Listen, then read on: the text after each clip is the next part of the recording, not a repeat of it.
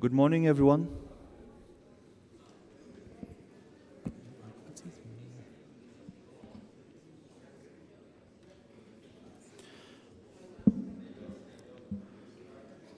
His Royal Highness, Excellencies, distinguished guests, ladies and gentlemen, welcome to the Day 2 of the Sustainable Finance for Tiger Landscapes Conference. Before we start the session, I would like to remind everyone here about our 2 exhibitions. You have already heard about the 𝐓𝐢𝐿 Mindfulness City from Her Majesty yesterday, so please visit the 𝐓𝐿 Mindfulness City exhibition, which is located above the art exhibition.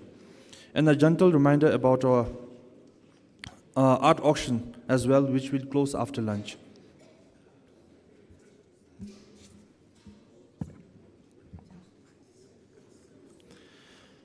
We discussed the need of the hour yesterday, sustainable and long-term investments into tiger conservation that can reap benefits for the planet and the people. Today, we will delve deeper into community partnerships and viable financial models and have an interactive discussion on how we can make this work for the Tiger Range countries. We will start the session with a video on the realities of living with tigers.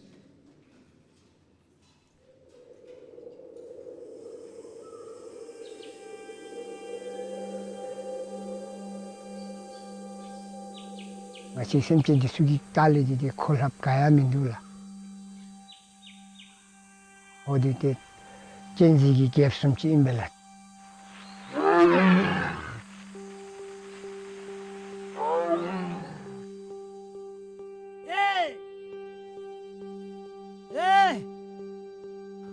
Noni macam yuria macam ngacil, anjinglah. Mapa semcinta dia mapa chamsa isago래 나르냐 보라. 대 같이 이스디 수입도 고 isago에 대 나르냐 보라. 대 for the peaceful coexistence of both the anila. 대 같이 the forest department gila. We will always strive towards achieving these goals should be.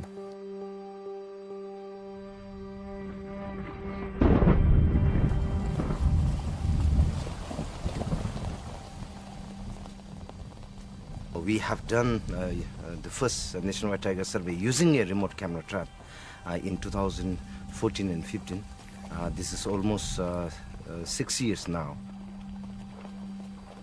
We have not left any area not being surveyed actually. In fact, all the way from 100 meters to 4,500 meters. It is very important for us to know how our Bhutan tigers are doing. So only this kind of surveys will let us know that whether our conservation efforts are successful or not. 당아치 SM진 따 다즈드미나서 각치에서 놓으면 이 콘디 띵다디 조데 라가둘라 콘 피도지 참사디 싸고 찐는 멤벨라 다 200 square kilometer 고셀라멜라 땡아치 콘 해마 조세기 람 레니니 세디기 안디스 따디기 땡아치 카메라 뚜들라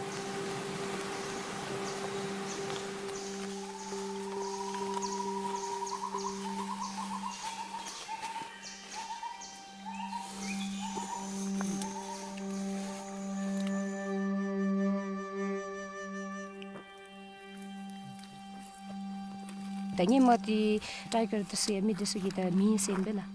Kita nale pati tem bacing aja nami sam gaya se shuni la.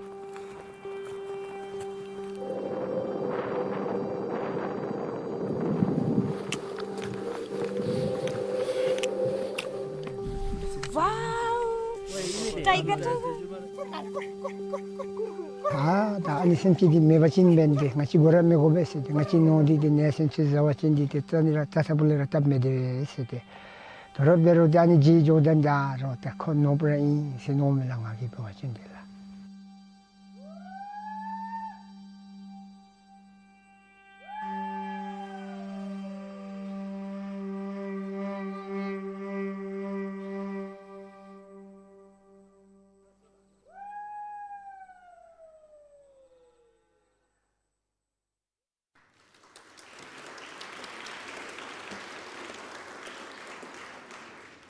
Our first speaker is 𝐓𝐢𝐿 𝐻𝐻𝐻, Nubi community leader from Trongsa, Bhutan, who will share her first-hand account of living with tigers.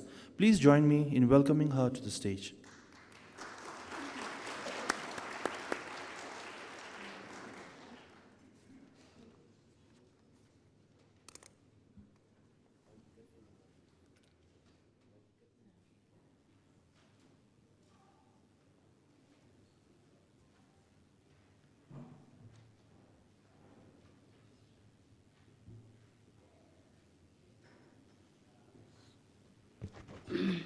Lasla tadi shendom ning nimni bandalu jendami Malaysia ki kese ki utsibi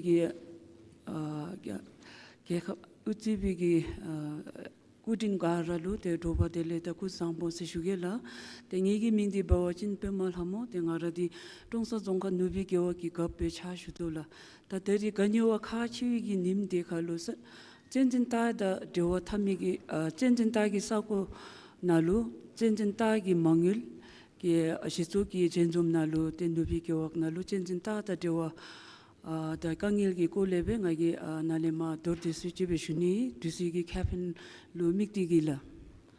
His Royal Highness the Crown Prince of Malaysia, His Excellency, distinguished guests, ladies and gentlemen, a warm welcome to all on the second day of the Sustainable Finance for Tiger Landscape Conference. I am 𝐓𝐢𝐿 𝐻𝐻𝐻, community leader of Nubi 𝐶𝐞, which is situated in the central part of Bhutan under the Trongsa district. I am honored to participate in this very important event to shed light on the unique challenges faced by Nubi 𝐶𝐞, where coexistence with tiger is a daily reality.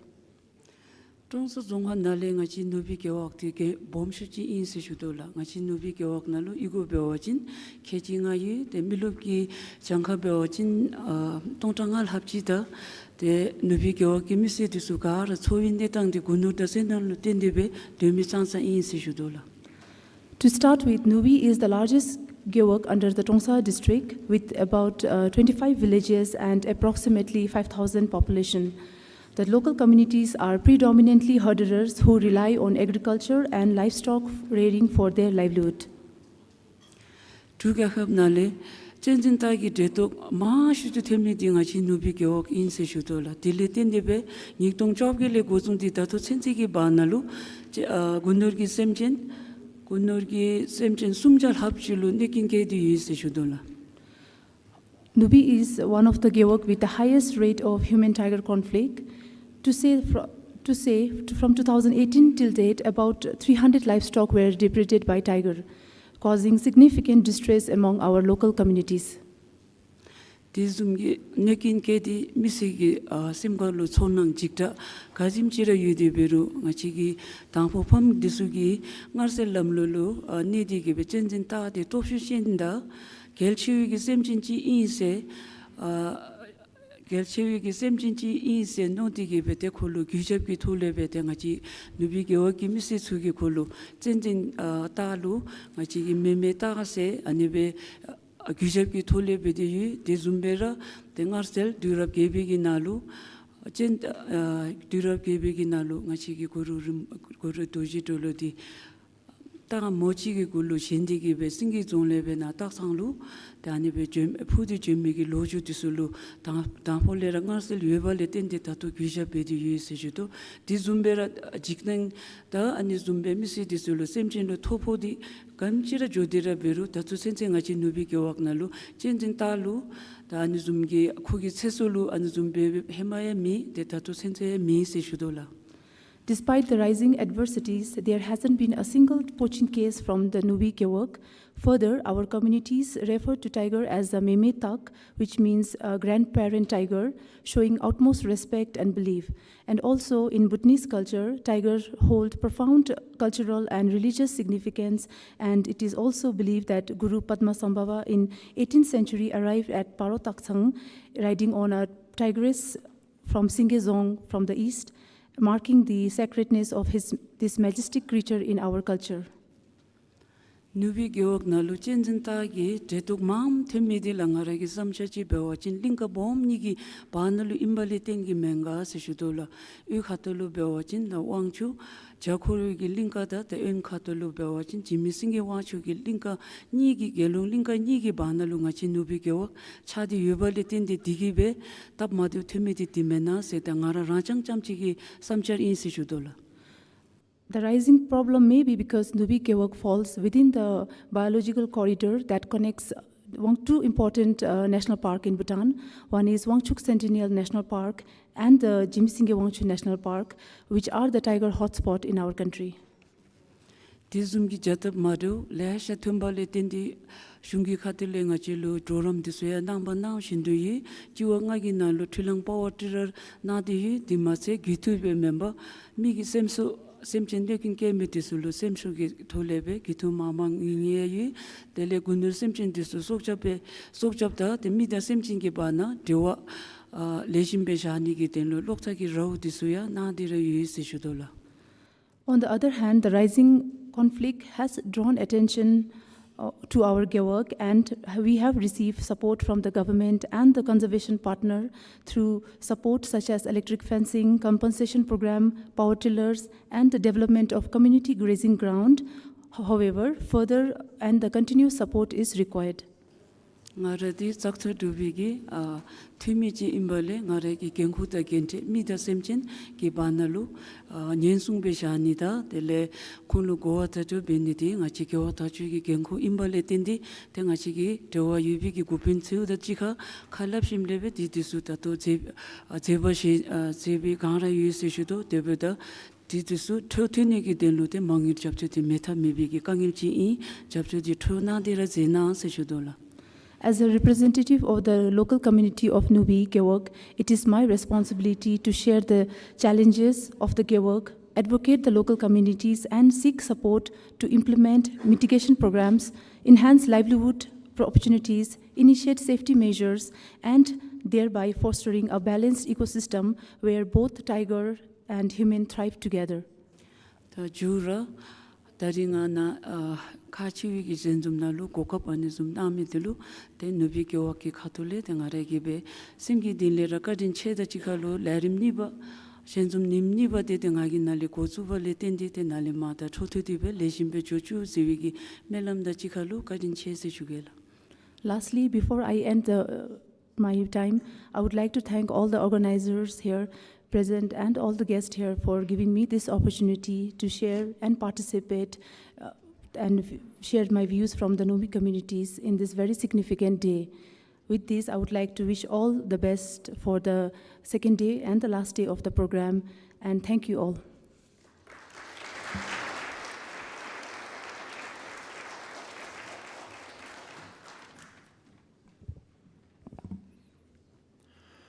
Thank you, 𝐓𝐻𝐻. We appreciate your honesty, grit, and leadership. As apex predators, tigers are ideal indicators of biodiversity and ecosystem health. Saving tigers saves so much more. Our next speaker will be speaking on how conserving tigers and their landscapes also contributes to achieving global agendas. Ladies and gentlemen, please extend a warm welcome to the President and CEO of Panthera, Dr. Fred Lowney.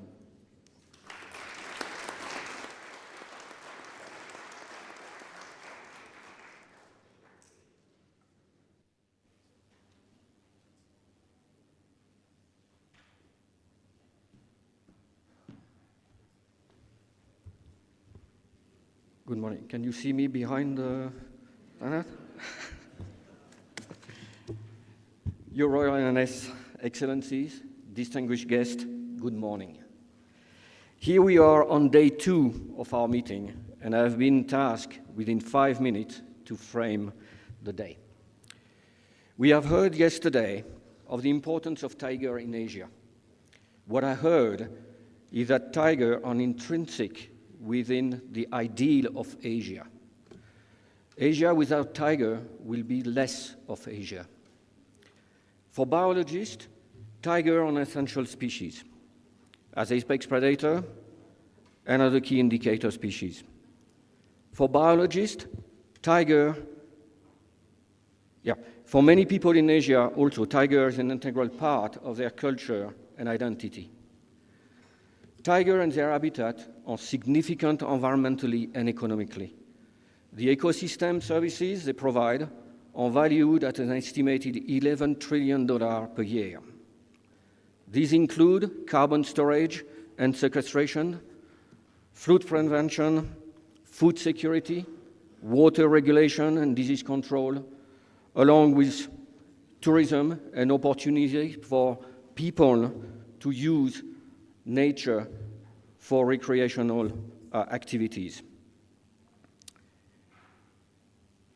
We know now also that without healthy functioning ecosystem, our hope to keep our planet within the 1.5-degree target of the Climate Paris Agreement are nil. But tigers are also unique, and they have been able to create a coalition of partners, NGOs, government, and donors, all sharing a common vision for the future of tigers and what needs to be done. As evident as it is not very common in species conservation. Collectively, we have shown that when we act together, we succeed. Tigers have rebounded in numbers in part of their range, showing that we know what to do, we know where to do it, and we know how to do it. We are now at a crossroad, as Joe Walston showed us yesterday. We can decide here that our successes are enough and switch our attention to somewhere else. Or we can decide that we need to invest further and develop an even more ambitious goal for tiger and their habitat. Our choice is to stay in a place where we manage scarcity and rarity of a species, or we create a business case for an economy based on wild tiger and their habitat. For this, we will need significant financial resources, but not only the quantity of funding, we need the quality of funding. We need the right funding at the right place to support and transform tiger landscape and create a viable, self-sustained, nature-based economy. We cannot assume and expect that funding going solely to landscape and development will automatically result in an improvement of tiger numbers. This is not enough for a species like tigers that is directly targeted and hunted down. The vast expanses of suitable tiger habitat in Asia are a testimony of that. We need finance that goes directly to tiger conservation. We need the resource to fuel this transition and reach a state of escape velocity for tiger numbers. We will listen today to various potential financial tools that have been designed by finance specialists that could be deployed to save tigers. It is very unlikely, however, that there will be an off-the-shelf solution readily available. We will need to develop comprehensive, innovative, and integrated solutions to create this economy based on wild tiger and their economy and their habitat. The finance and conservation community need to listen to each other's needs and challenges, to design solutions that are truly and measurably contributing to the recovery of tiger and their habitat throughout Asia. And we, as conservationists, we will always remind our red line.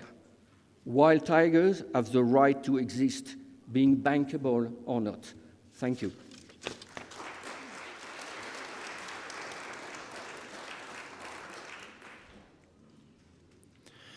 Thank you, Dr. Loney, for providing the most suitable introduction for the day and for Session 4, which is a panel discussion on the linkages between tiger landscape conservation and the global agendas on biodiversity and climate.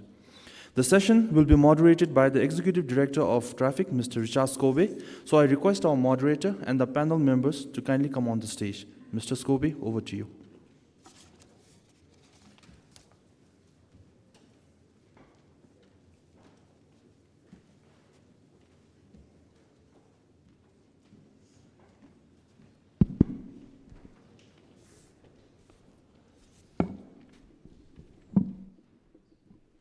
His Royal Highness, the Crown Prince of Pahang, His Excellency, the Prime Minister, distinguished guests, this is a session which is designed to link tiger conservation with the broader global agendas of biodiversity, climate, and sustainable development.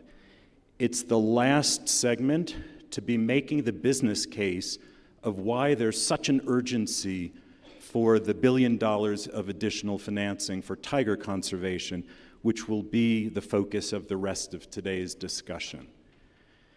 We have an excellent panel to unpack some complicated issues.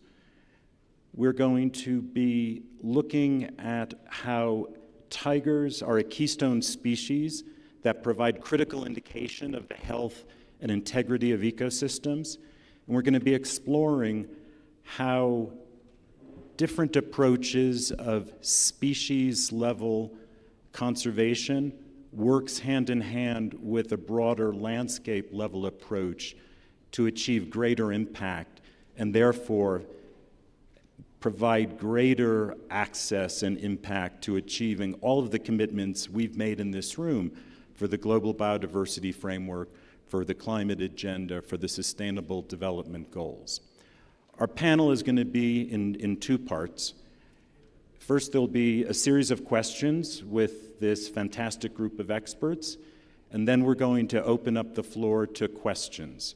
One of the important conclusions from yesterday was the power of collaboration and bringing together as many different voices, organizations, and perspectives. So when we open up the floor, and hopefully there will be microphones available at that time, we're going to ask people to raise their hand if they want to be recognized, to either ask a question to the panel or provide your own feedback or a take on how tiger conservation links to global biodiversity issues and climate and sustainable development goals. Now let me introduce the panel. First, I'm Richard Scobie, the Executive Director of Traffic, one of the 10 organizations which is part of the Tiger Conservation Coalition. Traffic was created 50 years ago by WWF and IUCN, the International Union for Conservation of Nature, to be a specialized expertise center of excellence on the issue of wildlife trade. We were established just as the issue was emerging as an important global environment priority, in line with the creation of the new international agreement on the Convention of International Trade on Endangered Species, or CITES. Next, let me introduce really someone who everybody knows very well, 𝐓𝐡𝐞 𝐒𝐿, who is the Director General of WWF International for the past 1.5 years. As you know, WWF International is the umbrella organization of all of the national WWF organizations, and prior to that, she was for several years the CEO of WWF Netherlands. Next, let me introduce Lobsang Dorji, who is the Director, did I pronounce that correctly? Okay. Who is the Director of Forests and Park Services in the ministry, and also has the very important responsibility of being the chair of the national committee here in Bhutan that was responsible for this conference. So I think it deserves a round of applause.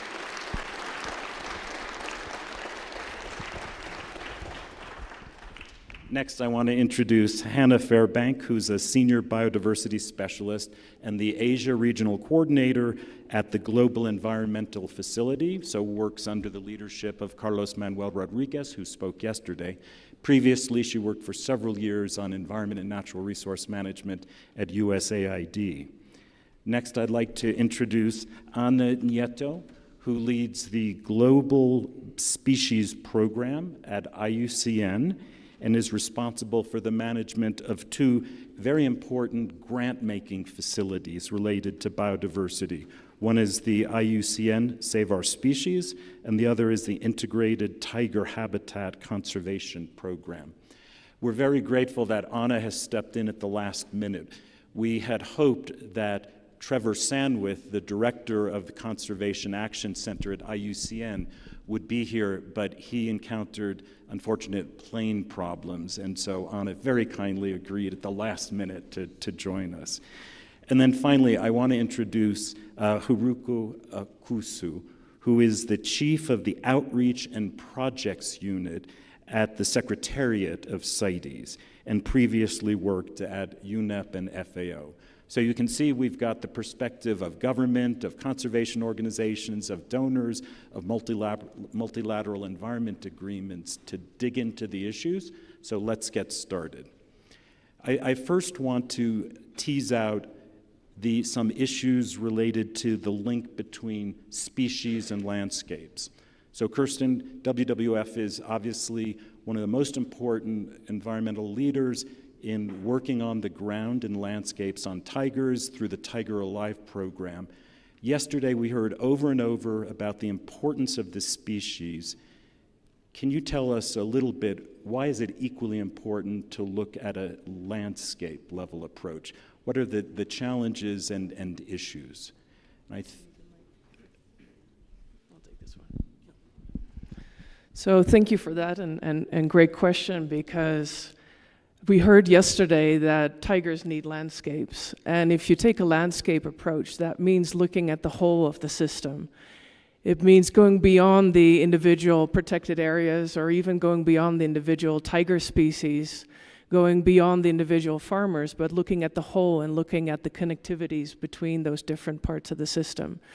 And that's, I think, what a landscape approach is really about. And if we want to be successful in tiger conservation, or I would say any conservation, is making sure that we look at the connectivities between those different parts of the system.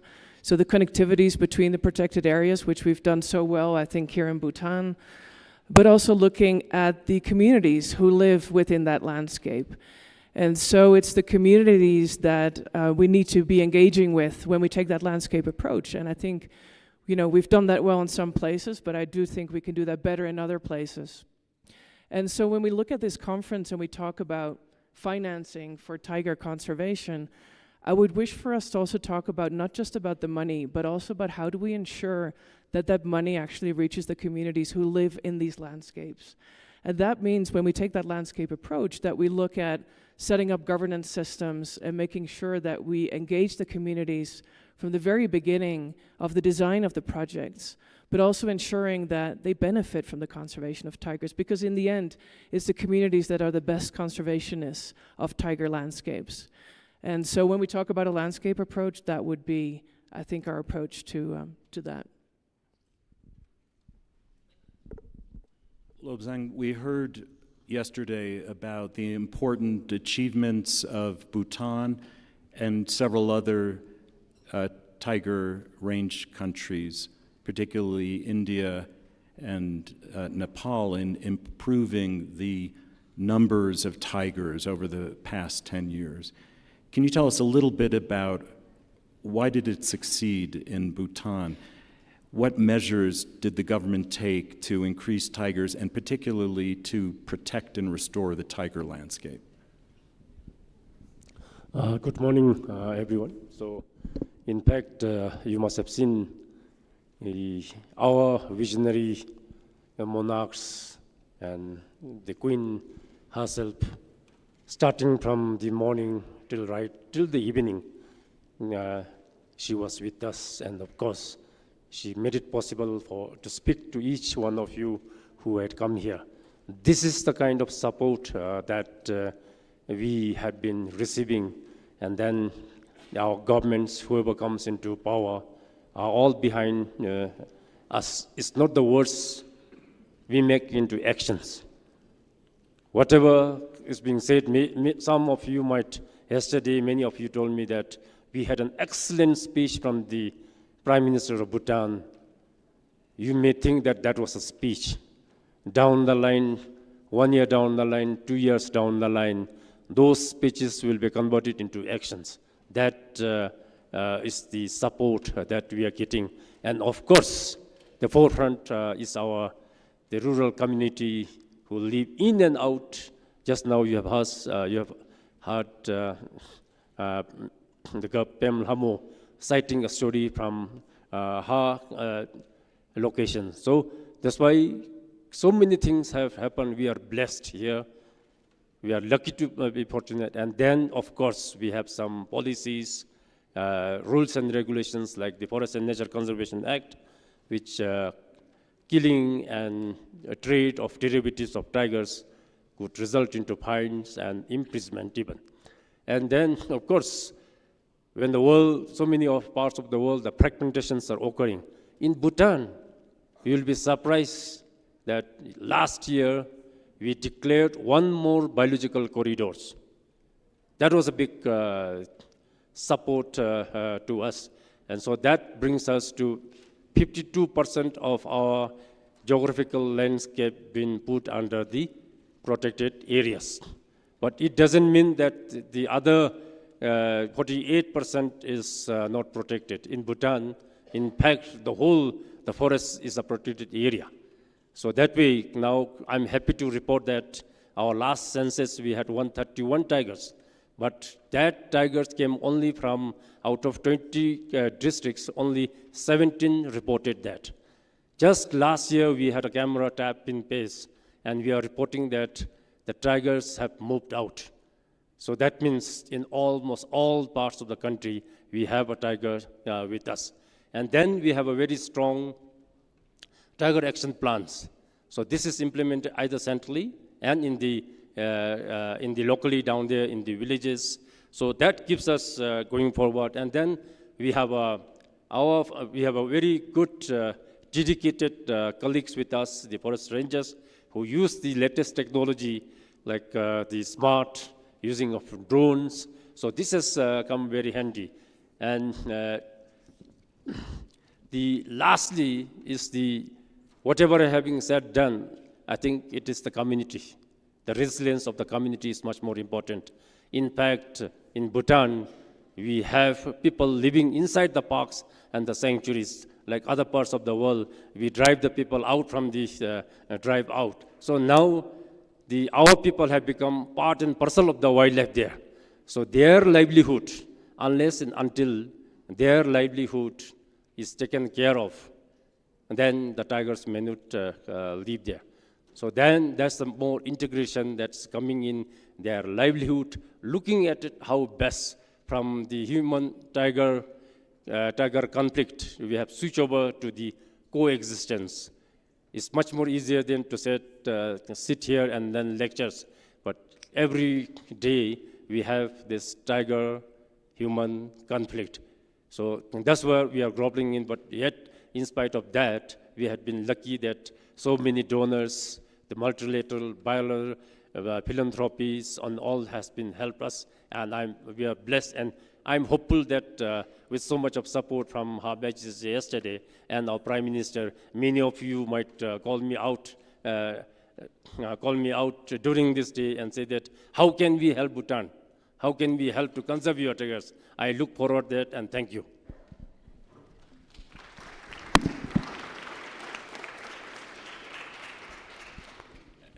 Hannah, we've had a perspective from one of the leading conservation groups on the ground, a national perspective. GEF is one of the leading, if not the leading, funder of tiger conservation over the past 2 decades, and it's been particularly scaled up under the new Wildlife for Conservation Development program under GEF-8. So you bring lots of experience.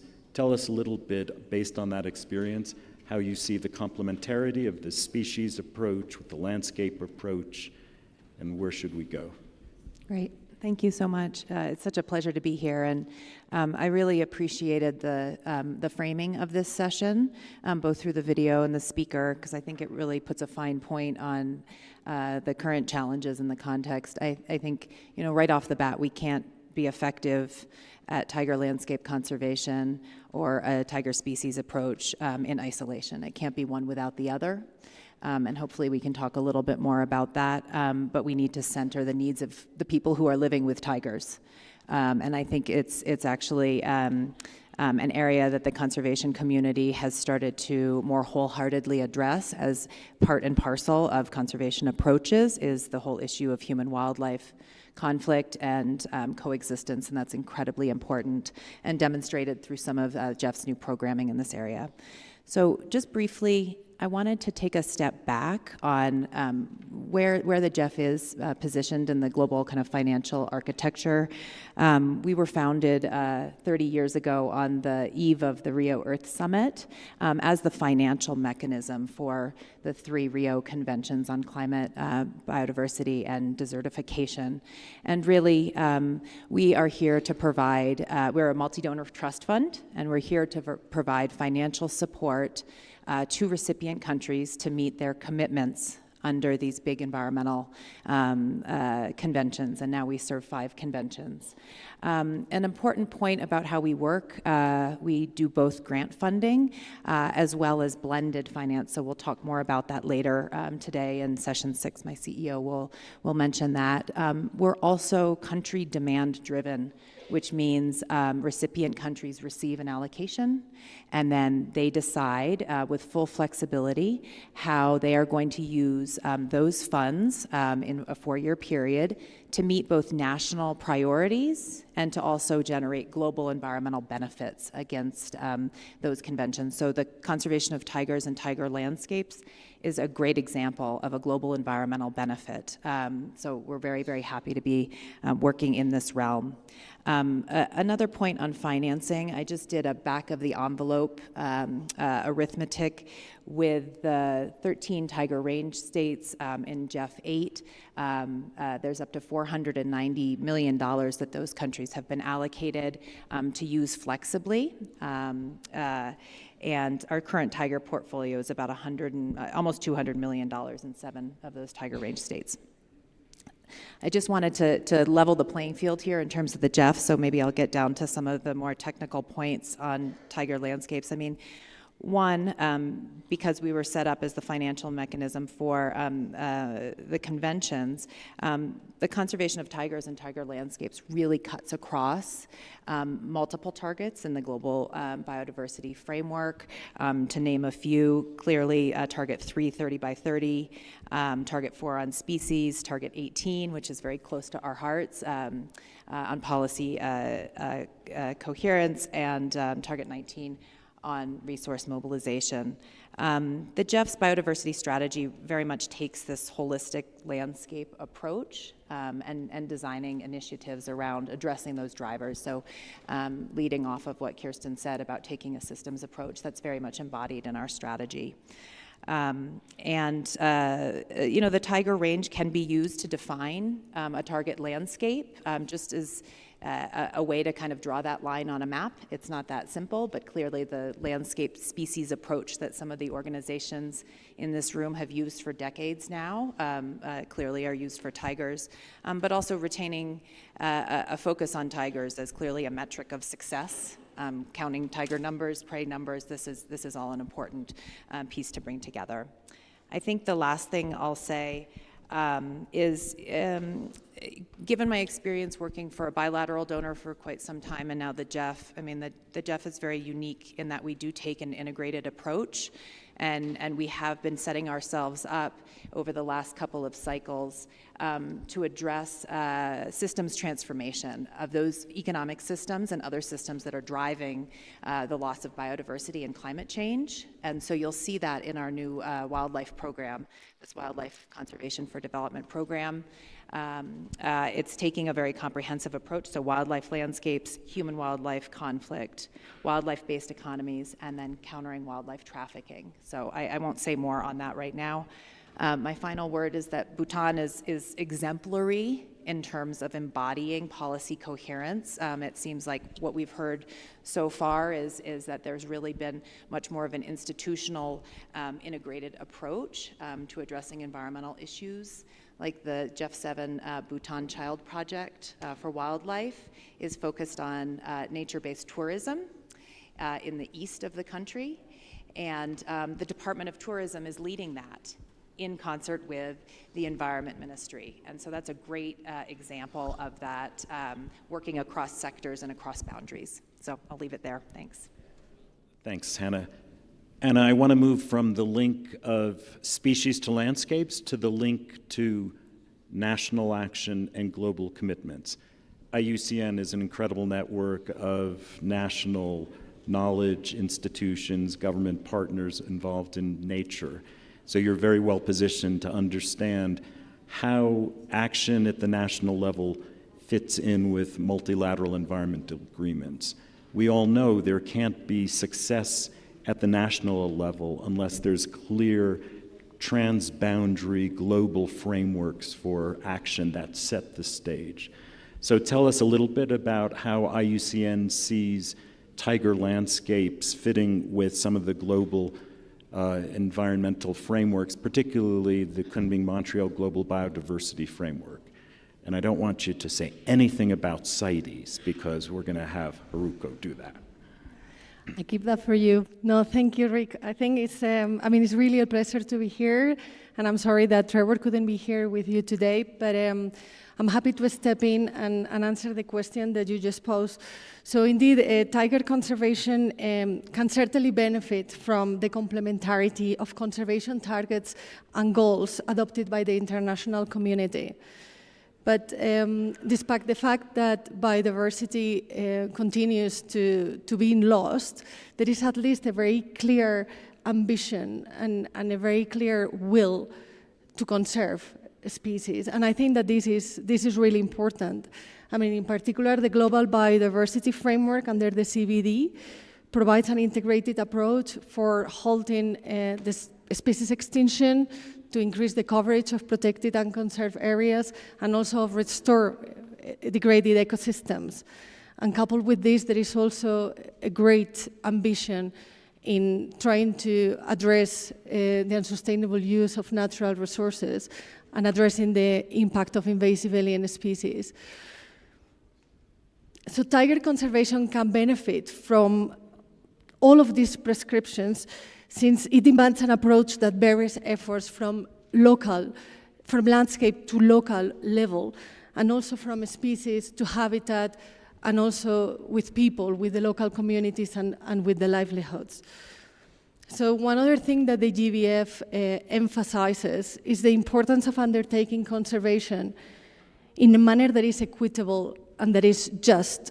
And it recognizes the role of indigenous peoples and local communities and their rights for their land, their resources and traditional knowledge. And in particular singles out women, girls, and youth.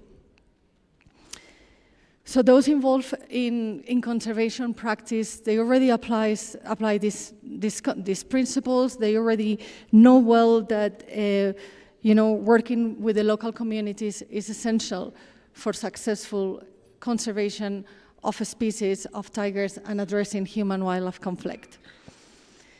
And as you were saying, Rick, I mean, effective conservation also requires cooperation on governance and management, across the borders, across different countries. So transboundary collaboration is really important.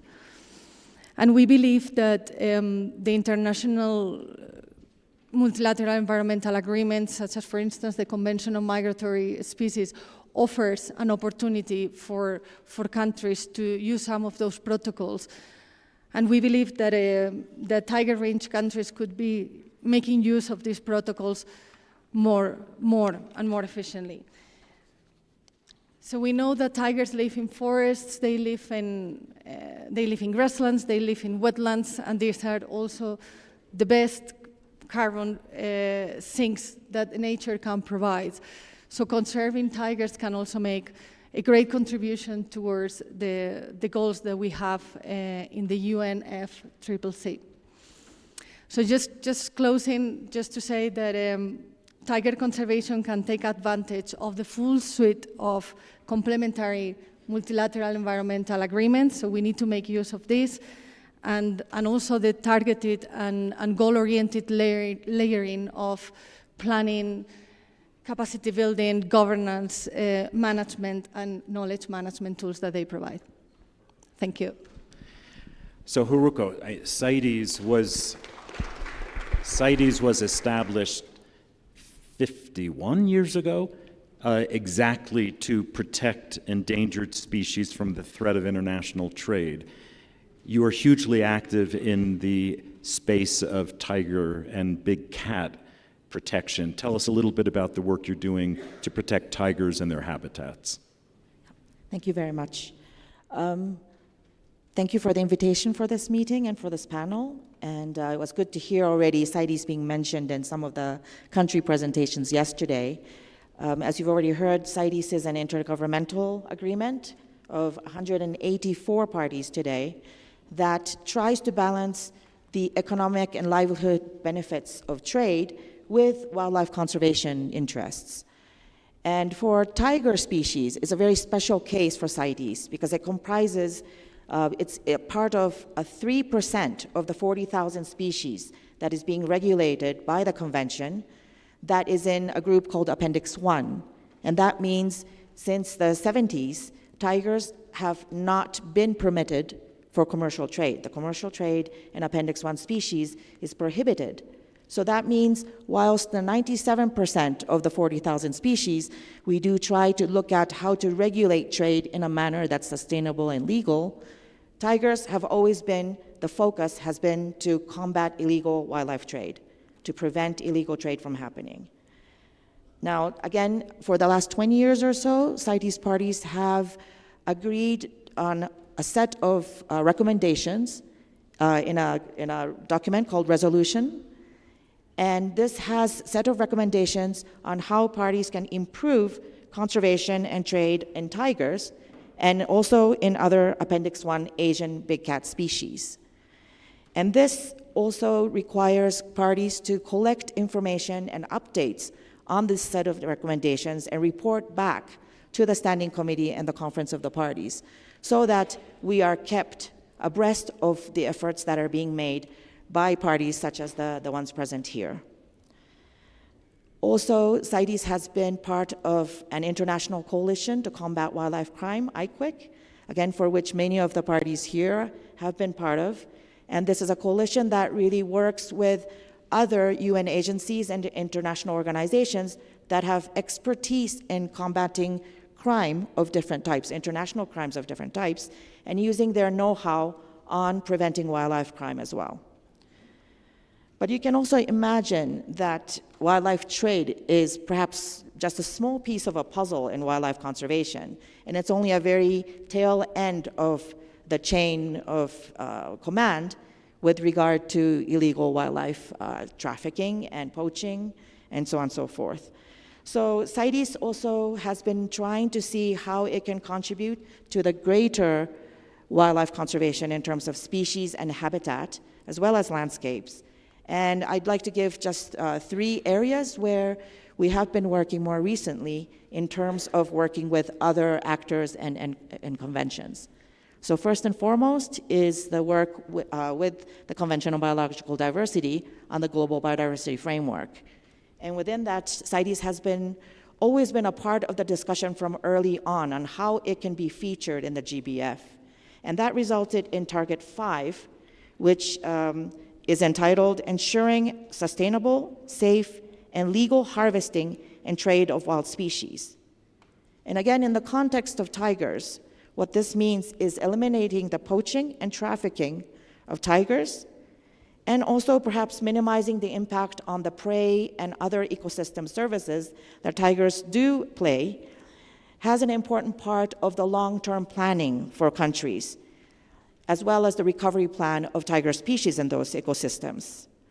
So the tiger conservation must respect also and protect the customary practices and livelihoods of indigenous communities and local people that share the landscape with the tigers. The second area that I see that we should be cooperating more is really how CITES can strengthen the biodiversity and climate linkage. And I think this was mentioned quite often in yesterday's discussion as well. And I'd like to just give an example that for the first time last year, CITES has received funding from the International Climate Initiative, Germany, to try to work on better implementing the convention's tree species that are of commercial importance. And this is a new attempt to better understand how sustainable and legal trade in tree species may contribute to better forest governance, better natural resource management, and may contribute to deforestation prevention and climate change mitigation at the end. And this is a very new attempt, and you can also see that this is still quite a few steps from linking now tigers and other species that are forest dwelling and linking that to climate change. But we believe that it's in the right direction of trying to tie different CITES listed species with climate change. Now, the third area that I see is looking at the sustainable financing for wildlife conservation. Again, CITES does not have a clear mandate to work on this, but it can also benefit from people like you gathered here who are working on this as experts. Because the parties have already expressed that they have funding gaps in trying to implement the convention to make sure that the trade remains legal, sustainable, and traceable, which requires a lot of research on data collection, science, sustainability studies, and also, of course, law enforcement work. Many CITES parties still don't know what kind of financing options are available. And we're lucky to be here, and we'll be hearing a lot of the options that are available to us in this region. But a lot of the countries, especially in Africa and elsewhere, are still not aware of what kind of options are there and what kind of conditions exist to make that available really to them. And we hope that we will be able to learn a little bit more and try to assist the parties in giving some kind of guidance. And we started that off with the African elephants, and hopefully that we'll be able to expand some of our knowledge with the parties on this area as well. Thank you. Thanks, Haruko.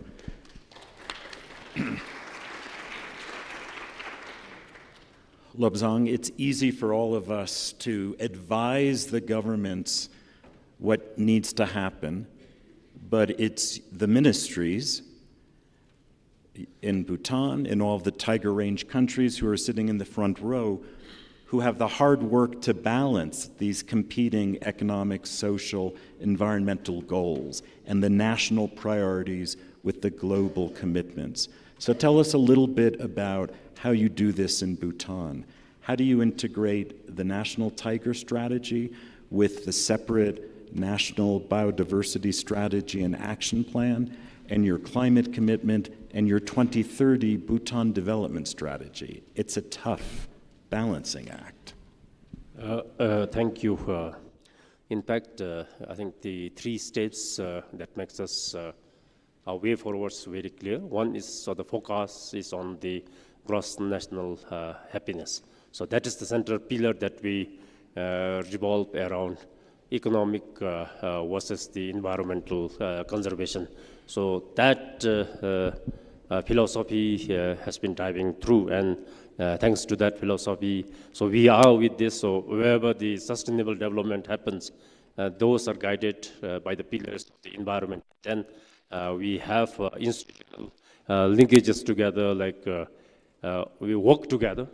In the Bhutan, what is happening is integration of all these activities, be it the Tiger Action Plan, or our management plans, and then we have the climate agendas, the NAPs, National Adaptation Plans, and then the Comprehensive National Development Plan. So what we do is that in the planning stage itself, we work together and is coordinated by, then we have the National Environment Commission, which looks over that. And so we look at the central point is the healthy ecosystem.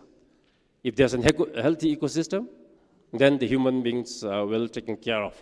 So we work on these three schemes, and then the institutional collaborations, not only within the institutional collaborations, we have collaborations outside, and within this there are so many donor agencies here, multi-agencies, bilaterals, private donors we are still looking at, and then we ensure that one doesn't take over the other. So that is the balancing point. So just recently, the Galefu, the mindful city, has been declared. And then in between the city, then we have two big parks here. So that's how we, when we design the concepts, that is what we take care of. So we do not think that in isolation, no. The environment or the conservations, the tiger landscape area should get an upper hand, and then the sustainable development should be left on the other end.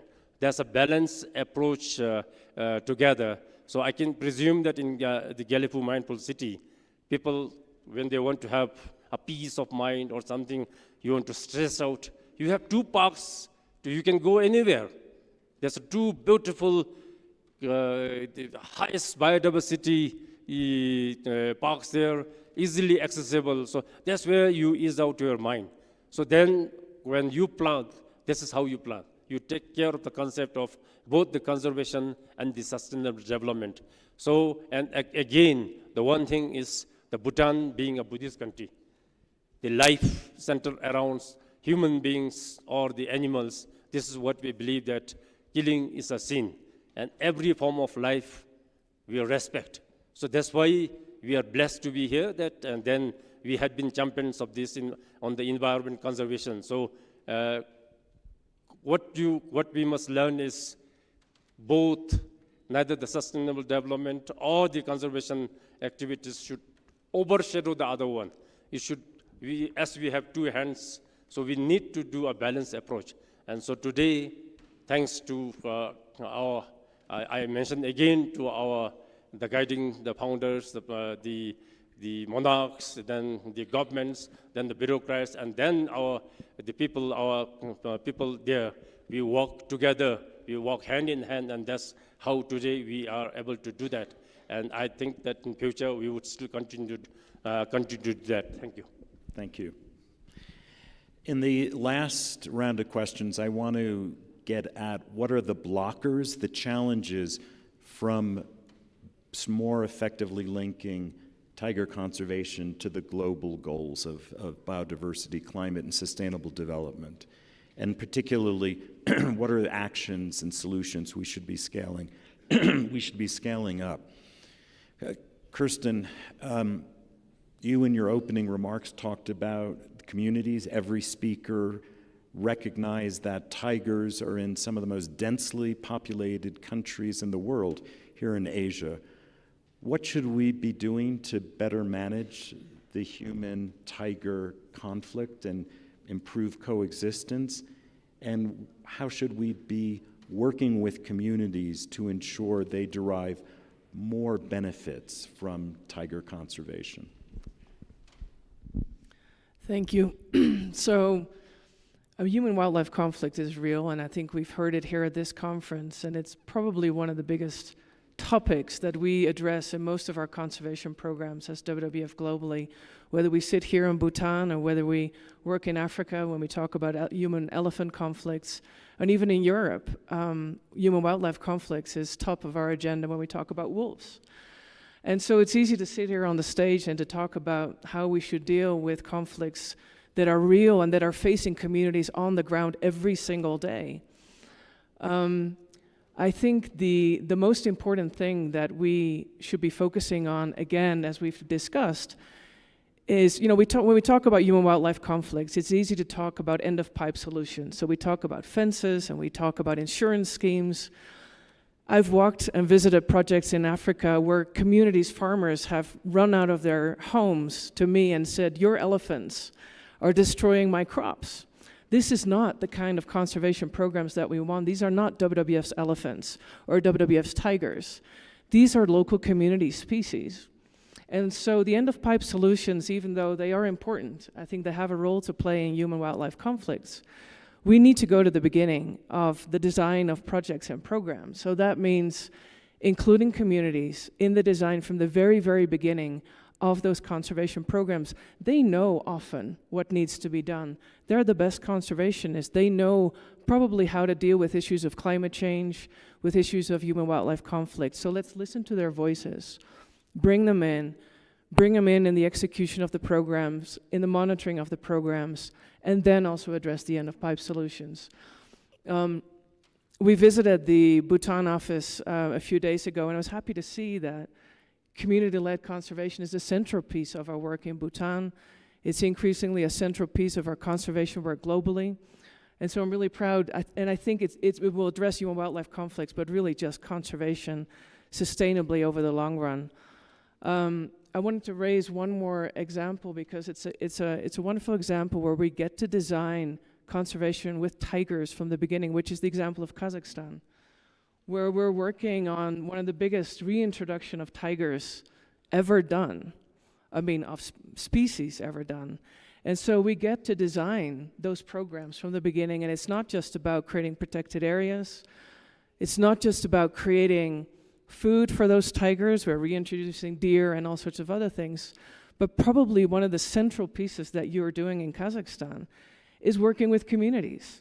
It's about preparing those communities, educating those communities, and bringing them on board and making sure that they're the ones that are driving the tiger conservation. And so when we talk about human-wildlife conflict, it's real stuff. We see it everywhere. But let's not just focus on end-of-pipe solutions. Let's focus on real, sustainable conservation outcomes, which in our minds can only be driven if it's owned by local communities. Beautifully said, Kirsten. Haruko, I want to jump back to you because a second huge problem that we're tackling, in addition to working with the communities and human-wildlife coexistence, is the horrific continued problem of the illegal trade of tigers and their products. A report by Traffic in 2022 called Skin and Bones documented that around 3,400 tigers were killed and traded over the past 2 decades. And unless we can stop the poaching, stop the trade, we're not going to save the tiger. So tell us what the pathway looks like to really eliminate the trafficking and reducing the demand for traffic products, for tiger products. Thank you. Can you hear me with this? Okay. Looking at the demand side of tiger trafficking is very interesting. Again, CITES Secretariat commissioned a study a few years ago, and we saw that there is the demand source is very diverse. So it could be anything from meat, skin, bones, making tiger wines, also needs for teeth and nail for amulets, and so on and so forth, and also, of course, including the pet trade. And there are also some studies that do say that the demand for tiger parts and derivatives have also been linked to, or maybe is even driving, illegal trade in other cat species, such as lions or snow leopards. So it's a very important topic to tackle for us here, to look at what is driving the tiger trade and where can we really see the intervention being effective. So again, CITES has a separate resolution entitled Demand Reduction Strategies to Combat Illegal Trade in CITES-listed Species. So the parties do recognize that demand is a very important part for any CITES-listed species if you want to actually tackle illegal and unsustainable trade. And of course, these are going to be very species-specific, country-specific, context-specific. So the countries have been requested to conduct in-depth and regular research on where the demand is coming from, where the demand is shifting, and also assess their own situation and tailor a demand reduction strategy that would really be evidence-based and also strategic and effective. The CITES parties have also established what's called the Big Cats Task Force so that the law enforcement activities can also be contributing to priority areas that parties feel that is important for tackling the illegal wildlife crime in tigers. And these, again, also include reducing demand, as well as looking at tigers bred in captivity, preventing and detecting any illegal trade from such facilities. Also looking at better identification of big cat specimens in trade. And here I was going to show the the toolkit that we had, but unfortunately the suitcase hasn't arrived. But we have a toolkit that helps identification of big cats in trade that are available to law enforcement authorities, and also strengthening national and regional and international collaboration to address illegal trade and specimens of big cats. Also, fora such as this one, as well as the Global Tiger Forum that we also heard from yesterday, are very important areas where countries can collaborate and tackle illegal wildlife trade in cat species.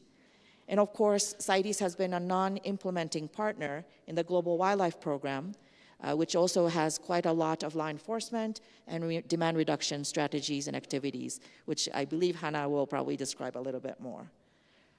Lastly, CITES requires parties to report annually any illegal trade that is happening in CITES-listed specimens. So these are in the forms of seizures or criminal activities that have been resulting in arrests or court cases.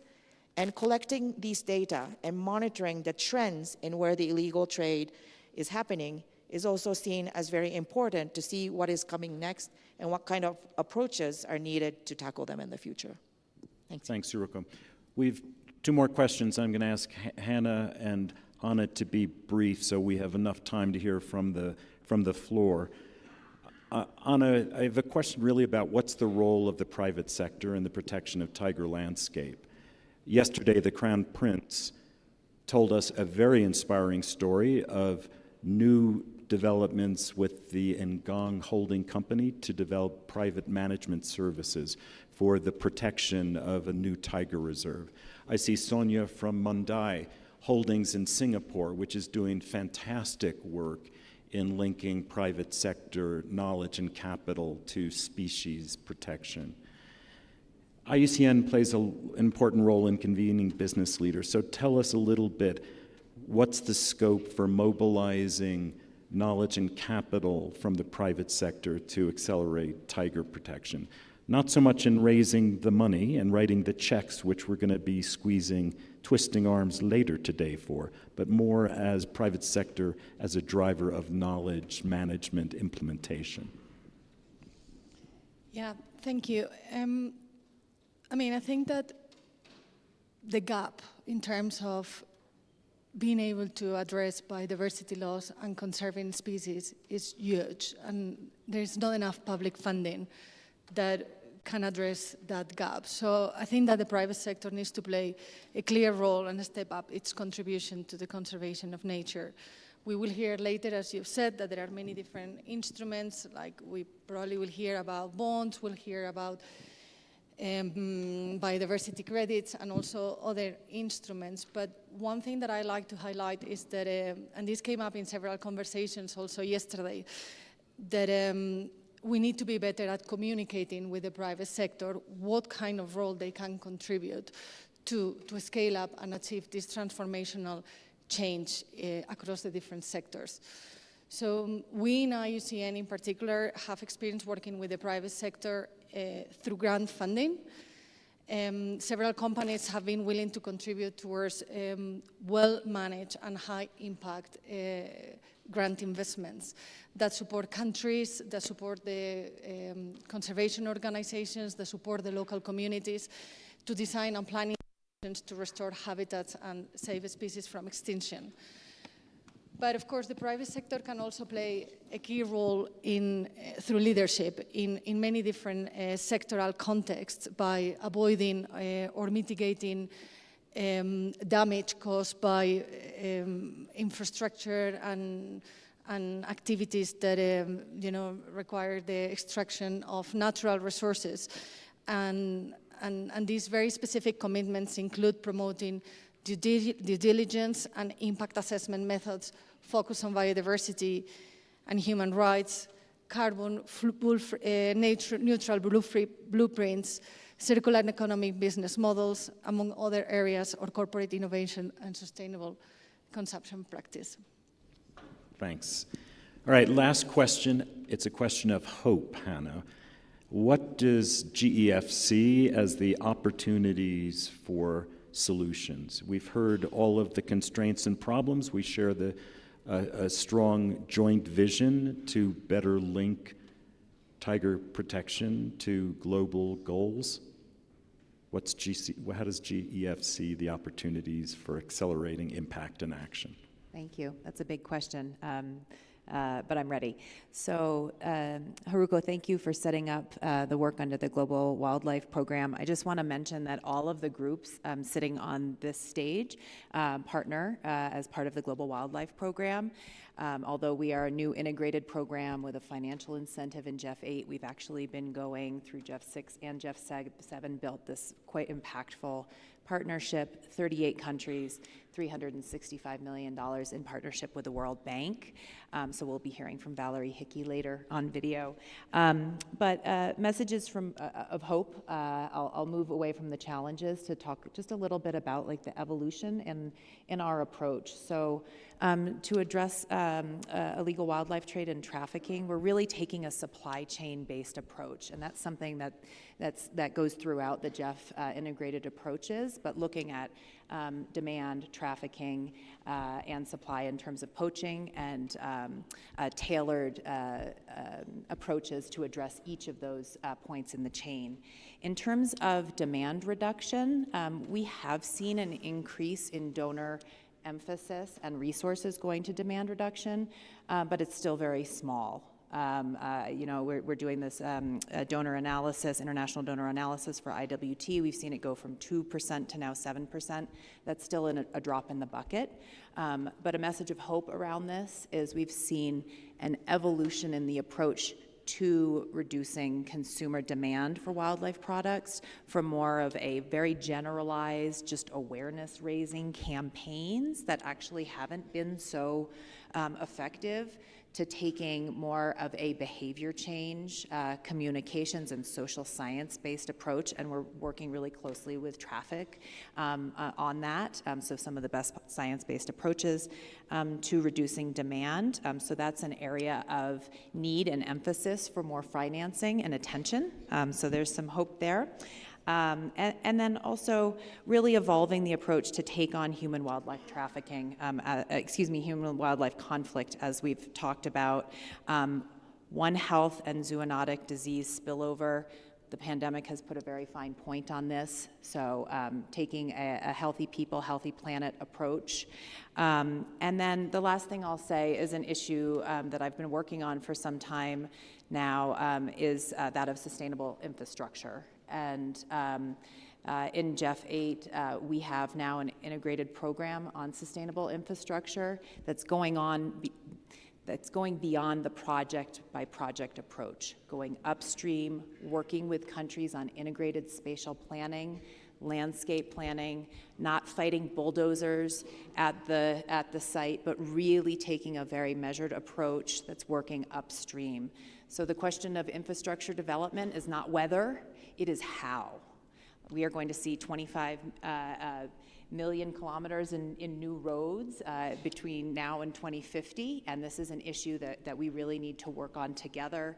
There's been some good studies, actually by the World Bank like 10 years ago, on tiger landscapes and sustainable infrastructure, and that's an area where I think there's a lot of need and growth. It's exciting to see Bhutan's taking on a national zoning plan here, and I'm interested to know more about how infrastructure enters into that. So I think I'll leave it there because I know that we want some time for questions. Thank you so much. So we now want to hear Carlos Manuel.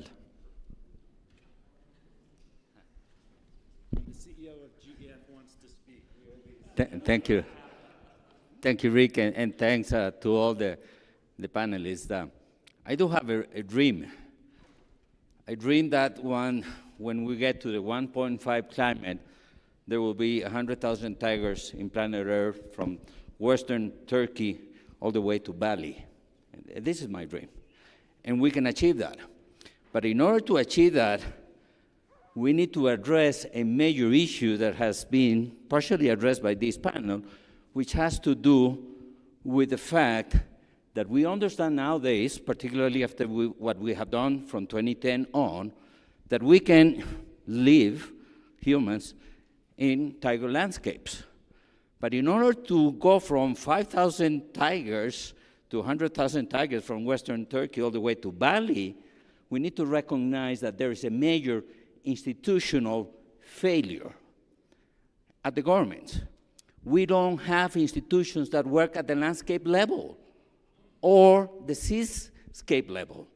We have ministries of agriculture, ministers of energy, ministers of mining, ministers of conservation, all working without a clear understanding and with all kind of conflict. And look the evidence. Look the evidence of Costa Rica and Bhutan. These are the countries who has been thinking out of the box in terms of the institutional framework at the executive branch that is needed to move the agenda for sustainability. There is no coincidence, or it's not a casualty, that in Costa Rica and in Bhutan, where the Minister of Environment and Energy and Mining is in the same agencies, these countries are doing great in terms of integrated management of the landscapes.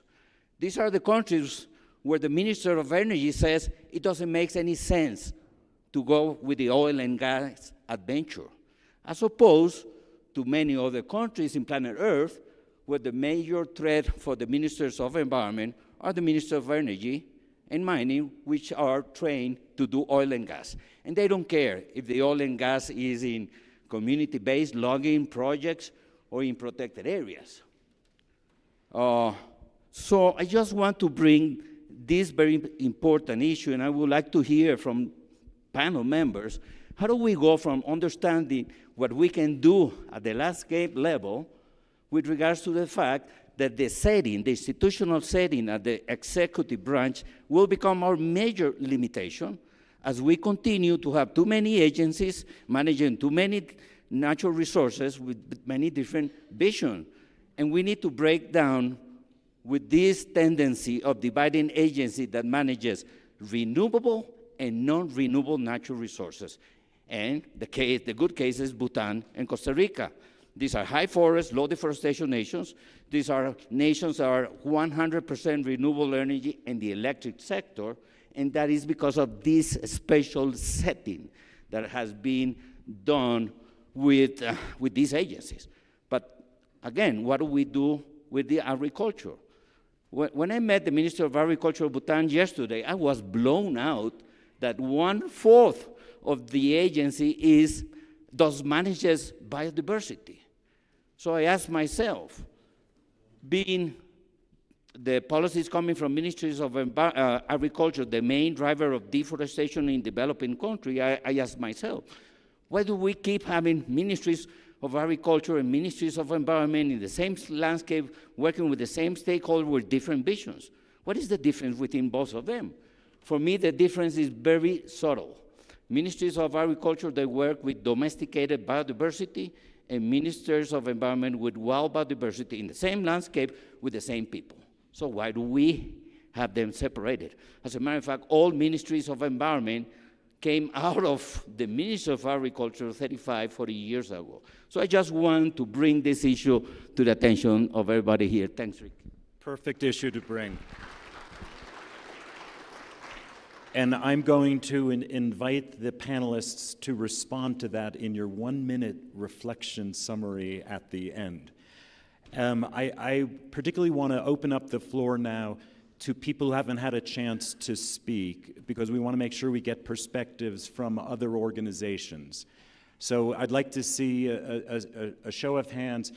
Keshav, I see you. I'm going to invite other people who haven't had a chance to participate in the conference yet to speak first, then we'll come back to you. So we have 2 people with hands, and I'm first going to recognize Fauna and Flora. And please introduce yourself when you speak. And then we'll go to the Singapore Stock Exchange. Malaysia Stock Exchange, sorry. Thank you, Richard. My name is Paul Hotham. I'm Senior Conservation Director at Fauna and Flora International, based out of Cambridge. I'm going to keep this really brief. There's been some fantastic words this morning. I think we all need to reflect a little bit more on how we might effectively engage and build the capacity of local groups, civil society, local communities, so that they have the capacity, skills, and resources they need to engage with us in taking decisions and planning our actions, but also then potentially to receive funds and deliver conservation actions alongside us. More work for everybody in the room, I believe. Thank you, Richard.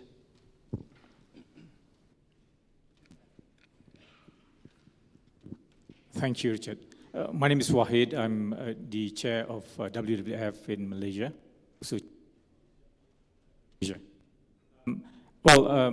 Just wanted to explain about the tiger landscapes in Malaysia. There are three. One is the Belum Temenggong Forest Complex, where WWF operates. And then there are others like the national parks in the Pahang State, where the Crown Prince is from and working on. And we also have in the south, the Endau Rompin Forest Complex, where people like WCS actually operate in. Now, I think the linkages between the tiger landscape and the global agendas on biodiversity and climate will need to be a bit more action-oriented, in the sense that I'm a bit worried today, beyond climate change and biodiversity laws, we now have a new movement on planetary health. Now, just last week, there's a huge global meeting of the Planetary Health Alliance, and they've come up with some action plans to address the 9 planetary boundaries. That would also include climate change, biodiversity laws, and so on. So my request would be for more comprehension on the issues at the international level, because we're talking about the same players in different groupings. So I just don't want too much rhetoric at a global level and less focus on actual execution on the ground. And for the benefit of those who don't know about the Planetary Health Alliance, it's an alliance of 420 organizations that would also include, WCS, even WWF also. So I think there's a need for greater coordination and not to come up with new rhetoric and concepts, but work more on the ground on living landscapes, for example. Very important, thank you. Zoological Society of London. Hi, I'm James Pilkington, Senior Sustainable Finance Specialist at the Zoological Society of London. I'm really interested in our approach to landscape level conservation and taking a holistic approach to engaging with local communities, and I feel that as a sector we've got better at this. We know how to engage with communities, we know how to incorporate them in design, and we've got lots of ideas about how we ensure that we benefit them from our projects. But I feel like the private sector at landscape level is also a really major influence on what happens. And while we've had some success at international level engaging with the private sector on issues around biodiversity or as potential investors, I think we're still very challenged in terms of engaging with the private sector at landscape level. And I'd like to hear reflections from the panel about how they think we can better engage the private landscape level to create positive incentives for tiger conservation for the private sector as well as for communities. Thanks. And pass the mic back to the U.S. Fish and Wildlife Service there.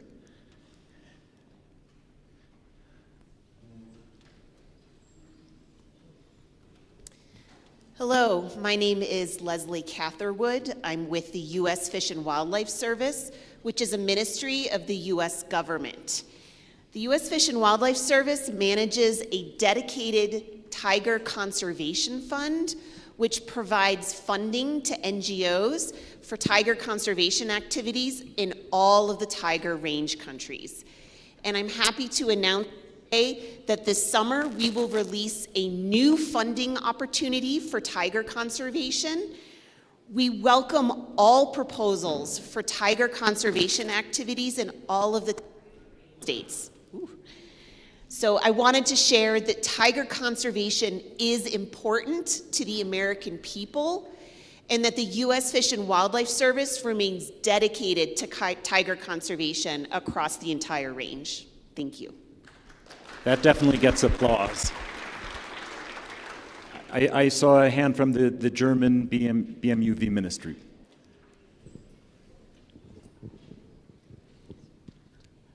Yeah, läuft. Okay.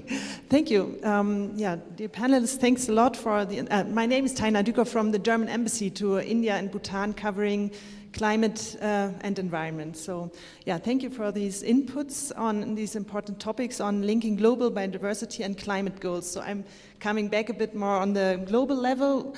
We in Germany, we also we share the view on the importance of making use on synergies among climate among global conventions. So, and because obviously we can solve these global challenges not one after another, we have to solve them at the same time, so we don't have the time to wait for this. And in Germany, for example, we, climate change mitigation and adaptation goals are combined with biodiversity goals, both on national and international level. So, for example, we developed an action plan on nature-based solutions, and on international level, we developed the strategy on foreign climate policy, which also integrates all these different aspects of, from biodiversity. Looking at the upcoming COPs this year, CBD COP 16 and UNFCCC COP 28, and the need to accelerate action on global level, it would be, for me, very interesting to hear from the panelists and guests some ideas on joint resource mobilization strategies for wildlife conservation and how these could be promoted at the COPs. Thank you. Thanks. I think we're winding down. Last two comments are going to be from some of our most sage leaders with this space who've been working on tiger conservation for some time. Rajesh, and then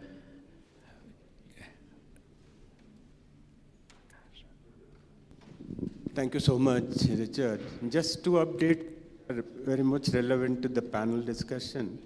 We are involved in that. One, the UNDP supported, the Ministry of Environment and Forest, UNDP, supported project on secure Himalayas. Under that, we got the mandate to bring out a master plan for Sikkim.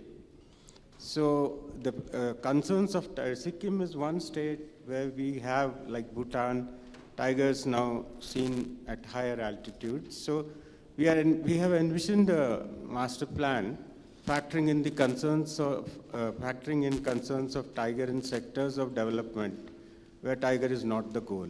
So a lot of government departments are there, non-governmental stakeholders are there, the community is also there. So that was one update. A similar thing is happening with IUCN support.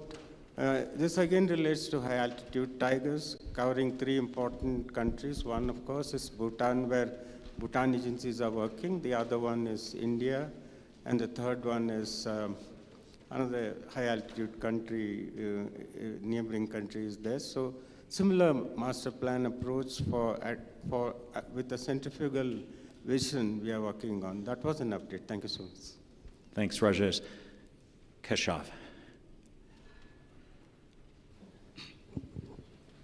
Thank you, Richard. I wonder whether this House knows that there are the phenomena of tiger farms.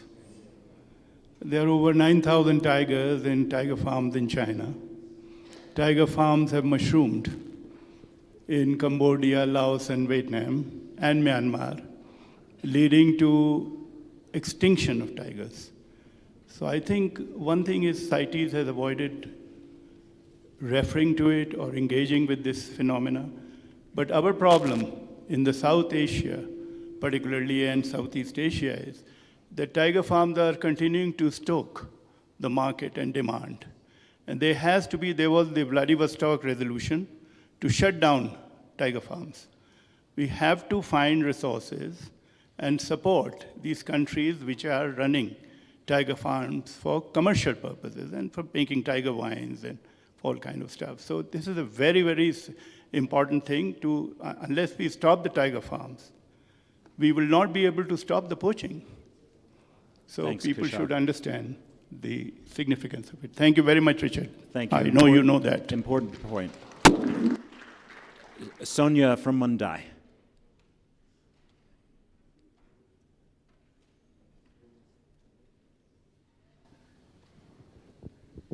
Thank you very much, and good morning, everyone. Thanks, Richard, for allowing me a short intervention. I'm Sonia, I'm the CEO from Mandai Nature, which is the conservation arm of the Mandai Wildlife Group operating the zoological wildlife parks in Singapore. We obviously a very strong partner in 𝐓𝐡𝐞 conservation. And I would just like to, because we talk about Target 4 of the Convention of Biological Diversity, and it explicitly talks about 𝐓𝐡𝐞 interventions. And I'm not talking about keeping animals in human care in zoological organizations per se, but I'm talking about the tools that we have in this toolbox, which are biobanking, for example, of important species, or also the rehabilitation and translocation efforts that require expertise from the 𝐓𝐡𝐞 community. So we're also a member of the World Association of Zoos and Aquariums that work very closely with the International Union for Conservation of Nature. We are a Center for Species Survival in Singapore, trying to advance the conservation for the most threatened species in our region. So my question to the panel really is, how do we better integrate these tools and proactively add 𝐓𝐡𝐞 interventions into our thinking, especially for tigers? I heard the story of Prime Minister about that poor tiger that was confronted with some health issues, I guess, and captured, and he didn't make it, but was potentially a sample collected from this tiger to preserve the value of its genetic founder qualities. So I'm thinking, panel, distinguished panel, it would be wonderful to hear from you. How do we better integrate these? Because these also are the direct follow-ups to conflicts often, right? Confiscations of live animals. So this is one point. I have one extra other point, and that is, how do we use tigers better as umbrella species? We always talk about saving landscapes for these charismatic species, but yet we lose species on the bottom that fall through the grids. So can this money also be channeled into these critically endangered species, your amphibians, your freshwater fish, you know, all these critically endangered animals that usually don't get the attention a tiger gets? So this is another question to the panel. How can we integrate that better into these big funding opportunities? Thank you very much. Two fantastic questions. Thanks, Sonia. Okay, panel, you have 1 minute to respond to some of the interesting challenges and questions posed by Carlos Manuel and about the institutional framework and sort of the political economy realities, and the questions from Sonia. And I've also asked you, what's your one piece of advice about how we can more strongly embed the tiger landscape conservation agenda in the global biodiversity, global climate change agenda? So you have a little flexibility in your 1 minute to choose which issues you want to emphasize. Well, I'm sure not going to answer all those questions in 1 minute, but I think I heard two things as a common theme. One is the topic of how do we go from fragmentation to integration and coordination and collaboration. And two is, how do we go from top-down conservation to bottom-up community-led conservation? And on the first one, whether it's the fragmentation, Carlos Manuel, that you were talking about at the ministry level, and from the ministry all the way trickling down to the landscapes, I mean, I think that's the reality that we're facing in many, many places, and finding ways, as we're doing here today with this conference, which I think is a right step in the right direction, and bringing all those stakeholders together and focusing on the one thing that we all deeply care about, which is those tigers, and making sure that we bring it together and making it land in the landscape. And so that requires us to really work much closer together, which I'm sure we're all going after. But the second bit, and then it also goes, I think it's too far to talk about advice, but just a wish coming out of this conference, is what I've been saying, I think, several times sitting in this chair, is how do we really deeply engage local communities in the work that we do? And so when we go out of this conference, I would wish that we're not only talking about raising $1 billion for tigers, but that we also look at the other side of the coin, which is, how do we make sure that we create the conditions on the ground so that we can actually absorb and implement those $1 billion on the ground by the people who in the end are the largest conservationists that we know? Because those $1 billion are going to be worthless unless we create the governance structures and conditions on the ground to actually absorb and implement that money And that's often forgotten.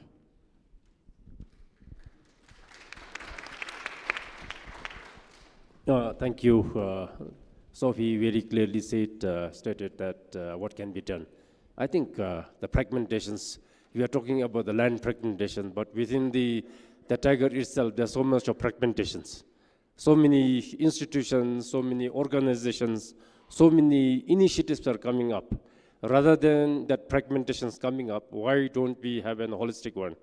Maybe, I don't want to name the organizations that are coming. That's my personal thought on that. Why not we have a consolidated approach looking at the tiger landscape as one, and then tackling the engagement of the community. Everybody said that community, well, in Bhutan, we're glad and proud to say that we have 131 tigers in the country. But back home, when you listen to the GUP here, Aksar, what are our challenges? So how do we resolve those challenges? And I'm sure that by the end of the day, we can look forward to that, the $1 billion that we are going to garner, and that would at least lead us solving the issue of the community engagement. And that's what I feel that we should all strive for, rather than dividing ourselves. I think united we stand, and then go. Someone very clearly said, how do we go to the COP, both the biodiversity COP and the climate change? If you speak the same voice, if you are raising the voice as one, I think that's where our future lies. Thank you. Thank you so much. Wow, I look forward to the coffee break, just to be able to engage more holistically. Used 15 seconds up. Ooh, 15 seconds, woo. Okay, I just want to echo really the need to take engagement with Indigenous peoples and local communities from the point of being beneficiaries of projects to really those who have a main stake in the outcomes and a source of solutions. I think, Kirsten started out that way, critically important, and also realizing the limitations in that approach. There are macroeconomic and macro policy pressures downward on communities that are not going to be able to be solved from the grassroots level. And so really using the positions that we sit in of power to act on those as well. The last 5 seconds is, let's broaden the tent. Let's take tiger conservation from being a special interest issue that people giggle about or smile at and think is so pleasant when you're sitting around, a board table, to something that is actually a serious issue for humanity and for our future. So let's broaden that tent and bring people in as a unifying topic. Thanks. Thank you. So for me, I think the key is to act in a more powerful and focused manner to achieve impact. And to make this work, we need to work at the level of species, habitat, and people, and bring all actors and stakeholders together. I mean, tiger conservation may be a conservation priority, but species conservation needs to be a priority for everyone if we are to address the triple planetary crisis. We are seeing deprioritization of species from the institutional agenda of organizations, of donors, and we are being forced to package somehow species conservation into these broader agenda topics. We just heard that, we do need to talk about nature-based solutions, we need to talk about nature positive, but it's very, very important to recognize the role that species play in addressing biodiversity loss and other challenges that we're facing. Thank you. Thank you. I would just like to echo what Jeff CEO has mentioned about cooperation at the national level. That was one of the takeaway questions that I was prepared to talk about. CITES is, again, a very small player. A lot of the focal points are either Ministry of Environment or Ministry of Trade. And they still need to work a lot at the national level with the ministries of agriculture, forestry, fisheries in the case of marine species, planning, finance, also customs office, and other law enforcement offices. And this has been very challenging, both at the international level and national level. So with the CITES Secretariat, we really make the effort to reach out with organizations such as FAO or the World Customs Organization, Interpol, who have in their national focal points the relevant ministries that need to work together. So by us cooperating at the international level, we're able to bring our own national focal points together in the same room to discuss the common issues. But it would be really great if at the national level, this can also be enhanced in one way or another. And perhaps the two critical things that I've heard yesterday that are really crucial for such a cooperation to happen is really strong leadership at the national level, such as what's happening in Bhutan, all the way from the top to understand that cooperation is needed, and also building trust among the different agencies, that this is not fighting over money or a big pie, but it's really to make the sum bigger than its parts. I want to close with two things. First is I need you to vote. The goal of this session was to make the business case that investment in protection and restoration of tiger landscapes is essential to achieve the global goals related to biodiversity, climate, and sustainable development. As the last convincing you before we start talking money and financial instruments, I need you to vote. 5 means I am absolutely sold, brilliant job, panel. 1 means you guys didn't convince me, I'm not there. So raise your hand with showing, I see some 5s. I need everybody to vote. My God, lots of 5s. Okay, second thing is congratulations, panel. Our job is done. Thank you. Thank you, Richard, and the panel members for this very interesting discourse. And I would also like to thank our attendees for asking very important questions. Now we will break for tea. Since we are running behind time, I will request everybody to come back in 20 minutes. That will be 11:15. And we have 2 tea rooms, one on that side and one on this side, so that we don't rush. So see you after tea break. Thank you.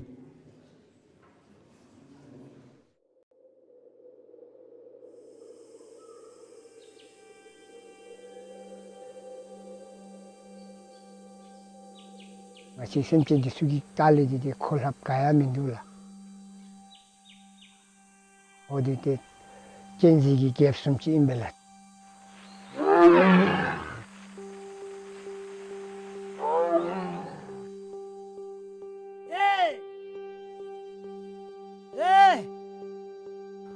Nomi re macup yure macup ngacilo. Anywila. 마파 샘진타데 마파 참사 이사고를 나르면 몰라. 데 같이 미스디 수트 그 이사고에 때 나르면 몰라. 데 for the peaceful coexistence of both the anila. 데 같이 the forest department gila. We'll always strive towards achieving these goals should be.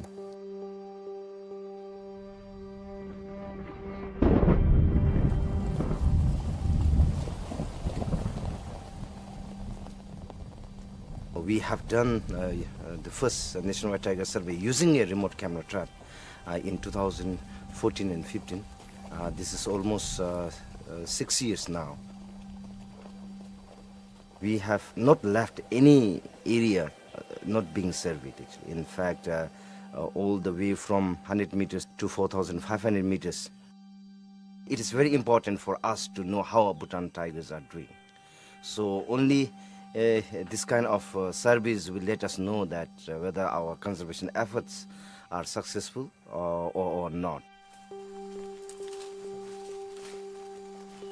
당아치 샘진 따 다즈드미 남서 각치에서 놓으면 이 콘디 띵다디 조데 라가둘라 콘 피도지 참사디 싸고 찐는 멤벨라 다 200 square kilometer 고셀라멜라 땡아치 콘 해마 조세기 람 레니니 세디기 안디스 따디기 땡아치 캐메라 뚜들라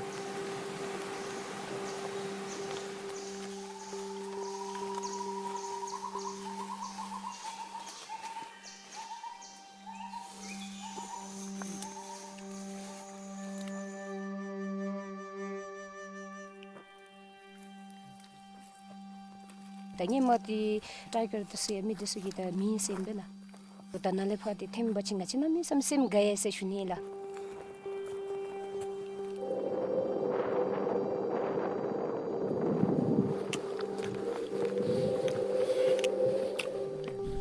Wow! Tiger to.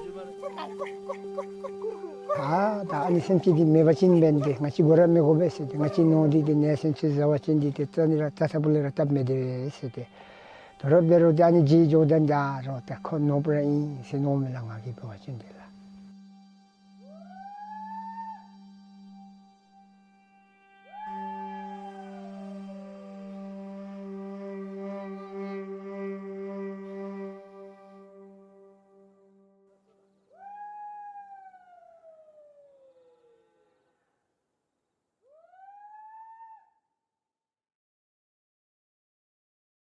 In a world filled with beauty and diversity, there's a majestic creature that stands out above all: the tiger. Tigers once roamed vast areas, from as far west as Turkey to the forests of Siberia. But today, the range has shrunk to less than 3%. The threats they face are immense: habitat loss, climate change, poaching, human-wildlife conflict. As a result, tigers are an endangered species and are hanging on by a thread. But why should you care? Because this story isn't just about tigers. It's about us and every living being on land. The protection of tiger landscapes is tied to the health of our planet. Protecting tigers extends protection to large swaths of forest that capture and store carbon, to vital water sources that provide fresh water to millions of people across Asia, and to natural resources that provide indigenous people and local communities with livelihood options and contribute to the global economy. In a world of quick fixes, tiger conservation needs long-term vision, a paradigm shift from quick gains to lasting legacies. Tigers need investments that match the ambition of the global conservation goals. We now have a decision to make about the future of tigers, their landscapes, and more than 100 million people who depend upon these areas. Will we continue the hard-won upward trajectory achieved over the past 10 years, or risk a downturn from which tiger recovery and societal well-being will be far more expensive, if achievable at all? Key players in tiger conservation and global finance will be attending the Sustainable Finance for Tiger Landscapes Conference in April 2024 under the royal patronage of Her Majesty the Queen of Bhutan, 𝐓𝐡𝐞 𝐒𝐿𝐴. The conference will be hosted by the Royal Government of Bhutan and co-organized by the Tiger Conservation Coalition.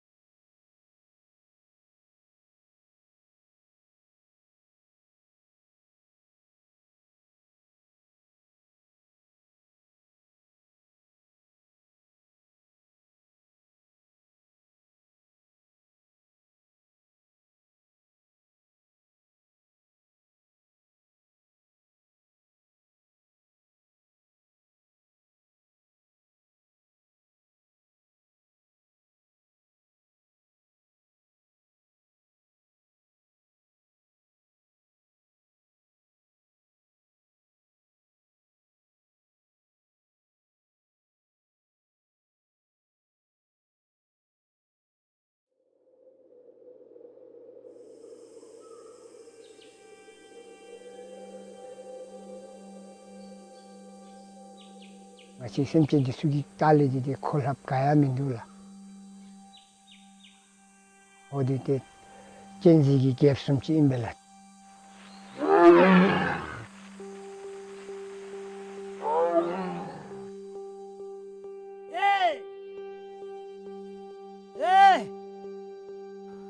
노미래 뭐쭉 유래야 뭐쭉 맞질로 아니밀라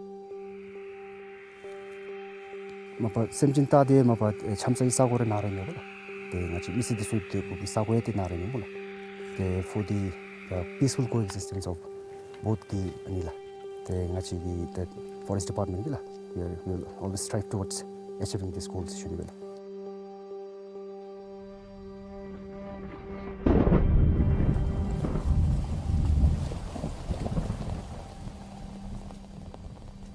We have done the first nationwide tiger survey using a remote camera trap in 2014 and 15.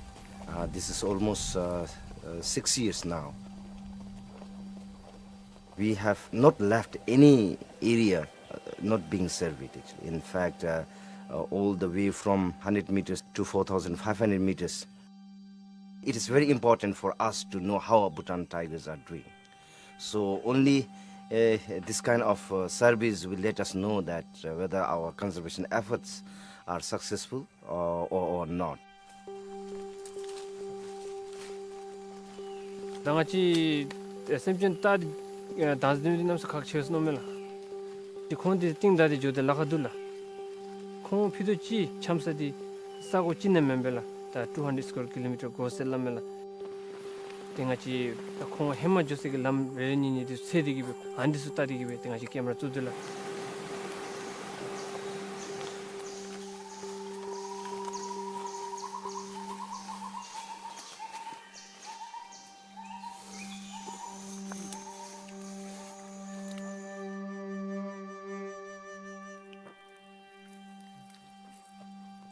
Tanya mati tiger tu sih mi tu sih kita mi sembela. Utana le phati them bachinga china mi samsim gaye se shunila.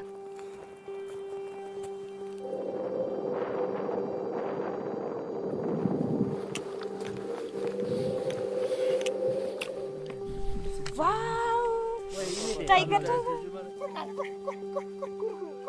다 아니 샘치디 메바친 벤데 같이 고라 메고베스 같이 노디디 네센치 자와친디 때니라 타사불레라 탑메데 세데 더럽베로 다니 지조단다 로타 콘노브레인 세노멜랑하기 버친데라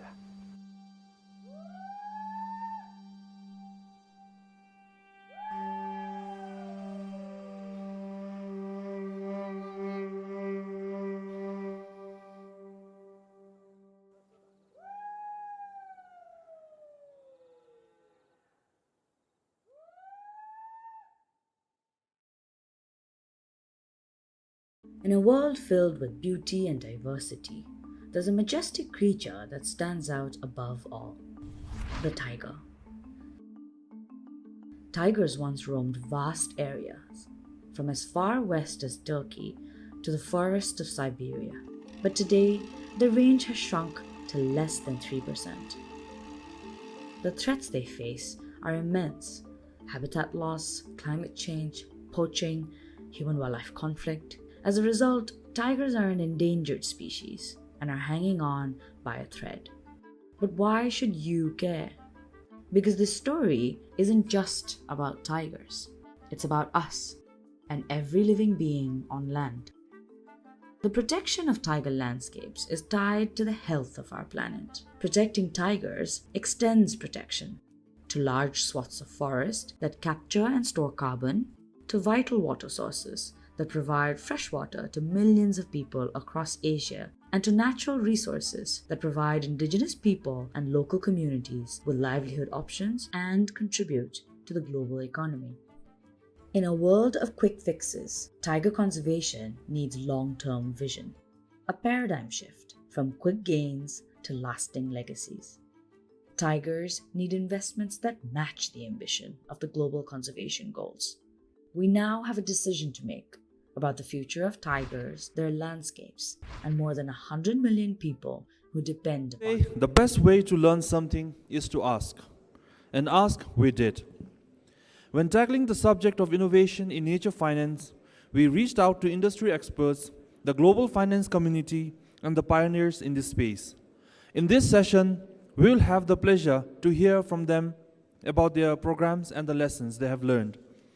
We start the session with a short video from Valerie Hickey, Global Director of Environment, Natural Resources, and Blue Economy at the World Bank.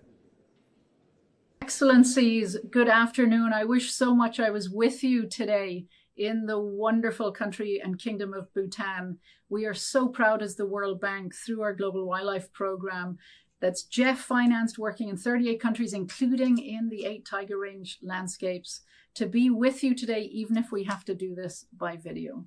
I have to say, our mission at the World Bank, as many of you know, has been updated. Our new mission is to end poverty on a livable planet, because we know we're never going to have a world without poverty in a world without tigers. And it's because we all have the evidence. You know the numbers better than I do. When it comes to financing, tiger landscapes in India are returning $10,000 per hectare per year in financial returns to local communities. In neighboring Nepal, where there's 128 tigers in Chitwan National Park, 3% of the local labor force is employed by tourists who are coming to see those tigers. And it's not just employment. We know the numbers in places like Chitwan, where there's millions of dollars being left in the pockets of local communities. For every dollar that is invested by a tourist, that is spent by a tourist around Chitwan, there's almost $2 left in the pockets of local communities. That's because of tigers, and that's why we know there will never be a world without poverty and a world without tigers. And because of the work of all of you who are sitting here today, we have more tigers today than we did 20 years ago when we sat down as part of the Global Tiger Initiative and talked about the real and urgent threat that there would be no tigers left in the wild.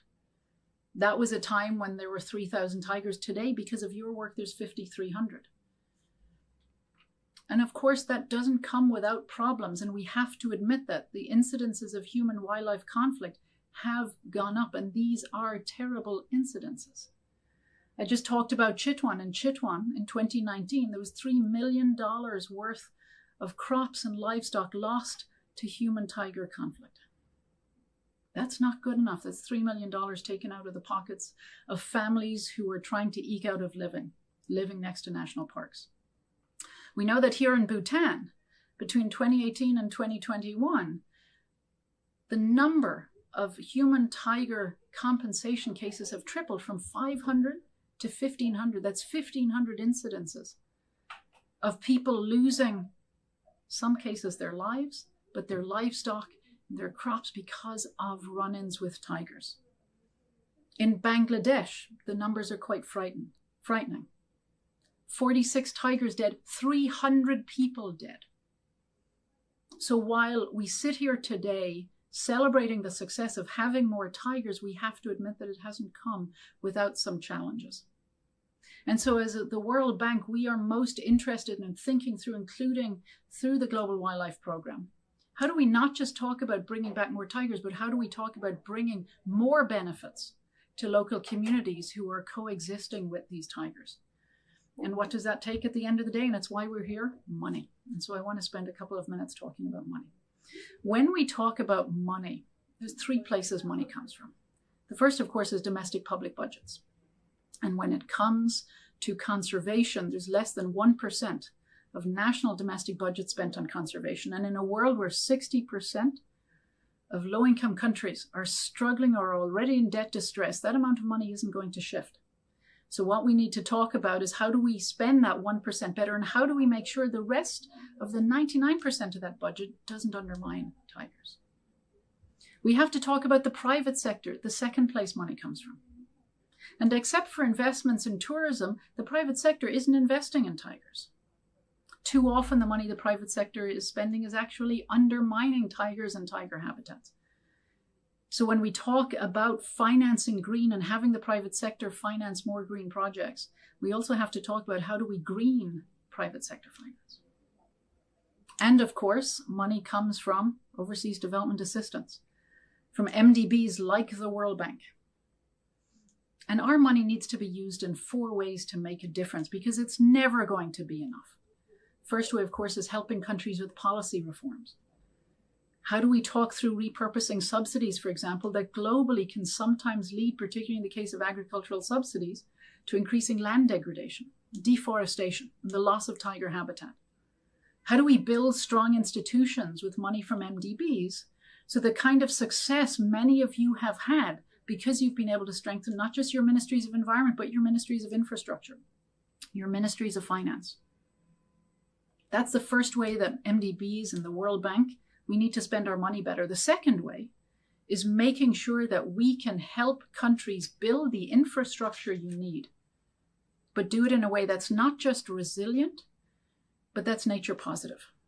Chitwan has a great example, again, next door in Nepal, where the East-West Highway is one of the best practices of how to incorporate nature positive and tiger-friendly approaches to building roads so that you can still get services to people, you can still get people's goods out to market, and you don't endanger tigers. And so infrastructure and thinking differently about infrastructure is important across all 8 tiger range states. The third way we need to think about money is how do we help de-risk for the private sector? There are times when we need to co-invest with them. There are times where we need to help reduce specific risks that keep them away from investing what would otherwise be an investable, bankable project. And there are times where we need to provide credit enhancement. But we need to help de-risk for the private sector because we cannot accomplish a world with more tigers in the wild without bringing the private sector to account. And finally, our work is all about innovation. And you're going to hear later on this panel from Chris Gordon from Alpha Capital, who's going to talk about one of the innovations we co-created together, which was, of course, the Rhino Bond, an output-based bond that moved the risk of conservation failure away from the public sector and scarce public resources to the private sector. But of course, when we talk about money at the World Bank, it's not just about quantity. For us, it's as important to talk about quality. And when it comes to talking about the quality of money that's going into tiger landscapes, 2 things we need to think about. The first is impact. With so little money, whether it's that 1% of public domestic budgets that are being spent on conservation, we need the biggest bang for our buck. That means having the data and the analytics and the indicators to measure impact. That matters. We need to do more of it. We need to do it better. And we need to learn from the work that was done around tigers in this instance and share that with other species and other habitats. When it comes to quality, the second thing in addition to impact we have to talk about and think about and do better with is access. And that's a conversation around who gets the money. Right now, less than 1% of global ODA ends up being put through Indigenous peoples and local communities. And yet it is these people who've been managing tiger habitats and tiger landscapes for millennia. How do we change that? How do we make sure that accessing money can happen faster and it doesn't take multiple PhDs to understand the paperwork that's being asked, particularly to access vertical funds, money from the GEF or the GCF? We need to think about access in a much more comprehensive way that makes the money available faster. And so whether it's a conversation about quantity, and we ourselves at the World Bank have doubled our financing for biodiversity just in the last 2 years, whether it's about quality and making sure this money is available to the countries and the communities who need it when they need it, count on us to work with you all, because we will never have a world without poverty in a world without tigers.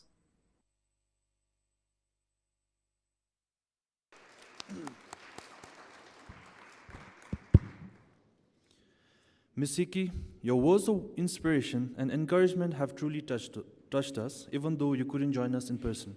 Thank you for sharing your wisdom with us. Now, ladies and gentlemen, moving forward, it is time to discuss sustainable financing. The session is titled Innovation in Nature Finance, and I would like to call upon stage the moderator, Ms. Midori Paxton, the Director of Nature Hub at the United Nations Development Programme, and I also request the panel members to join her on stage.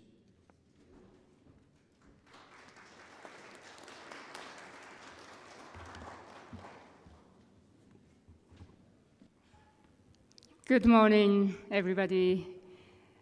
Your Royal Highness, Crown Prince of Pahang, honorable ministers, distinguished CEOs and directors, friends and colleagues. I feel really privileged and honored to be entrusted with the moderator role for this panel session, which promised to be highly stimulating and thought-provoking. We know that we are investing too little in maintaining the very foundation of our life, our society, and our economies, only $140 billion or so per year, which is a drop in the ocean. To put that figure in perspective, we hear that as much as $7 trillion per year is invested in nature-negative actions. This includes government subsidies that are harmful to nature and to people, $500 billion of it per year, and public and private expenditures and investment in production activities that degrade or destroy nature and essential ecosystem services. So there's a dire need for shifting the flows of finance from nature negative towards nature positive. So in order to accelerate this change, from our side at UNDP, we recently launched the UNDP Nature Pledge, which focuses on 3 systemic shifts that we think is required to trigger much larger and much faster action on nature, because we just don't have the luxury of time. So these systemic shifts are value shift, economic and finance shift, and policy and practice shift. So as part of our support for the economic finance shift, just to give some examples, with financing from Germany, EU, UK, GEF, and a range of other partners, we are supporting 132 countries to develop and implement National Biodiversity Finance Plan to finance National Biodiversity Strategy and Action Plans, or the NBSAPs. And also with Germany, UK, WWF, UNEP, and other partners, we are working with the Task Force on Nature-Related Financial Disclosures, TNFD, to really try to redirect private finance towards nature positive at scale. And we have also recently established the Nature Facility, focusing on supporting private sector finance mobilization for terrestrial ecosystem management. And in fact, the Nature Facility is already providing some initial funding for development of the Tiger Landscape Investment Fund, which will be presented this afternoon. So UNDP, as the UN development agencies, is serious about financing tiger landscapes because it is a critical part of financing the Kunming-Montreal Global Biodiversity Framework, the Paris Agreement, and Sustainable Development Goals. I love how Valerie put it in her video speech. We know we are not going to have a world without poverty in a world without tigers. I think that's spot on. And earlier, as Fred and previous panelists emphasized, the conservation of tigers and tiger ecosystem delivers multiple development benefits. So simply, there's no sustainable development on an unlivable planet. That's why we are very much into this tiger conservation and more broadly on the nature conservation. And tiger conservation can help countries to align and progress more effectively towards their NDCs and NBSAPs. But still, a significant financing gap remains in tiger conservation. Last year, the Global Tiger Recovery Program 2.0 estimated that there is a need for at least $138 million additional financing per year for priority tiger protected areas alone. So actual need obviously is much more, but still, if you think about the figure, compared to some of the trillion figure we know, it's really not, it sounds really unattainable. No, it does not sound unattainable at all. It is attainable because we are talking about GDP, the global GDP of $100 trillion per year and 7 trillion nature negative finance, which I mentioned earlier. So if we cannot even finance tiger landscape conservation, I would say, what can we achieve as humanity in this world of polycrisis? And so we really need to get this done. And therefore, the 1 billion target we set ourselves as the Tiger Conservation Coalition with the range countries and other partners is really what is needed. And the $1 billion is not only for direct species and conservation area management for securing tiger population and ecosystem services, but also for direct creation of economic opportunities and human-wildlife conflict management. So we all need to really step up. But what is clear is that traditional grants and philanthropy funding alone, although they're obviously very important, is not sufficient. So we need catalytic partnership that can generate new sources of finance from the private sector. And we need to redirect flows of private sector finance, again, towards nature positive and away from nature negative. And this is precisely what this panel is about.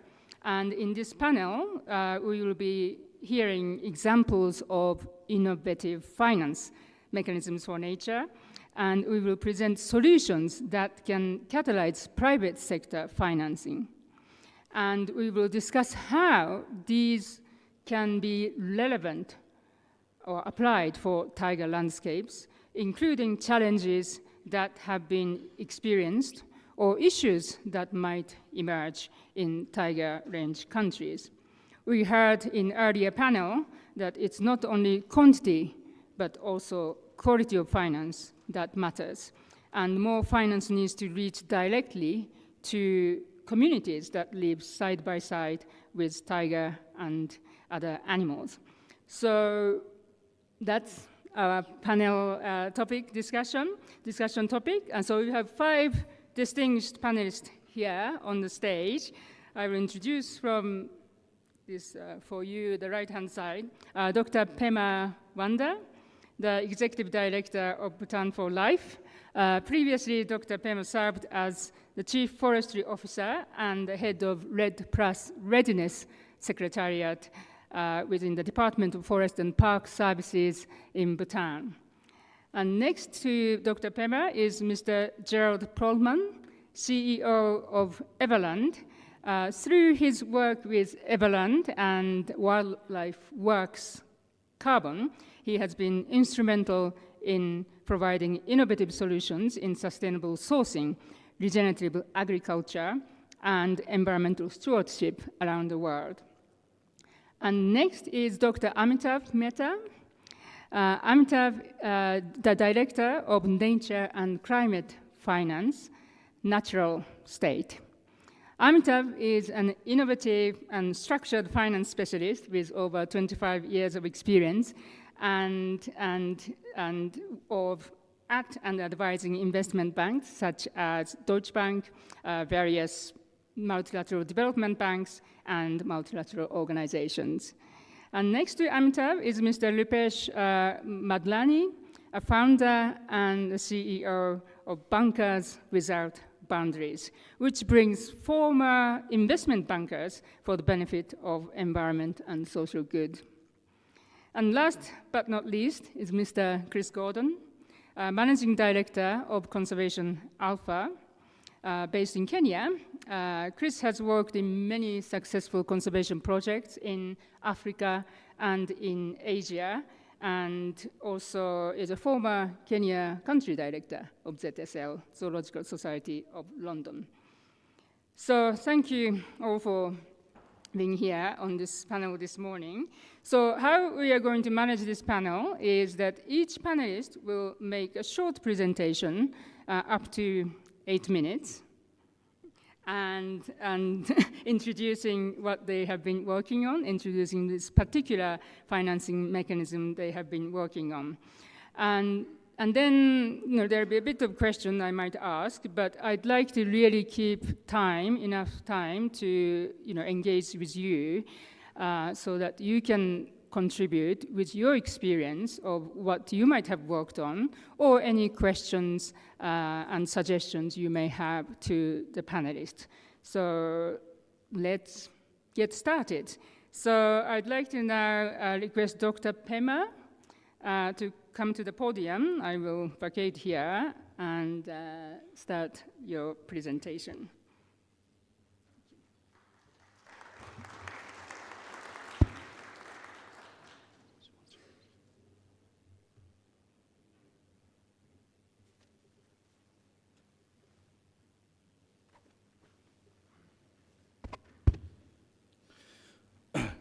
Your Excellency, Your Royal Highness, distinguished guests, ladies and gentlemen, a very good morning. My name is Pema Wongda, and thank you, Midori, for introducing me and a bit of my background.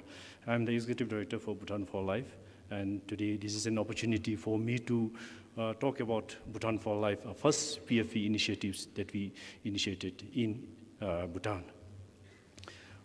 With the blessing of His Majesty the King, Her Majesty the Queen, the BFL was successfully launched in 2018 with the granting of the Royal Charter, an exemplary leadership of His Majesty and the visionary monarchs. This shows that how much the leadership is important for protecting and conserving our very fragile environment, in particular in Bhutan and in general the region and around the world. So this BFL initiative would not have been possible without the partnership of many, many partners, organizations, donors, and individuals.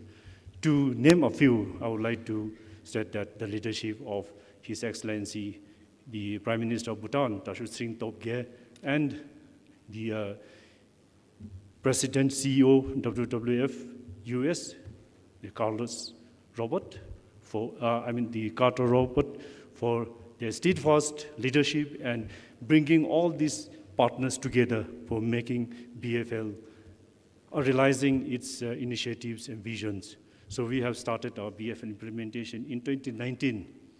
So let me talk about the PFP and how BFL is being initiated. So project finance for permanence is an approach to conserve and finance the large network of conservation areas to benefit the nature and to benefit the people and the climate, and to contribute to global biodiversity commitment of 30 by 30. So PFP employs a single closing, which is when the PFP parties agrees the plans, financing, and the many prerequisite so-called the closing conditions that to successfully implement that are in place.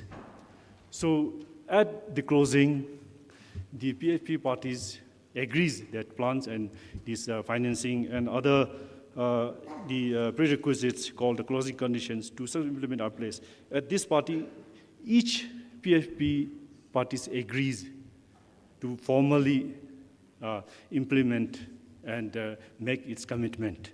So at the closing, signing of the closing agreement actually officially launched the PFP implementation, which, the period that can last 10 to 25 years. So the closing, after the closing, donor funds are subject to disbursement conditions.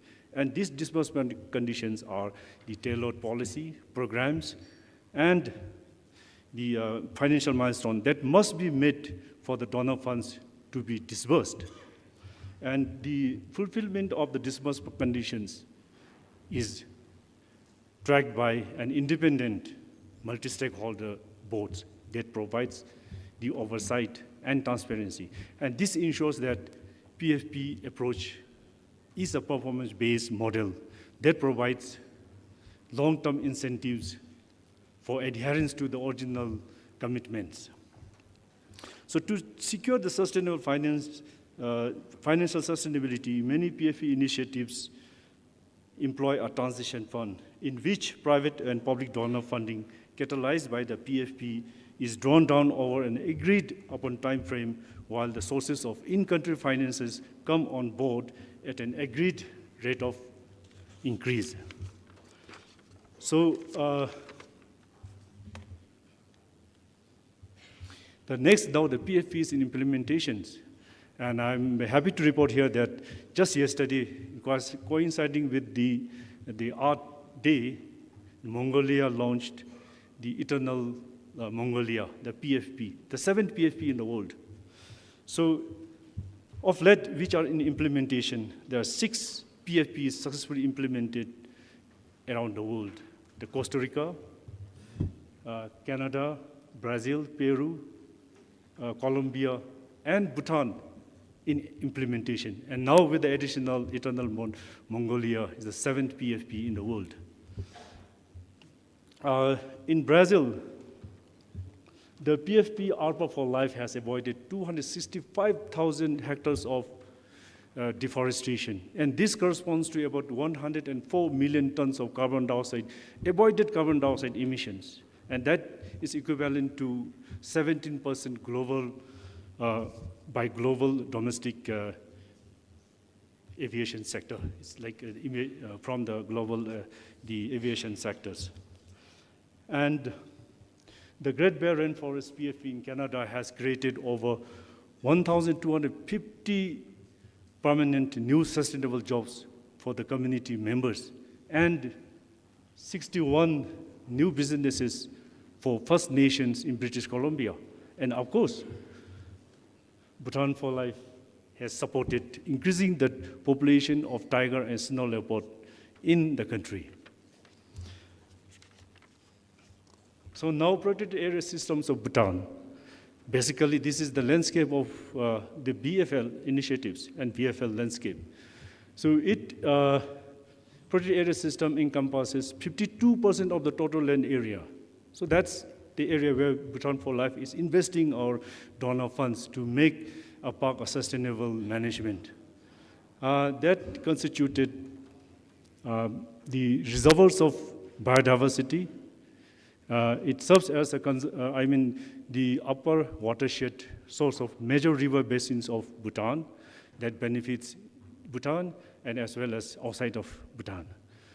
The PA consisted of the national parks, wildlife sanctuaries, strict nature reserves, Royal Botanical Park, the wetland of international importance, the Ramsar sites.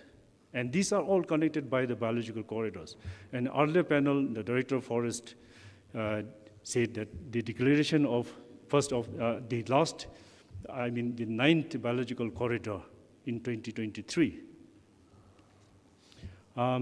So the Bhutan for Life is the initiative, the 14-year period initiative, supported by the Green Climate Fund, the Global Environmental Facilities, and many other donors.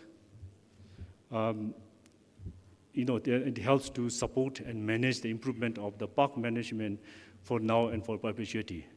So over the last 6 years, we are in the 6th year of implementation. Over the last 5 years, the BFL investment made a significant achievements. And to name few, it's the declaration of the biological corridor, which connects the Bumdeling Wildlife Sanctuaries to the Sakting Wildlife Sanctuaries in the far east.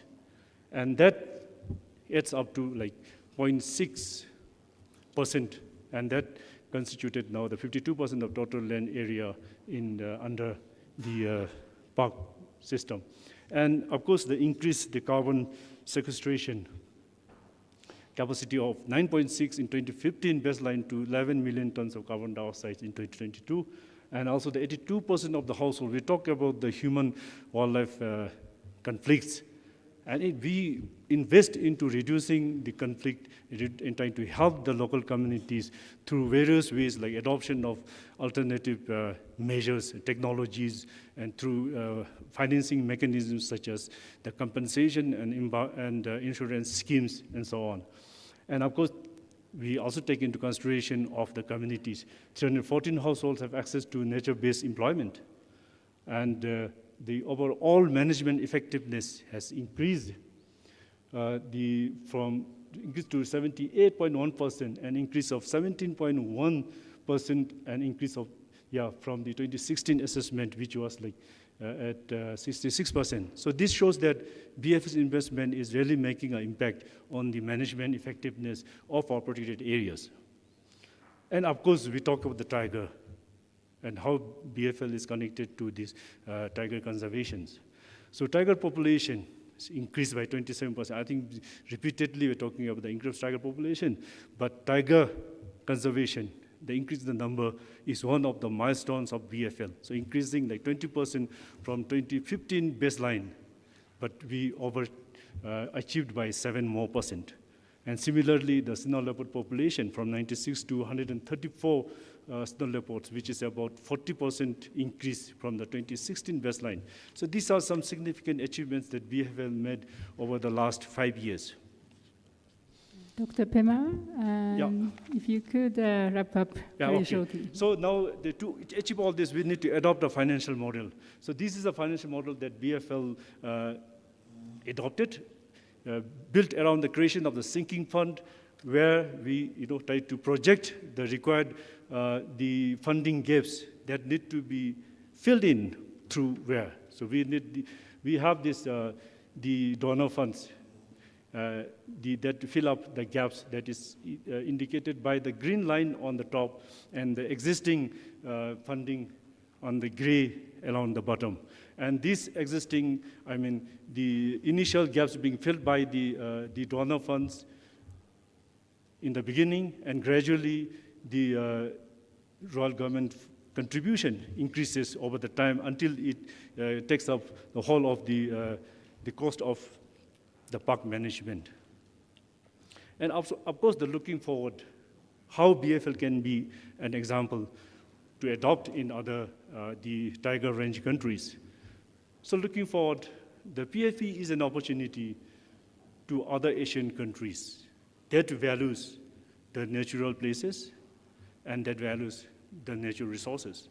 So in that case, Enduring Art can be a partner in that process. So Enduring Art, as everybody knows, is a collaboration of Nature Conservancy, the Pew Charitable Trust, the World Wildlife Fund, and Zuma Lab, the family office of Ben and Louisiana Walton. And of course, the Enduring Art is also supported by other partner organizations, including the GEF, which supported 5 of the 6 PFPs that are in implementation. So Enduring Art will scale up the project finance for permanent development in many geographies around the world, while creating opportunities for the tiger range countries.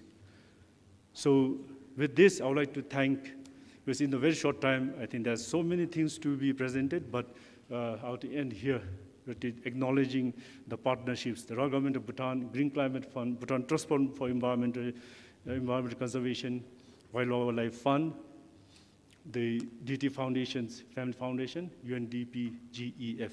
So thank you very much. And if there are any other questions, we'll be happy to respond. Thank you. Thank you so much, Dr. Pema. It's wonderful to know the tangible progress and impact you have described. And I must say I was so excited when I first heard about Bhutan for Life. I think it was back in 2018. So it's great to know the progress. So we have just heard about the innovative mechanism that already exists.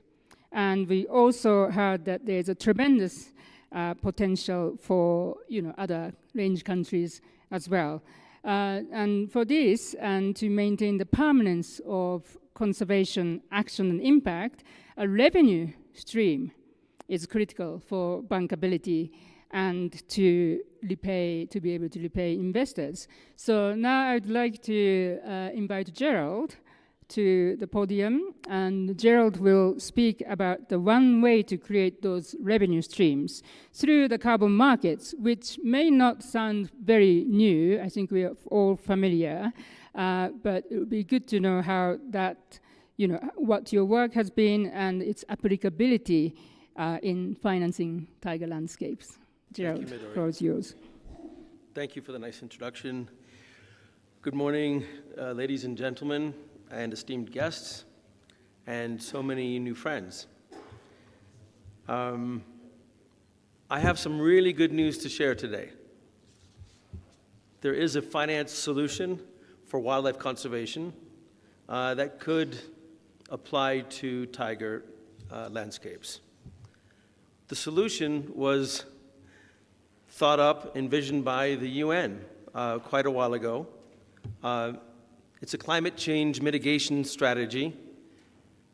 Around the time of the creation of the Kyoto Protocol, it was known that we're not going to solve the climate crisis without stopping deforestation.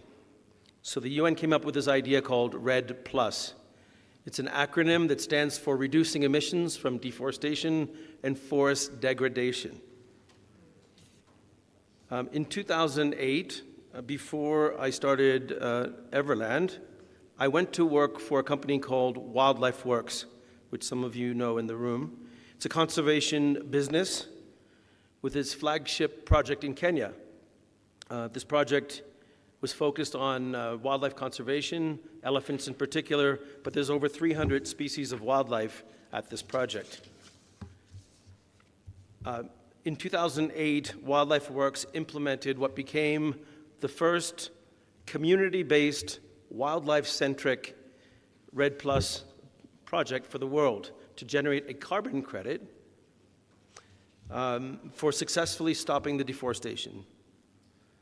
And thanks to REDD+, the deforestation stopped. The wildlife are thriving.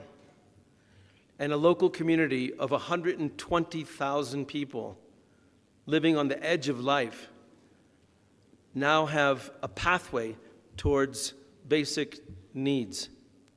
And when we're talking about basic needs, we're talking about food security, access to water. This is a drought area, an extreme drought region. We're talking about education. We're talking about healthcare. Today, there's over 100 projects like this around the globe that are successfully doing this job. And this model is scalable.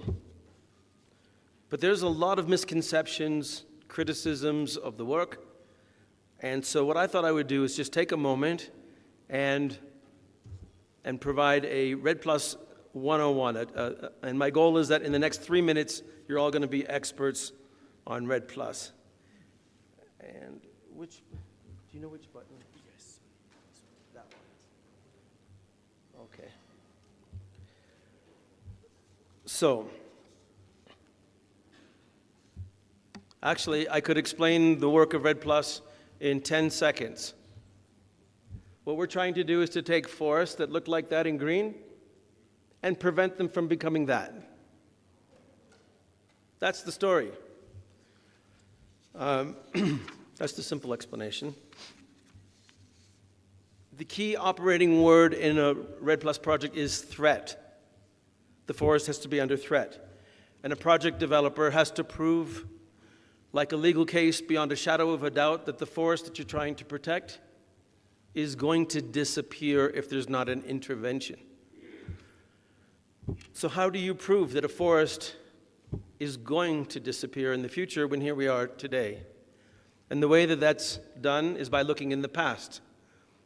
And we look at 10 years ago, through the GPS coordinates, we see that this forest, let's say it's 100,000 hectares today, we can see that that same forest was 1 million hectares 10 years ago. And we have another image from the satellite, and we can see it 9 years, and 8 years, and more brown, and less green. And we have the first metric in the story. There's only 2 metrics, which is why I can explain this in just a couple minutes. The first metric is rate of deforestation. We want to know how fast is this forest disappearing over time. The second metric is we want to know of the remaining forest, the standing forest, how much CO2 is in the trees. And the object of a REDD+ project is to keep that carbon in the trees and avoid it from going into the atmosphere. We also need to understand what are the drivers of deforestation. And we need to know, are they still present? The drivers are the same pretty much all over the world: slash and burn, logging, and charcoal production. Ooh, let's see. I'm going the wrong way. There we go. That's another REDD+ project in the DRC, the Democratic Republic of the Congo. It's always an economic driver that takes down forests. So if you're going to change the trajectory of a forest in decline, you need to introduce economic alternatives that are favorable to the local community. The world values forests, but they value them cut down. And what a REDD+ project is doing is valuing a forest standing. So you might have heard the expression, money doesn't grow on trees. Does that communicate in all languages, I think? It isn't true. REDD+ projects show communities how to make money by keeping their natural resources intact.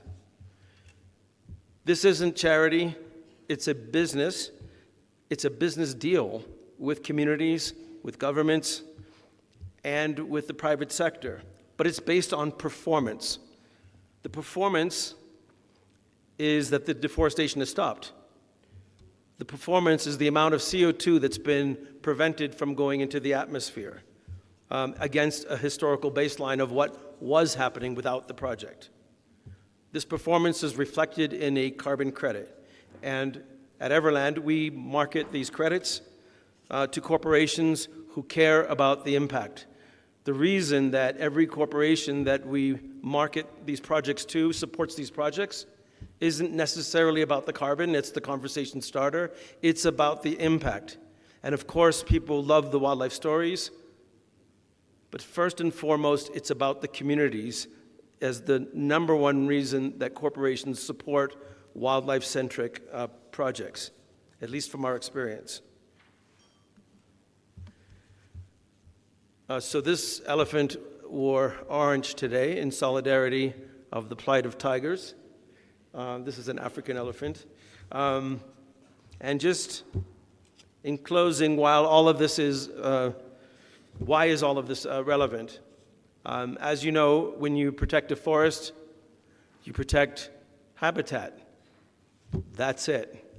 Thank you very much.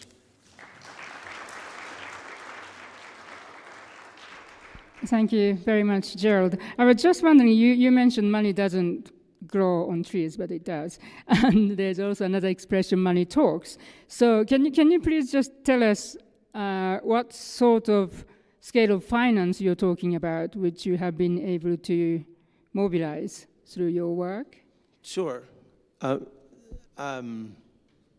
So we're just a small company. We work for conservation projects and governments, especially the Royal Government of Cambodia. And we're just a small company. In the last 36 months, we have brought more than $500 million to 7 projects. Billion US dollars. Great. To 7 projects. So what can you do for the tiger conservation? What's that? What can you do for tiger landscape conservation? Well, the supplies. I mean, the message here is the private sector showed up in 2021, 2022. The private sector showed up and collectively purchased more than $2 billion worth of carbon credits from projects like this around the world. We emerged as a leader in the sector, so About 25% of that is from our work. But the private sector is there. They're willing to spend their money. But what they need to know is they need to see the ambition from the ministries. They need to know that these projects have integrity on the ground.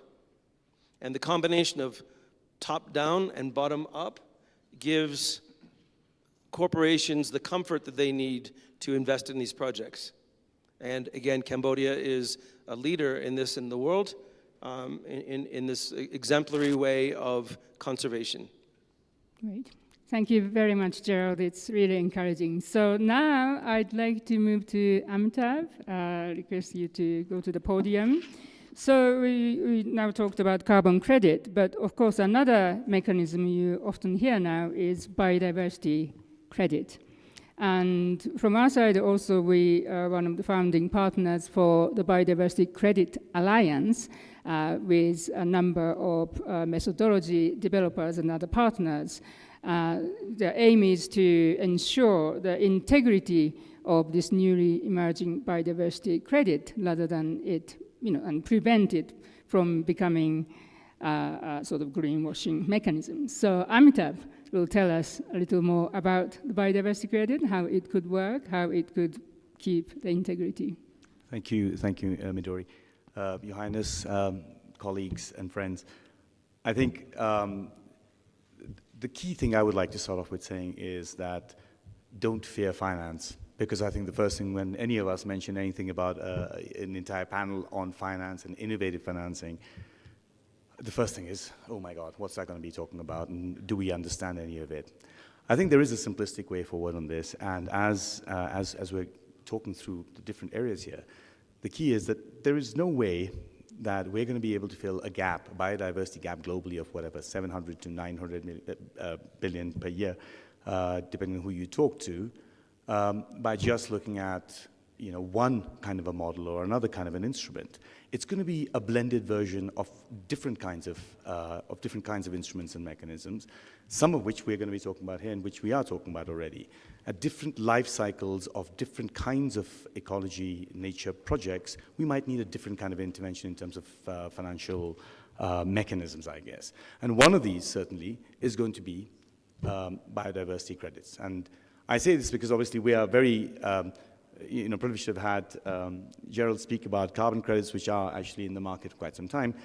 In comparison, biodiversity credit schemes are actually fairly recent, and while they can be one of the solutions for helping what we're doing here, they are a nascent market, if they are a market at all yet. There are certainly transactions happening all over the world actually now, slowly but steadily, but the awareness that has come about, in fact, since the COVID times. During COVID, very few people actually did any investments. The areas in which investments did go were green, basically. So there's suddenly this kind of, I think, awareness amongst a lot of investors, a lot of sort of even companies, CSR and so forth, that they want to invest in something which is going to do good. And that's where the biodiversity credits are actually coming in from and are sort of creating a market slowly. Now, right now, that market is small, but if you look at various people who've looked at this, World Economic Forum, for example, they're predicting that this market could be something like 180 billion per year by 2050. There are others who are more and less, of course, positive about this, but there is certainly the possibility of doing a lot of good using these markets as well. So what exactly are these credits? I'm going to read out exactly what the definition says. They're a verifiable, quantifiable, tradable financial instrument that rewards positive nature and biodiversity outcomes through the creation and sale of either land or ocean-based biodiversity units over a fixed period of time. Yeah, so that's a lot to take in already. Simply put, we're doing a lot of work in biodiversity.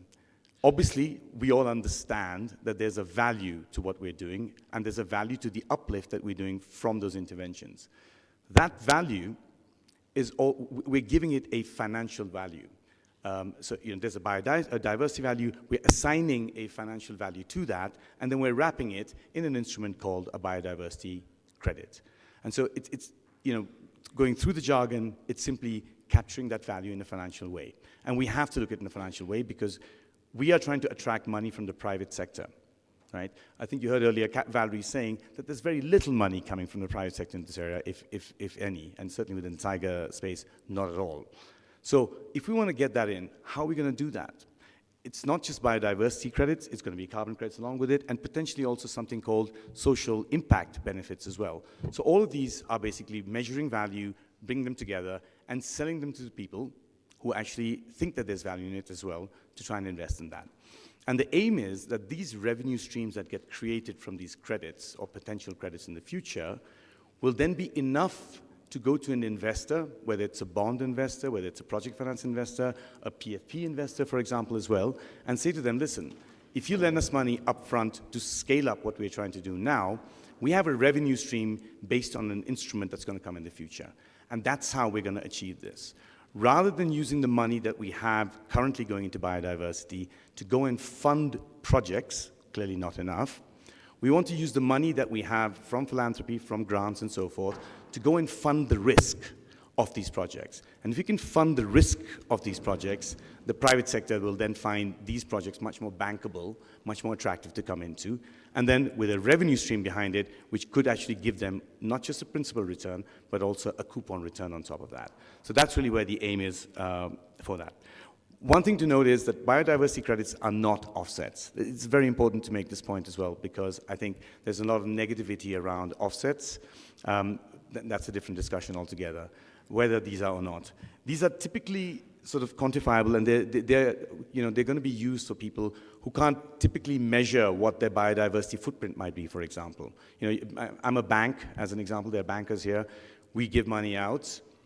We don't know what exactly the money that we lend our borrowers to is going to be used for and how much of a biodiversity impact that's going to have negatively. So we just want to be doing some good because we know there might be something going wrong from what we're doing work-wise. So that could be something that would be very interested in looking at. Those could be people who would be very interested in looking at that.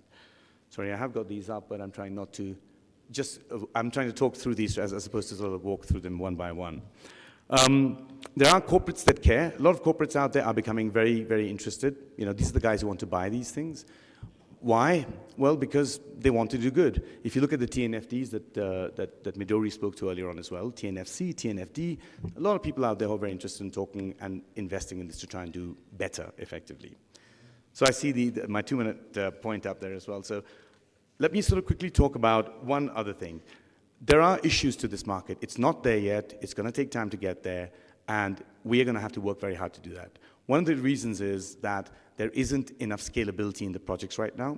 So we need to do a lot more to get those investors, private investors, ready to come in because they want to keep investing in things. They don't want to just do one, and that's it. The second is, of course, and the most important part is, we haven't quite got there with valuing or actually saying that this is what a biodiversity unit is. Unlike carbon, this is much more complicated. It's biodiverse because it's diverse. So we can't really have that kind of global kind of transformation between the East and the West, or even from country to country, of what that unit represents. So we're working on those as well, and there's a lot of good work being done by organizations such as the BCA and others to try and work and get that put together. The way we look at it is a mixture of sort of a basket of goods. Do we look at a basket of different kinds of biodiversities, and we put that in and say that that's the value of a unit? And there are other ways, for example, in looking at a hectare per month and what the value of that is going to be. So these are all the sort of things that we're all working on very hard to make sure that this market gets created. And if it does get created and there's regulation and so forth, then that potential of 180 billion per year that the WEF is talking about is definitely achievable and definitely would help not just biodiversity, but certainly things like tigers. Now, we're here talking about tigers, of course, so we should speak about something that we are working on. So natural state, I think the importance of partnerships, and we see it here, is highly important. Not just putting this actual conference together, but also we're working all together to create something. And I think that's the only way we're going to achieve anything. We at Natural State are working with Wild Crew, Oxford University, and a bunch of other people who are all Lion Landscapes, for example. We're bringing together people who are experts in species and bringing them together with finance people so that we talk to each other under one hat. and so that we can actually make what the investors want, something along the lines of what conservation wants as well and what tigers want. So we're trying to do that, and that's very sort of key to this. As part of that, we are trying to develop a Lions credit and bond structure, and the aim there is, again, to basically bring all of these things under one hat. It's basically going to be a mechanism for African lions, and it's going to be based on performance measures as well. And simple sort of an idea of a bond linked with a credit at the back of that. And the idea is we issue a bond or any other kind of instrument out there to get the money in up front so that we can scale. We can do the interventions today which are badly needed. And then that money is going to be used not just for interventions that don't have a return, but doing them in different kinds of projects. Human-lion coexistence projects, for example, in conservation, land management, sustainable community development. For us, the key is always going to be, let's start with communities, let's involve them first, because without them, none of this actually matters. So the focus always has to be, let's start with the guardians, let's start with the local communities and the indigenous people. Let's look at that. Let's look at how best we can serve them. Then we get the interventions working from them. And then those interventions should, if the way things work, we want them to work to, should then generate these credits of social and carbon and biodiversity, which we can sell in the market to buyers who are interested in buying these kind of things and doing good, and then use that to go and pay back the bondholders in the beginning. So there's a lot of work still to go around this. I think my time is probably run over there. But there's a lot of interesting things happening. There are a lot of parallels, certainly, what we're doing with the Lions bond and credit structure, and what, of course, tigers are happening over here as well. And I think that we can bring all of those together to sort of try and create mechanisms that will work very well for different kinds of species globally. I'll stop with that. Thank you so much for that. Thank you, Amitabh. That was very dense, rich. But I understand that at the moment, the interest from corporate buyer to biodiversity credit is still limited, right? But then there's more interest among philanthropic buyers. So how do we make sure that biocredit actually catalyze additional funding, not just redirecting, existing conservation funding through biocredit mechanism? Absolutely. That's a super question, actually. I think the first thing to say is that we are trying to use the credits as a revenue source to bring in private sector. We know that private sector doesn't finance anything substantial right now. So from that perspective already, we're not cannibalizing per se anything.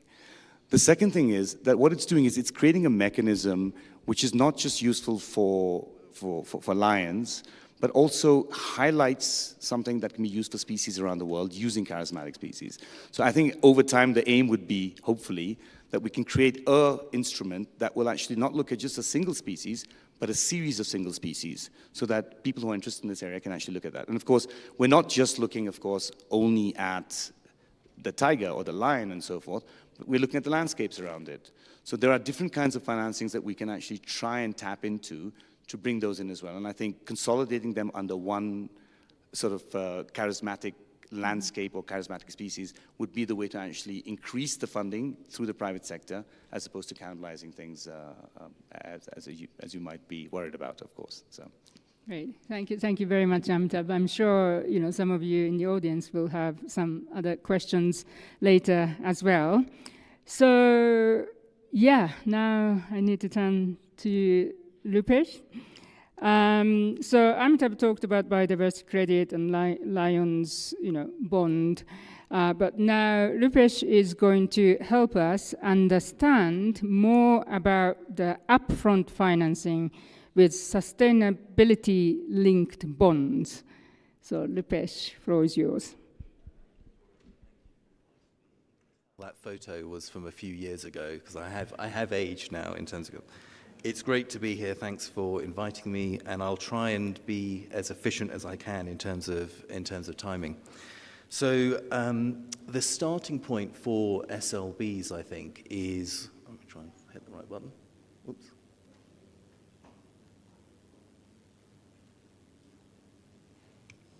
Oh, there we go.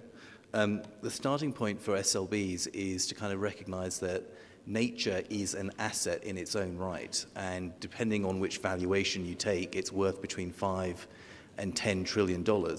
Currently, it is not reflected in pricing for sovereign issuances at all. And so the starting point for us was kind of, what can we do to kind of start to change that? And what we actually did in partnership actually with Nature Finance, where I'm a senior advisor, we did some research in terms of looking at what could you do to this $7-8 trillion kind of market to start to embed nature into that. And currently the rating agencies don't take any account of natural capital in any shape or form. So what we coined the phrase of the idea of kind of nature performance bonds. And what actually happened to that was lots and lots of people kind of engaged, and nature performance bonds actually became KPI bonds. And KPI bonds introduced the idea, and this is something the private sector was already doing, that you could introduce a performance indicator into a debt issuance and get a pricing benefit as a result of doing that. And very quickly, KPI bonds actually became sustainability-linked bonds.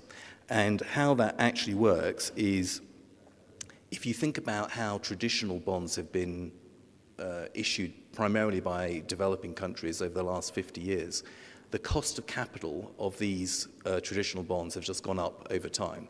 And that is effectively driven by either a political shock or an economic shock, or both of those together. You end up doing some form of renegotiation or a debt for nature kind of swap. Implicitly, what's implied by that is a default, and therefore higher cost of capital over time. And I think many emerging countries, and some of them that are here, will recognize the cost of capital today is now far too high, even for fast-growing young kind of economies. And so the answer, or an answer, as a result, is the idea of sustainability-linked bonds, which actually embed natural capital and some, we're going to take off, actually embed some form of kind of KPI into the debt issuance itself. And what you actually do through this is you automatically engage private capital into the issuance. The main question people face, emerging market countries kind of face, is that do you have a step up or a step down depending on the KPI and depending on the target set? And there's a long question. There's a long moving pieces around what right or wrong is. I won't go into that. What is important for any debt issuance for an SLB is that you have a strong MRV. And for those of you, that's monitoring, reporting, and validation. And why that's important is we've seen with green bonds what happens if you don't have a strong set of standards and you avoid kind of greenwashing. But for private investors, it's really important to have a strong MRV so you know that the money being used is achieving a good kind of outcome.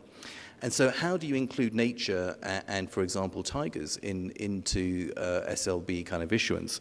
The overarching goal is to make sure it's part of a political architecture that the incumbent government has publicly kind of announced. And so I think there are a number of upcoming issuances that the firm is working on, which embed, for example, trees. And I think most people recognize that trees in some form have a significant domestic and macro kind of environment for a country, and yet that is not reflected in pricing. Issuing an SLB with a step up or step down automatically helps lower the cost of capital as a result. And so there could well be, and I will make a prediction here, that there could well be in the future an SLB that is linked to tigers. It is linked to the number of tigers. It has a strong MRV on the back of it, and it builds in something that works with local communities. So I will pause there. I could keep going, but I think I will pause there. Thank you so much. You have scored highest for timekeeping for now. So SLB for tiger, that would be really interesting. And but SLB, a persistent challenge, I understand, with thematic bond, including SLBs, is how to channel the proceed of the bond towards conservation and restoration of nature. I mean, you talked about nature performance bond, so that's, I guess, directly to conservation. How do you think that could be improved, and in your view, and how What should be the role of development financial institutions? And additionally, how can communities, I think we talked about communities earlier a lot, they need to be involved from the structuring part of any of the mechanism. So how can that be possible in relation to designing of the SLB, sustainability linked bonds? Well, Midori, you've asked three really easy questions, so thank you for that.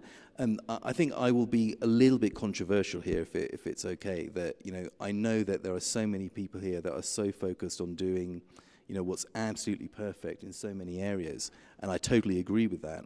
However, as I'm getting older now, I'm becoming a bit more kind of impatient, and so I personally am willing to see slight levels of imperfection in terms of either community engagement or in terms of perfection around the MRV, but I would much rather have much larger volumes of capital flowing, and then you seek to kind of perfect that kind of over time. In terms of the roles of kind of DFIs, I think particularly with SLBs, they are so wonderful because they lower the cost of capital, they embed private capital, and the role of DFIs are to help lower that risk so that the private sector can engage very, very quickly.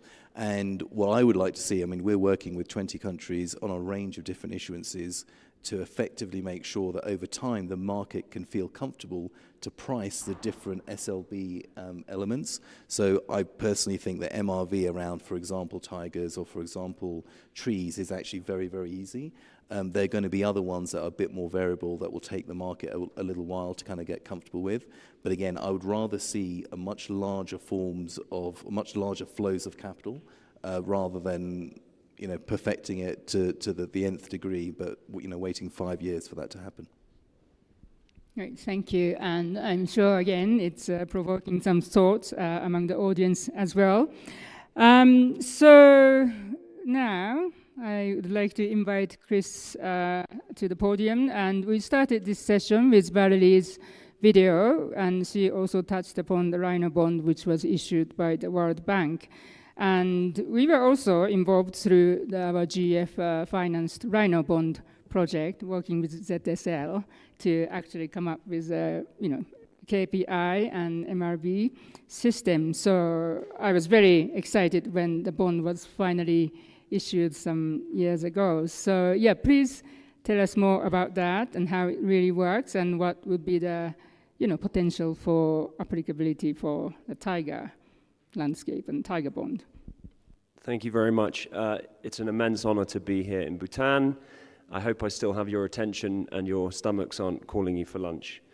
I've been asked to share some lessons learned from the development of the Wildlife Conservation Bond, or the Rhino Impact Bond, as many people know it.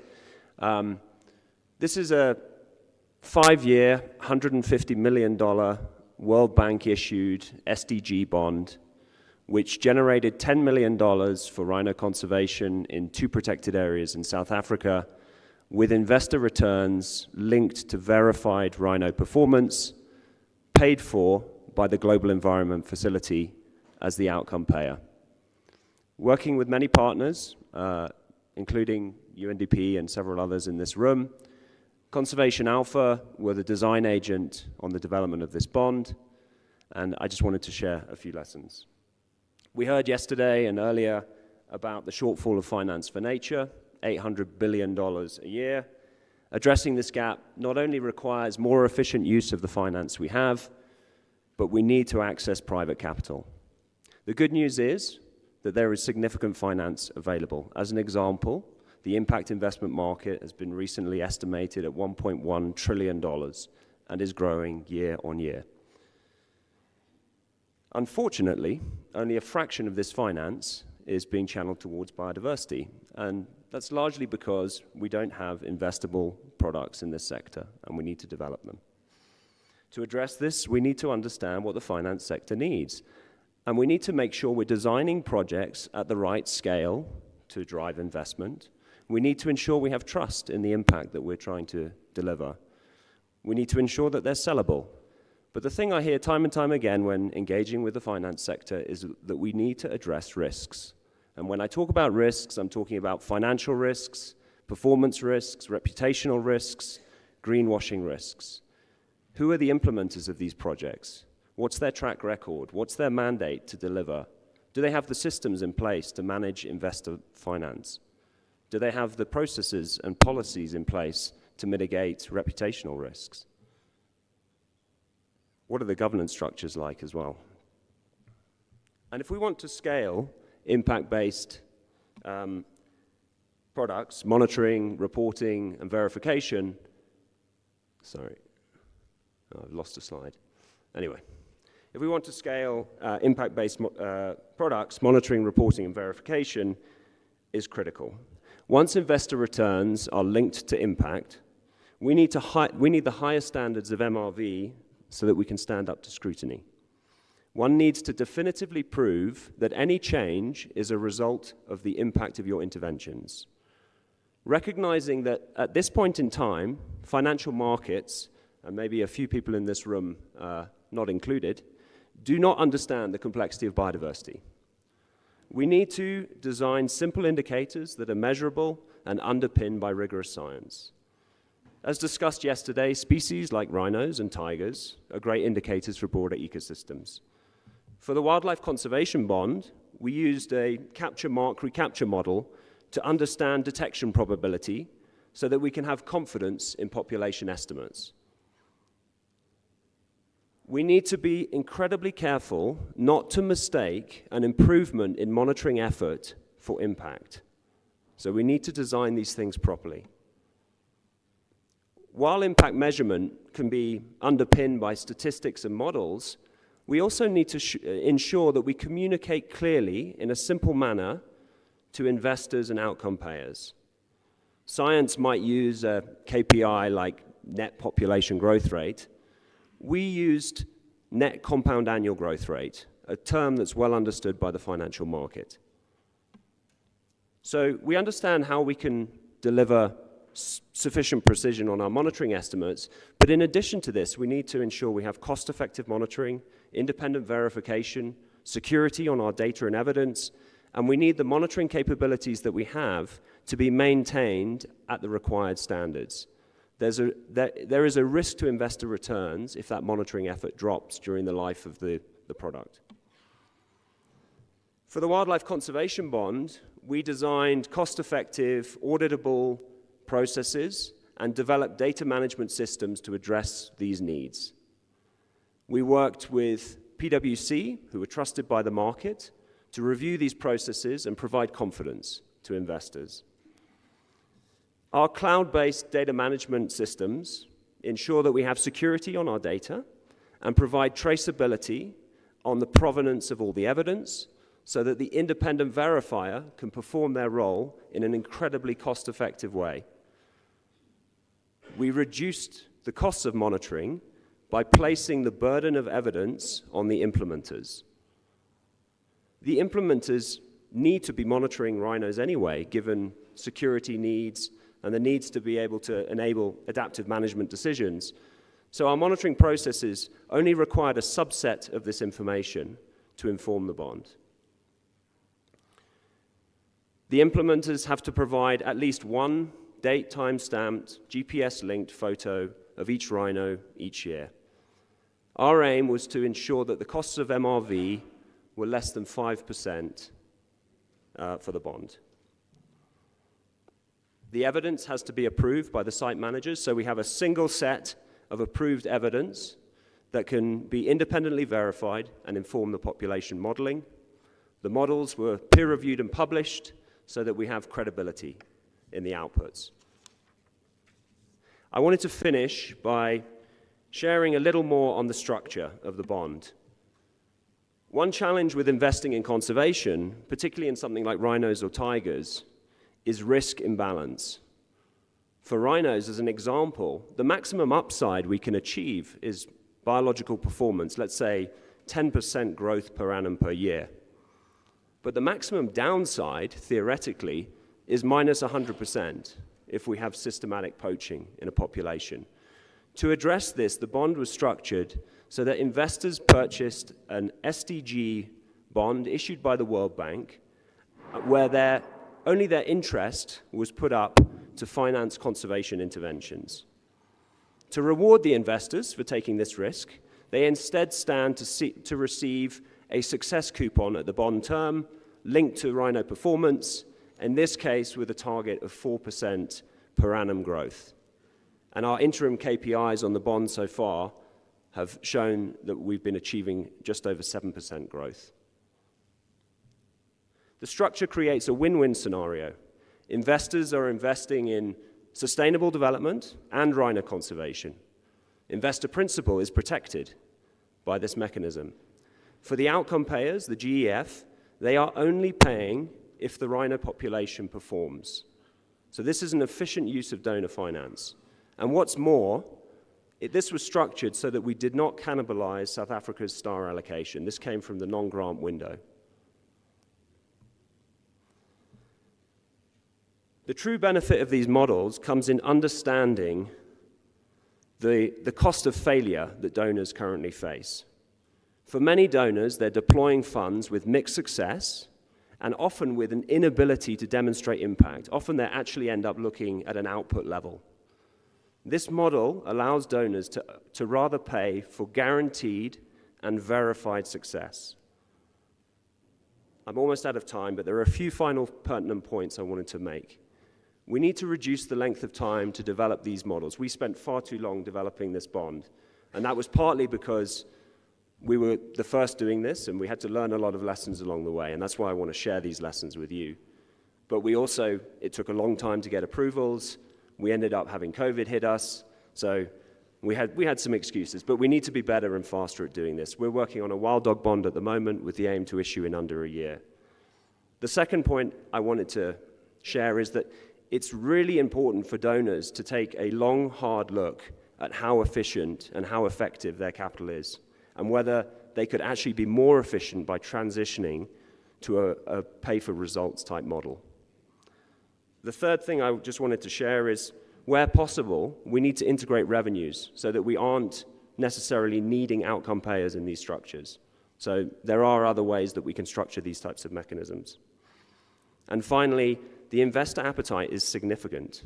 The Wildlife Conservation Bond was oversubscribed and sold in about 3 weeks. I'm very happy to discuss any of this further with any of you.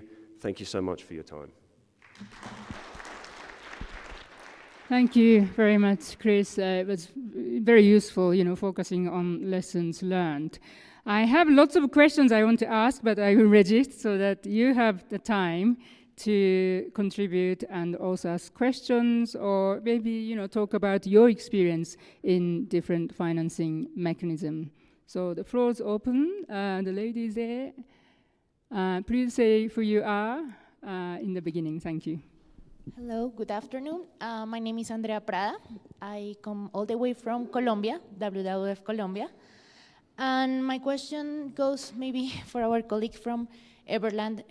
In my country, carbon credits are not very well seen, and not only by conservationists, but also investors. So I wanted to ask you, how can we increase this confidence by investors, by conservationists in these credits, and how can this work for other models? Thank you. Okay, thank you for that. I have two answers. So first, the first thing is, what people have to realize that we're in the voluntary carbon market, which means companies are making these purchases on their own volition. They don't get anything for it. It hits their bottom line. It's an expense. They're just trying to do something good. And what any buyer does when you're buying a car, or you're buying something, you look at it and you understand what it is. And there's all types of projects out there. There's thousands of projects out there. So a buyer, and the buyers that support the projects that we work for, have sustainability departments, science people, and they look deeply into the projects. They want to know that the money's going to where it's supposed to be going. They want to know that there's a distribution model that matches the theory of change, which is the vision that the community has spoken during the 𝐓𝐡𝐞 process for its own future. And serious buyers pay attention to these things, and there's a lot of noise that's out there that's misinformed. So that market is still there. So that's good. But confidence has been shaken because critics, in most cases, wrongfully, have tried to undermine the credibility of these projects. One of the things that we've done with Wildlife Works and Forest Trends is to fund a coalition to create a new standard for the voluntary carbon market, which is called Equitable Earth.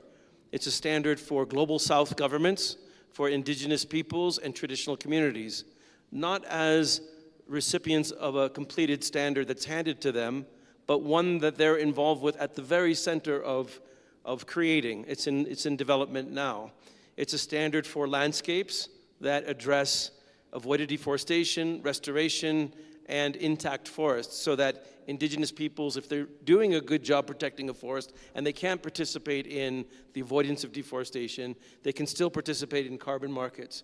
It's for projects that nest into national programs or are designed to nest into a national program when there is a national program based on robust science for carbon accounting and robust science for impact assessment and reporting. It already has support of governments around the world. It has support from the development community and also from major buyers. That's what we're doing about it. And what I would say the overarching number one thing is radical transparency, and where the majority of proceeds go in country and flow to forest conservation, wildlife protection, and sustainable community development, and that it's completely transparent. Thank you for the question. Thank you very much, Gerald. I agree that transparency, integrity, those are really the key words in this discussion for any carbon or biodiversity credit. Any other contributions? Hi, hello. My name is Maryam Shakirova. I'm from the World Bank based in Nepal. I just want to challenge a bit our panelists, but also share a bit of the experiences that we have in South Asia region, in Nepal in particular. As you know, Nepal has a lot of different forest-related engagements in protected areas, and it's done very well in actually managing and tripling its tiger population, but also increasing the forest cover from 25 to 45%, which is the only country that has done it in the last 20 years. Before Nepal, it was Costa Rica. But set aside, I just want to emphasize, while this is all very innovative and important, I want to all us to remember that the missing middle, the core investments in protected areas, in managing national parks, there's so much needed. Biodiversity bonds or carbon financing, it's all great, but it's a cherry on the top to recognize the country for all the great work that is done to reduce deforestation and forest degradation or tripling its population for tigers or any other species. So while of course this is all innovative, I think what we need to remember is when we come in with different types of events, and we are testing right now, all of us are testing globally, we need to recognize that substantial public investment needs to be done to get the country ready to be able to benefit all this amazing financial instruments and utilize it in the best manner. I don't know if you have anything else to share or add on top of it, or maybe you want to contradict what I said, but that's something to challenge, but also we can discuss that further. Thank you. Thank you very much. I think we earlier talked about absorptive capacity of countries or communities as well, and importance of protected area management.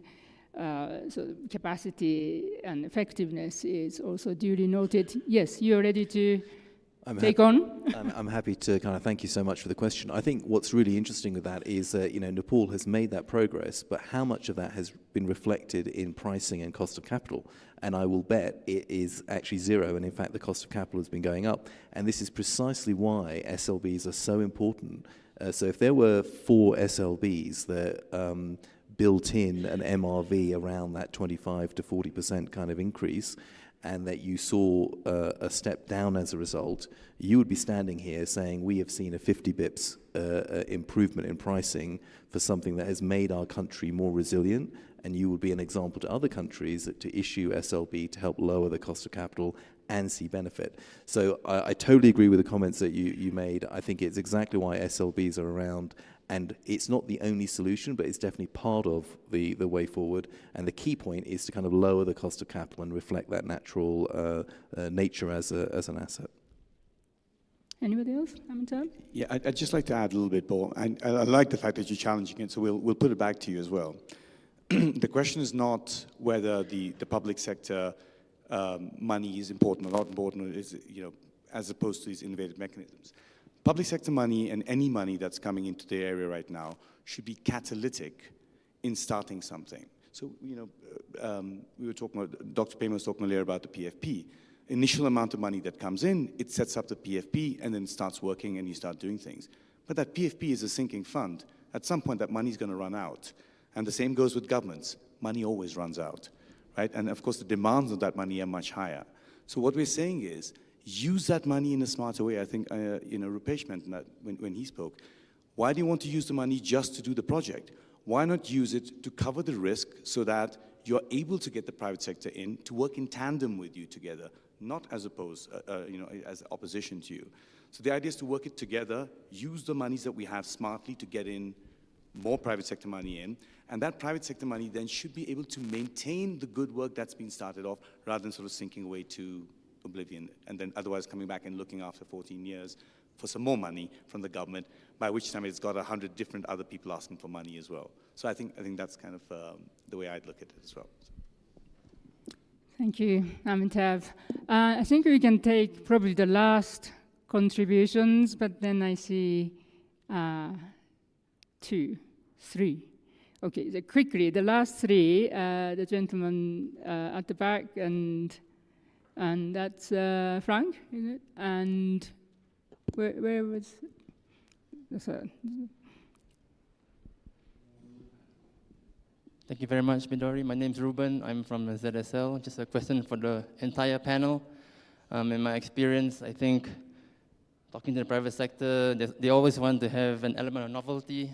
Everybody wants to be the first to be issuing a bond, the first to auction carbon credits in a carbon exchange, the first to be an issuer. So there's this element of exclusivity which is hampering scalability, right? So our goal is to scale up funding across Tiger Range states. So how do we overcome this need for exclusivity among the private sector? Because how do we make it more inclusive so that there'll be more beneficiaries and less competition? Thanks. Thank you. I suggest we take 2 more final comment questions before turning to the panelists. Frank from EU.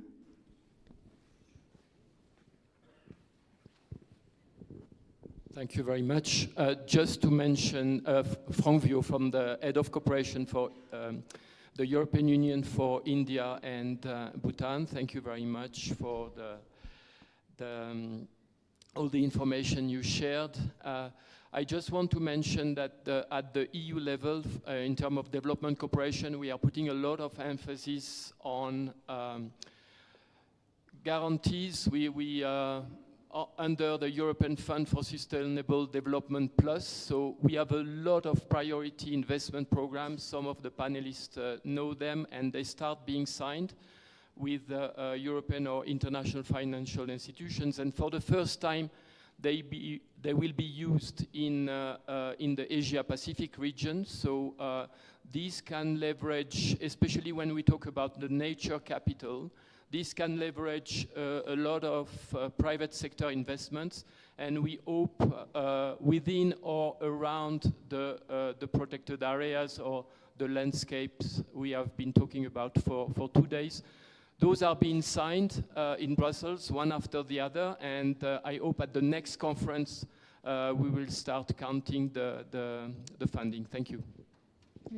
Thank you very much. Yeah, I think there's lots of potential for connecting with EU Gateway, priority investment, and tiger conservation. Walid from WWF. Malaysia. Thank you, Midori-san. Wahid from WWF Malaysia. I just wanted to be clear in terms of the difference between the funds to be raised from the carbon credit, 100% of which will go as principal, so to speak, that can be used for financing all the tiger landscapes, as opposed to the sustainability-linked bonds, where only the interest income that you can use for all those purposes. So I think there's two huge differences. The $1 billion that we're talking about raising, are we talking about the principal or the interest income? So I think we needed clarity on that. For Gerald, I think it's great that you have raised $500 million over the past 1 year. I wonder whether that is still doable for the next 1 year. And just to be clear, also in terms of the impact on Article 6 for the carbon credits that being used, would they impact the host countries' NDC, nationally determined contributions under Article 6? Thank you. Thank you very much for the questions. I was told 2 minutes for this session left, but if you permit us, we ask just panelists to answer any of the questions and wrap up. So a few more minutes, please. Yeah, I just wanted to respond to the question about whether you're using the principal or the interest. So in the case of the wildlife conservation bond, we're using the interest for investing into conservation interventions linked to rhino performance, so generated about $10 million. But the principal is being used on sustainable development. And there's no reason why you couldn't use them in harmony in the same landscape. So you could be investing into development in the landscape that is sustainable and that is driving nature-positive solutions in the landscape, and you could use the interest principle to be investing into tiger-specific interventions, etc. So there are ways to do this. I think just quickly to the question at the back around exclusivity and how do we scale these things. That's exactly why I've come here today, to come and share some lessons so that we can try to scale these things, because we need to. Myself and everyone who's sitting here, we can't do this alone. We need to work as a group, and we need $800 billion a year. So we have to scale solutions. We're working as part of a program at the moment to try and develop 10 more bonds. So there is scale coming, but it takes time. I'll just add very briefly if I can. So to the first point, I think you're absolutely right in terms of kind of collaboration, but also the private sector works in a certain kind of way where there's a competitive element that's built in there. And so the message I always give to folk is don't spend 3 years or 5 years working on your first transaction and then start the next transaction. The whole plan should be to have your first deal away, but have 3 or 4 transactions already under development so that the private sector and other stakeholders can see that this is actually not a single transaction, it's actually a flow of deals. And then the reallocation of private sector resources to be able to respond to that is quite meaningful.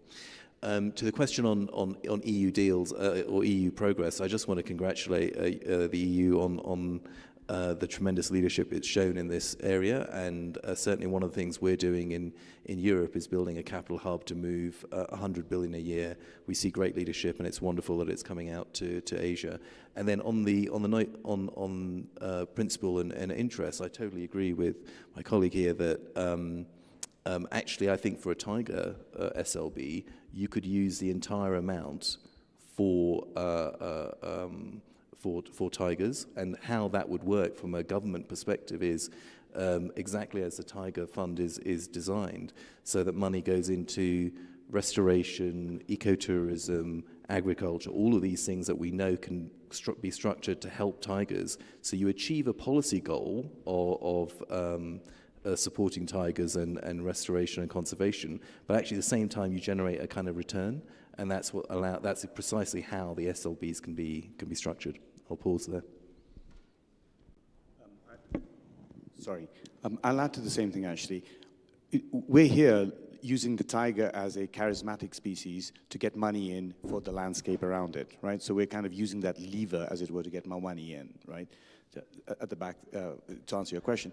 Similarly, this competitiveness that people have, oh, we want to be the first ones to do a SSLB linked to a tiger in a landscape which is totally hidden away, as an example, is very useful. So we should lever that to get the money in, to actually show the proof of concept that it works. That's one. The second is, it is also important to do that in order to find the actual kinks in the armor. Because we're never going to get 100% on day one, as Rupesh was saying as well. So let's do a transaction, see where the problems lie, and then fix it. Right? And the example is the World Bank, the health bond with the COVID bond now, as being called. It was never perfect, but learning from that, we can make the next generation of things which will actually work very well. As part of that, we're going to need de-risking credit enhancement instruments, which the EU, if it's going to bring those out, is going to be essential. These are new markets. We're all learning in it. So if we don't de-risk, even if we do the best, the investors are still going to say, we're not sure. So the de-risking is super important. For your question as well, the third point, the SSLBs or any other kind of a bond instrument has to be linked with the revenues. This is upfront money, and credits are downstream, typically ex post, kind of revenue streams. So we get the money in here, we use the money for the interventions and to scale up, and then we get the credits after those come and show performance and use that to pay back the bond. So they have to work in conjunction with each other as opposed to sort of, again, opposing each other. So. Thank you. So to the question about Article 6, the Equitable Earth Standard will be aligned with Article 6 and other carbon market integrity standards. So that's the answer there. And then I would say the last message I have is that there's a daunting problem we all know with climate and biodiversity, and there's solutions here presented today. There's many solutions, and there isn't like one that's better than the other. It's an all hands on deck situation, and so. I guess my message would be we should all work together in cooperation and be supportive of each other's ideas because we're all on the same journey trying to do something about the climate and biodiversity. Maybe I can just talk on maybe the engagement with the private sectors. Like Bhutan for Life, as I didn't get much time to explain on the financial model. So if you look at that financial model, the gap, it needs to be actually filled by the royal government of Bhutan over the period of time once the BFL time phased out. So this is where the sustainable financing scheme need to become in. So the total fund for the BFL is a grant. So we need to make an enabling environment for the private investors to come in while we do the feasibility studies to create an enabling environment and a data that the investors will be, take interest to invest. So there's an opportunity for the private investors once the BFL phased out. So we are in the process of actually conducting the feasibility assessment for the sustainability of park management once the BFL funds. But it's a sinking fund which is like, it need to reach to zero. So on the 14th year of the BFL. So I see a lot of the opportunities for the private investors to look into because we'll be coming up with the data and the information that will make an enabling environment. So we are on the process of doing this feasibility. Thank you. Great. Thank you, Dr. Pema. Thank you, colleagues. And yeah, I think it was a very fascinating session. Lots to chew. And especially for those who are not the finance specialists like myself. But now you know who to turn to, which website to look at. And as we all said, it is really, what we are talking about is we need a mixed approach, right? Mix of different financing mechanisms. And we all know that we need to definitely engender much bigger private finance for tiger and for conservation as a whole as well. So let's close with a round of applause for the panelists and for all of us. Thank you so much for staying longer than planned. And have a good lunch. Thank you to Midori and the presenters. So before we break for lunch, I would like to share a few quick things. So the Tiger Art auction will close at 3 p.m. A few of our friends were worried about the painting size, so we'll take care of that if you're really interested in buying the paintings. And then secondly, please visit the 𝐶 Mindfulness City exhibition to learn more about the project. And there is another door from the north side. If you want to take some beautiful pictures, then there is a viewpoint located up there. And the lunch will be served at the same place as yesterday for the attendees, and for the organizers and the logistics teams, the lunch will be served at the stadium. So since we are running behind time, I will request you to be back by 2:10. So yes, please enjoy your lunch.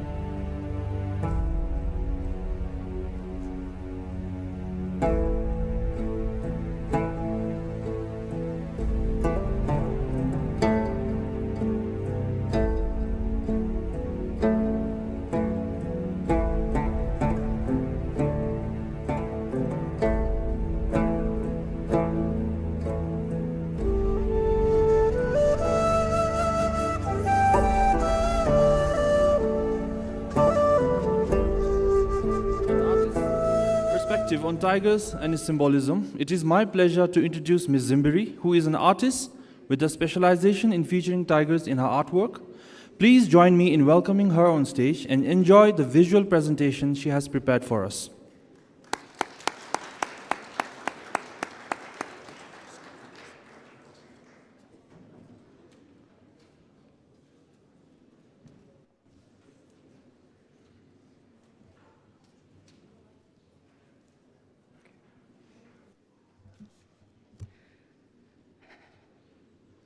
Distinguished dignitaries and esteemed members of the audience, good afternoon. My name is Zimbiri, I am an artist, and for the last few years, the subject of my obsession has been tigers. A creature that not only captivates with its beauty, but also inspires with its resilience. It brings me immense joy that Bhutan is hosting the SFTL conference, gathering dedicated organizations and passionate individuals who are coming together to work towards the preservation of tigers and their habitats. Today, I am honored to share with you the narrative behind my artistic journey, a journey intertwined with personal revelations, deep introspection, and the enduring influence of one of nature's most majestic creatures. My first introduction to painting tigers was through my exhibition, Found Icons. It was inspired by the concept of found objects. Now, a found object, or found art, is art created from undisguised, but often modified, items or products that are not normally considered materials from which art is made, often because they already have a non-art function.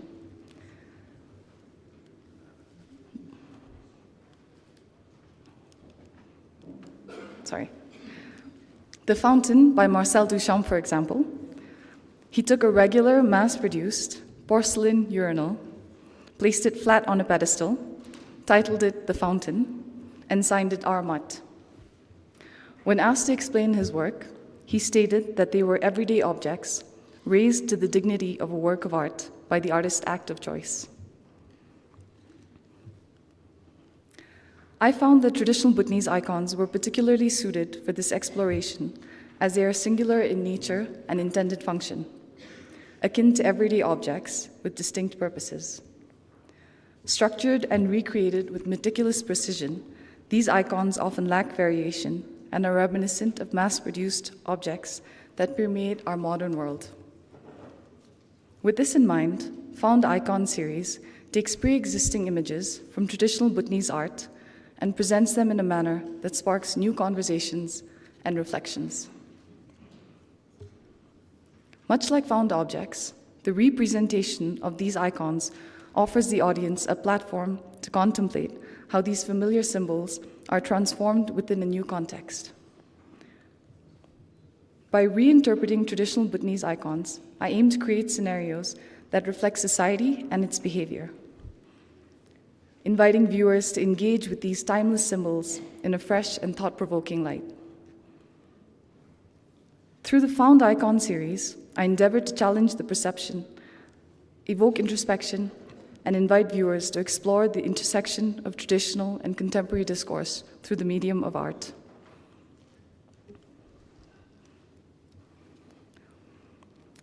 I'm sure you've noticed that I haven't explicitly mentioned tigers while discussing this series. And that's because they weren't the primary focus. They were merely one of the icons I utilized in reshaping narratives. It was only upon reflection that I realized how prominently tigers featured in my work, marking the inception of my fascination with these majestic creatures.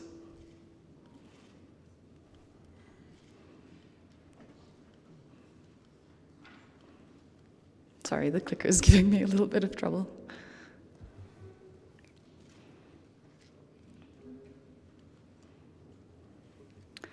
So as I delved deeper into my artistic journey, I found myself drawn to the presence of tigers, although unconsciously at first.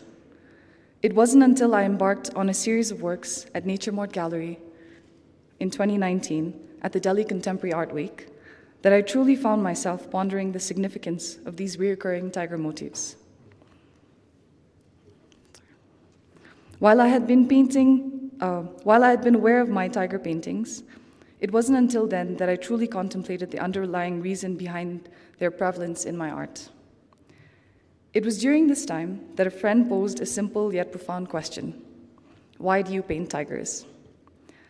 This seemingly innocuous inquiry prompted a period of introspection, leading me to confront the deeper motivations behind my artistic expression. I realized that tigers, while initially serving as mere subjects in my work, held a far more profound meaning to me than I had previously acknowledged. They were not just beautiful animals my mind conjured up when trying to tell my stories. They represented something deeper, something more intrinsic to my being. It was as if my subconscious, my soul, my higher mind, whatever you wish to call it, was urging me to channel their essence. In this introspective journey, I uncovered a deeper connection to the tigers, a subconscious desire to channel the tiger, not in their ferocity or strength, but in their profound self of self-assuredness and independence. Like a cat basking in adoration, these majestic beasts epitomize self-love and acceptance, qualities that captivated me and I found myself yearning to embody. And it was then that the symbolism of tigers took a newfound significance for me.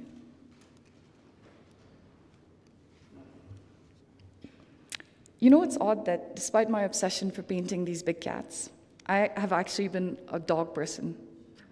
And for most of my life, have tried to emulate the qualities they are well loved for: their loyalty, their friendliness, their selfless nature, and their capacity for loving unconditionally. It is only since my love affair with the tigers began that I started to not just admire, but try and emulate the independent, confident, and self-loving nature of the cat. It was through my encounter with the tiger, both on canvas and within myself, that I began to understand the importance of nurturing my own sense of self-love. And so with the realization of what the tiger means to me, I started to tell stories, ask questions, illustrate my thoughts and realizations, all in the language of tigers. I bent, stretched, abstracted, twisted and turned these beautiful animals, all with the hopes to convey my inner workings. So let me share my inspiration behind one of my pieces. This image is of my painting titled Box 1.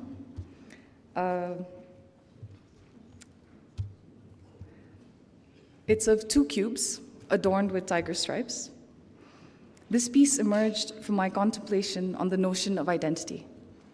What defines us as individuals? What is it that makes us who we are?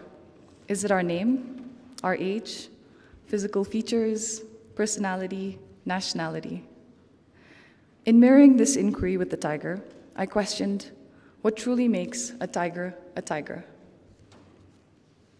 Interestingly, tigers are identified by their unique stripe patterns, a fact that beautifully complemented the symbolism of my artwork. Through this piece and others like it, I sought to encapsulate the essence of the tigers and their significance in shaping our understanding of identity. In 2022, I was presented with a remarkable opportunity by WWF to contribute to the Tiger Trail campaign, an initiative that celebrated the Year of the Tiger by showcasing life-size tiger art sculptures across iconic Singaporean landmarks. The goal of the campaign was to bring awareness to tiger conservation and all its supporting pillars. The sculptures were auctioned off, with all proceeds going to this noble cause. 33 artists from all over the world were presented with white tigers and given free rein to paint it as they chose. Now, you'd think I'd come up with some mind-blowingly creative idea for my tiger sculptures, and while I was initially filled with excitement and a flurry of creative ideas, I ultimately decided to honor the tiger in its most authentic form.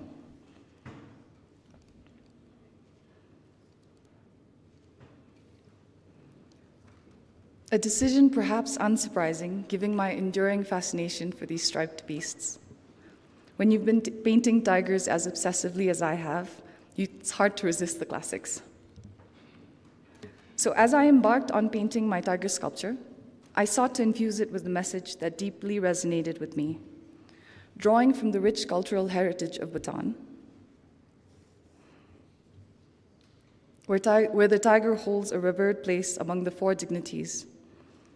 I coined the term pre-mythical to encapsulate the essence of my piece. From the four dignities, the snow lion, the Garuda, the dragon, and the tiger, only one still exists. The identity of the tiger to me is strongly tied to the bold black stripes. And with the stripes delicately peeling away from the tiger, I aim to convey a sense of hope tinged with caution. A reminder that while challenges loom large, we are not yet beyond redemption. So following the Tiger Trail, I ventured into a new series of works represented by Tansbao Gallery in Taiwan titled Tall Tales, which served as a playful exploration on the word tail. In these paintings, I depicted tigers with unusually elongated tails, arranged in ways that's just our own tales, the stories we tell ourselves, are either drowning us, providing comfort, or enabling us to rise above. Through this series, I sought to delve into the narratives we construct for ourselves and the way in which they shape our perception of reality. By portraying the tiger, a symbol of strength and resilience, in this whimsical yet thought-provoking way, I aim to encourage viewers to reflect on the power of storytelling and its impact on our lives. Each painting in the Tall Tale series invites viewers to contemplate the intricate dance between our personal narratives and our sense of self-awareness, urging us to question our tales and whether they are weighing us down or lifting us up towards greater understanding and liberation. I'll take a brief pause from speaking and let some of the paintings share their own stories.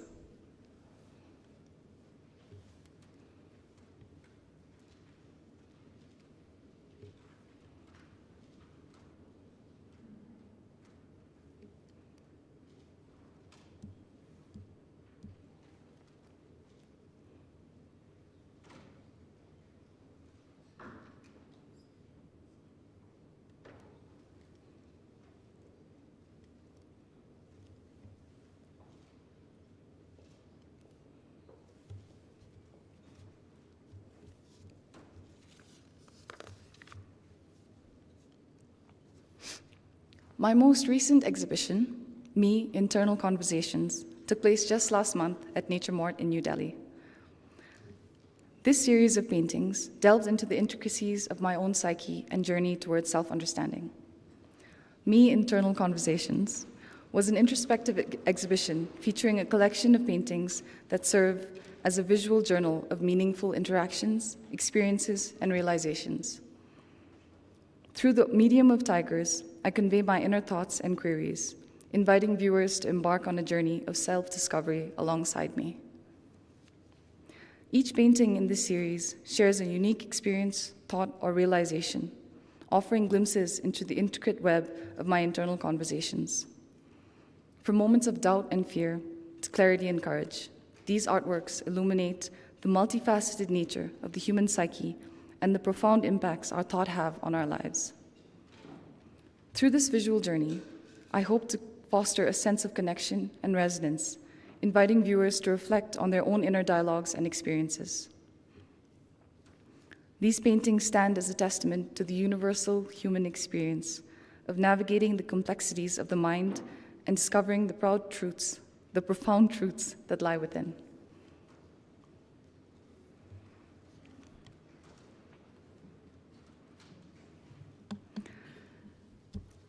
My journey with tigers has been deeply personal and profoundly meaningful.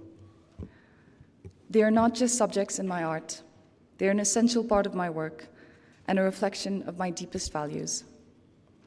Tigers embody confidence, self-love, and resilience, qualities that have inspired me and shaped my artistic expression in profound ways. As we stand here today, united in our commitment to tiger conservation, I am filled with gratitude for each and every one of you. Your dedication and passion is a beacon of hope for these majestic creatures and for the future of our planet. It is through our collective action that we can make a real difference, ensuring that tigers continue to roam free and wild for generations to come. I extend my heartfelt thanks to each of you for your support and for being a part of this important cause. Together, we can protect these iconic animals and the habitats that they depend on. Let us continue to stand together, inspired by the spirit of the tiger, and work towards a future where nature can thrive. May the beauty and grace of these magnificent animals that have inspired me endlessly continue to ignite the flames of wonder and conservation in the hearts of generations to come. Thank you, and tashtale.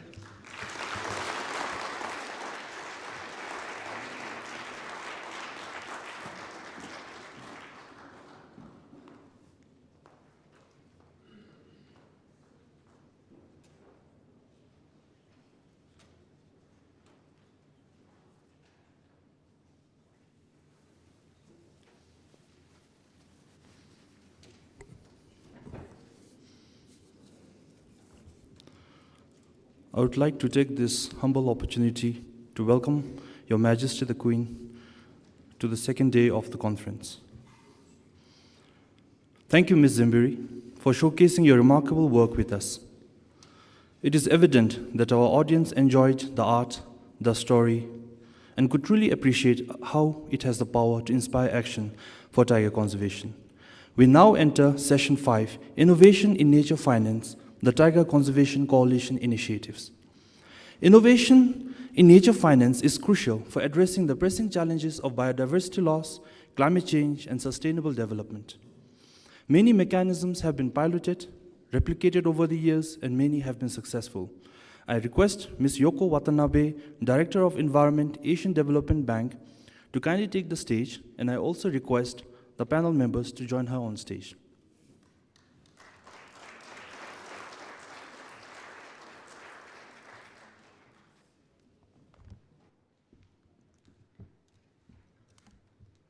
Your Majesty the Queen, His Royal Highness, Excellencies, ladies and gentlemen, and esteemed guests, it is really an honor to be here today in this auspicious opportunity and having this afternoon session, which is a key on this conference, talking about the new financial mechanism and instruments that we could employ and further and scale up the initiative on tiger conservation.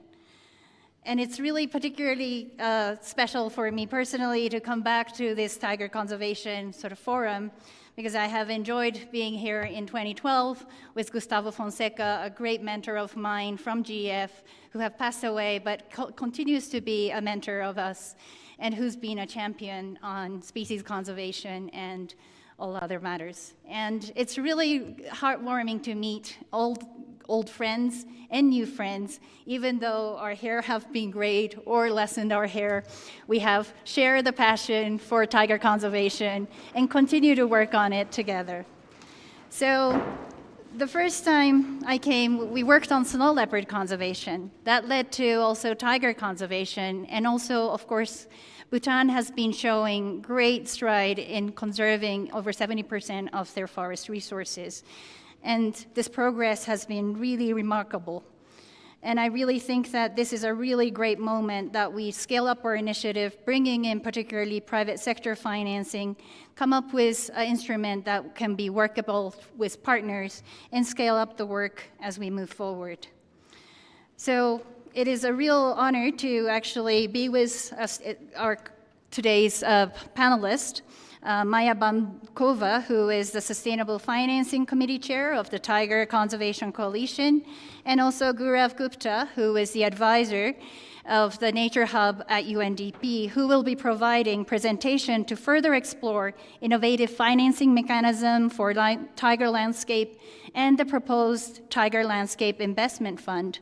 And before we do that, I thought I will just share a little moment and also share a little commitment from our side at ADB, so that I'm from the Asian Development Bank, who has been engaged in conservation initiative and nature-based solutions around the region. And we hope that we can continue to work on this and expand this as we have discussing today and this week.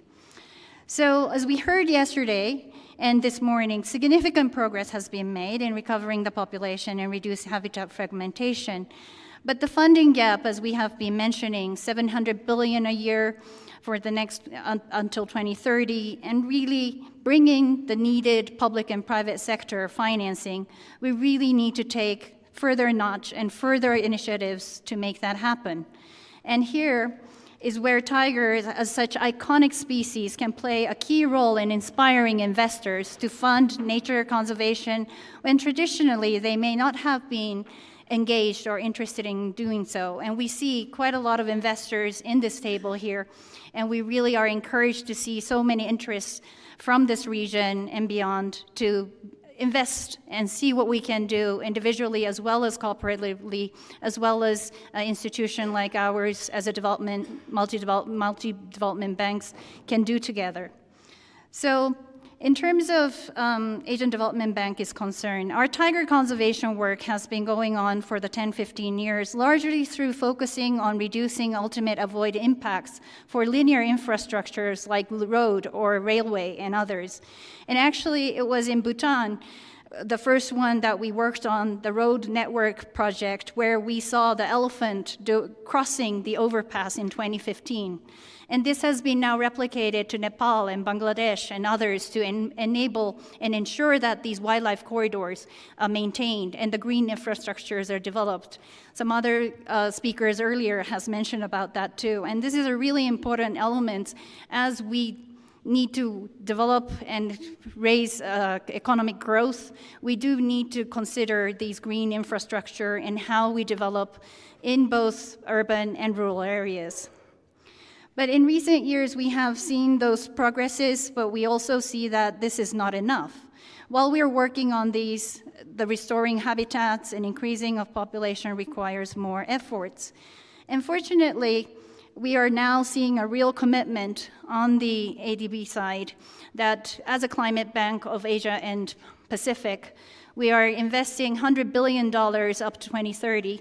And that solution comes from nature as well. And I am actually advocating that about 1/3 or 1/4 of the solution should be coming from nature-based solution rather than just energy, transport, and other matters. And so we are actually eyeing into a potential increased resources.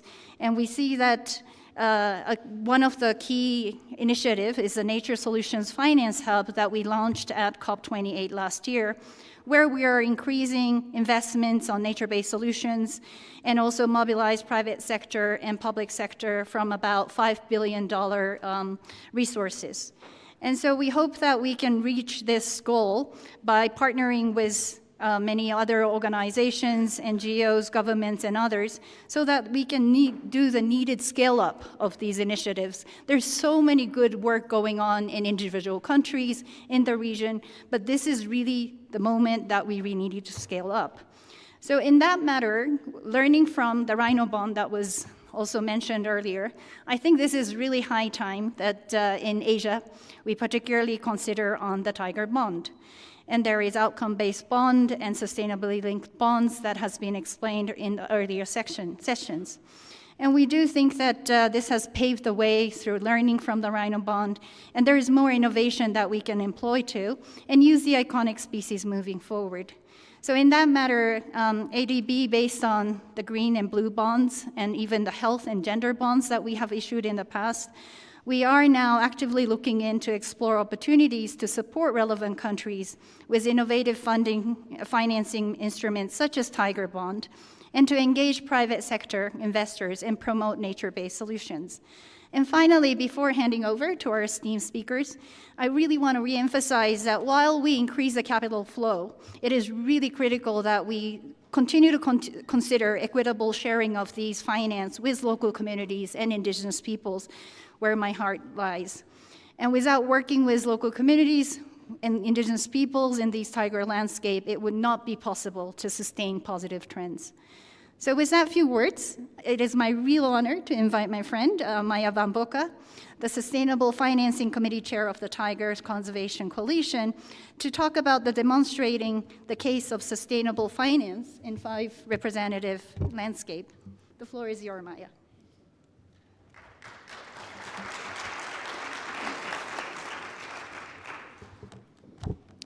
Good afternoon, Your Majesty, Your Excellencies, ladies and gentlemen.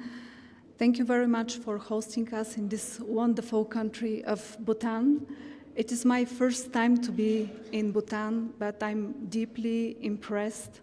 There are not many places in the world where you can see sustained culture, sustained identity, and yet a drive for development, sustainable development.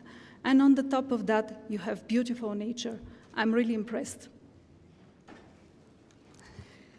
I have the privilege today to give a presentation on behalf of the Conservation Coalition, which actually is to give you insights into some of the works that the coalition has started to do on sustainable financing for tiger landscapes.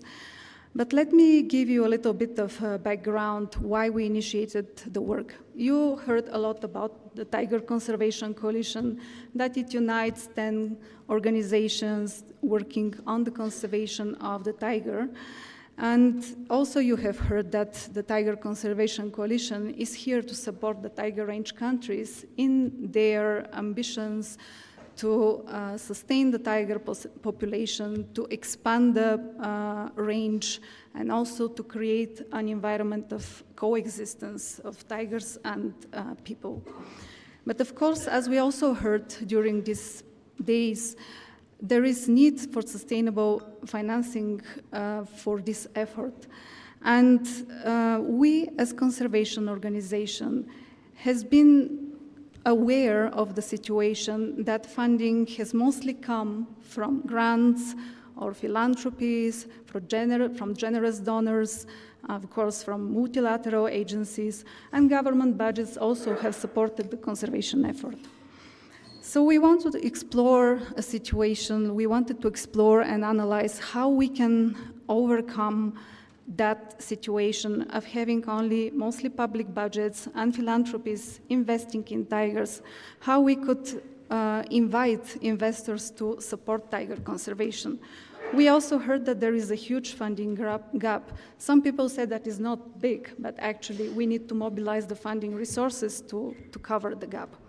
So based on that and with that in mind, we initiated a pilot assessment that covered 4 tiger landscapes, and we wanted to understand better how sustainable financing can work in the context of tiger landscapes, in their specific context, with their specific problems, and what's the process behind it, what's the process, how we can build it, what kind of data we need, who do we need to engage. And so we initiated recently this assessment of the sustainable financing for tiger landscapes. And because we are conservation organizations, we wanted to explore different contexts of the conservation effort. So in that initial work that we are still conducting, we are featuring 4 cases of the conservation effort. So these are human-wildlife conflict and how to use sustainable financing to create coexistence. And we chose landscape in Bhutan to explore that. Also, how sustainable financing can work in the context of transboundary landscapes, such as the one shared by India and Nepal, and how sustainable financing can be targeted or mainstreamed towards improving connectivity, but also resolving human-wildlife conflicts. Another case that we wanted to explore is also the case of the tiger range reduction, for which purpose we decided to focus on a case on a landscape in Kazakhstan, and of course tiger recovery, and in the case that we chose is Malaysia.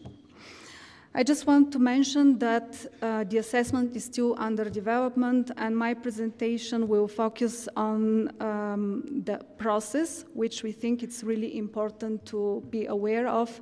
Although this is a pilot, the process that we have undertaken with support from a consultancy called Conservation Capital is really very well structured process of understanding the financial need, and it is demand-driven and really contextual. So I also will present some of the initial highlights that we have. We are still to have consultations with the Tiger Range countries for which we have initiated this assessment. So with that in mind, let me spend a little bit and talk you through the process, which I thought is really very well structured. So the process that was provided by the consultancy that we engaged, Conservation Capital, includes 3 phases.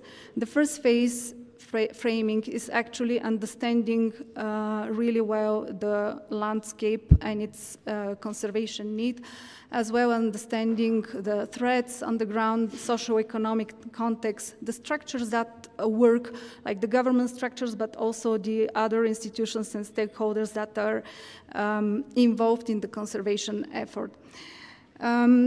With that, we move to the next phase, which is to define different sustainable financing mechanisms that are suitable for a given landscape and the management priorities that are set forth for that priority landscape, and understanding what should be and what are the critical or the essential conditions that should be on the ground to adopt the mechanism or a set of mechanisms, and what are the supporting enablers that would help us implement the sustainable financing mechanism. The last phase of that approach is actually a selection of sustainable financing mechanism or several sustainable financing mechanisms suitable for the landscape, and actually working with the parties to initiate the mechanism.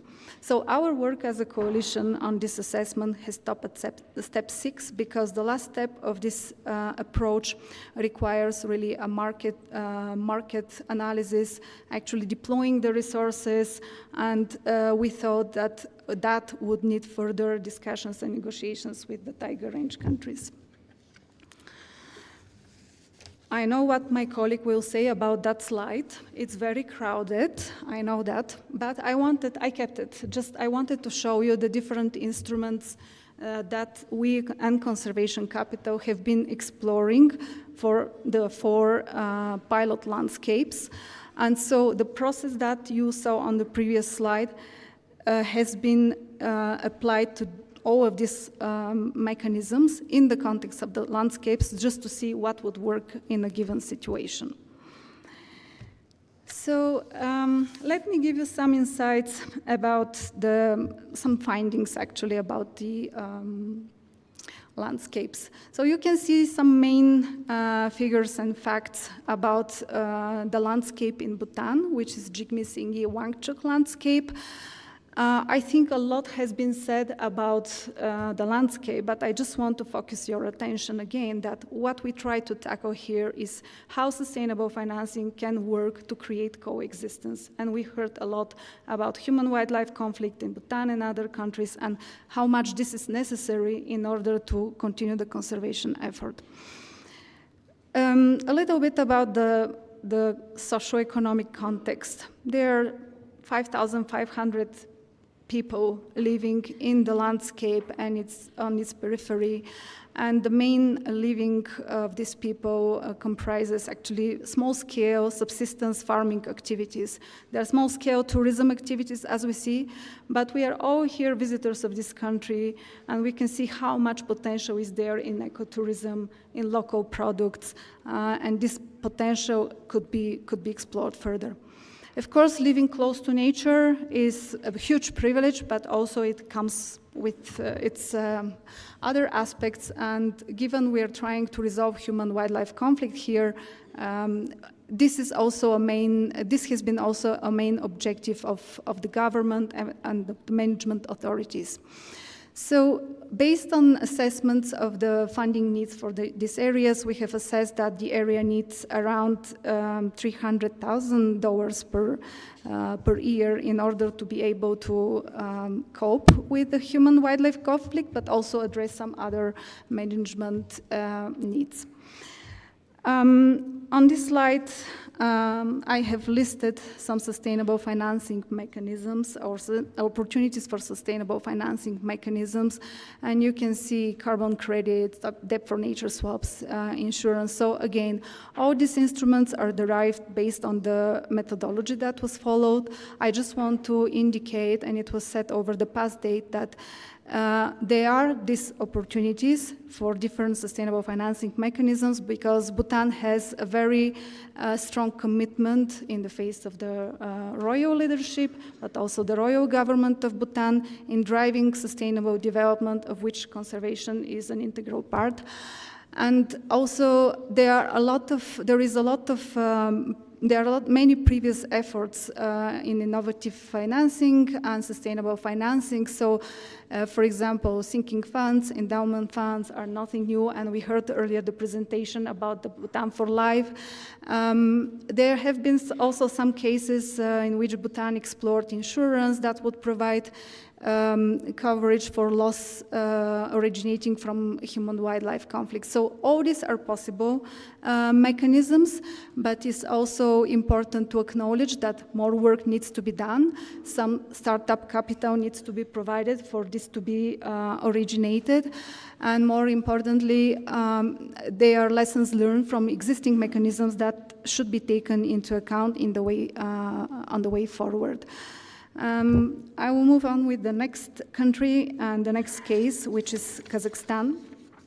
In Kazakhstan, I think Mr. Dusikev from the Kazakh Ministry of Environment and Natural Resources gave a really good presentation yesterday about 𝐒𝐫𝐞 landscape, and this has been assessed as a suitable habitat for the reintroduction of the tiger, and there has been a lot of efforts on the ground by the government, but also by WWF and UNDP on creating and managing the landscape to maintain the suitable condition for the tiger reintroduction, including reintroduction of prey species and their management, but also working with the local communities to improve their farming practices and also engage them in the conservation effort. So in terms of the socio-economic context, there are around 28,000 people living in the area, and again, they make their living mostly from farming activities, livestock breeding, but there are also some larger activities, farming activities such as rice cultivation.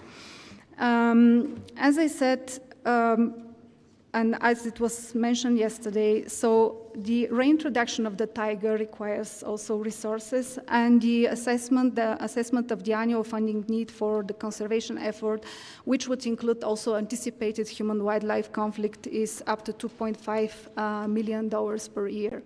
And the local partners that have been working on the ground, like, again, the government and WWF and UNDP, have been really working hard on putting a strategy on how to manage the protected area and how to do the reintroduction effort.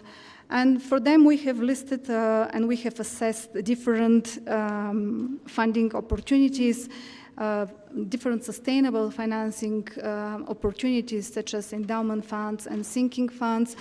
During the analysis, we thought that because Kazakhstan is really doing well, like economically, and because there is a really good, well-developed, oil and gas sector, but also some other extraction industries are well-developed there, it will be easy to establish these funds. Again, what is the most important thing here is to make sure that we have dedicated people to drive the reintroduction of the tiger, to conduct a program over the larger landscape that can involve local people. And I know this effort is happening already, but given the effort is there and the partners are collaborating for so long, it will be really good to have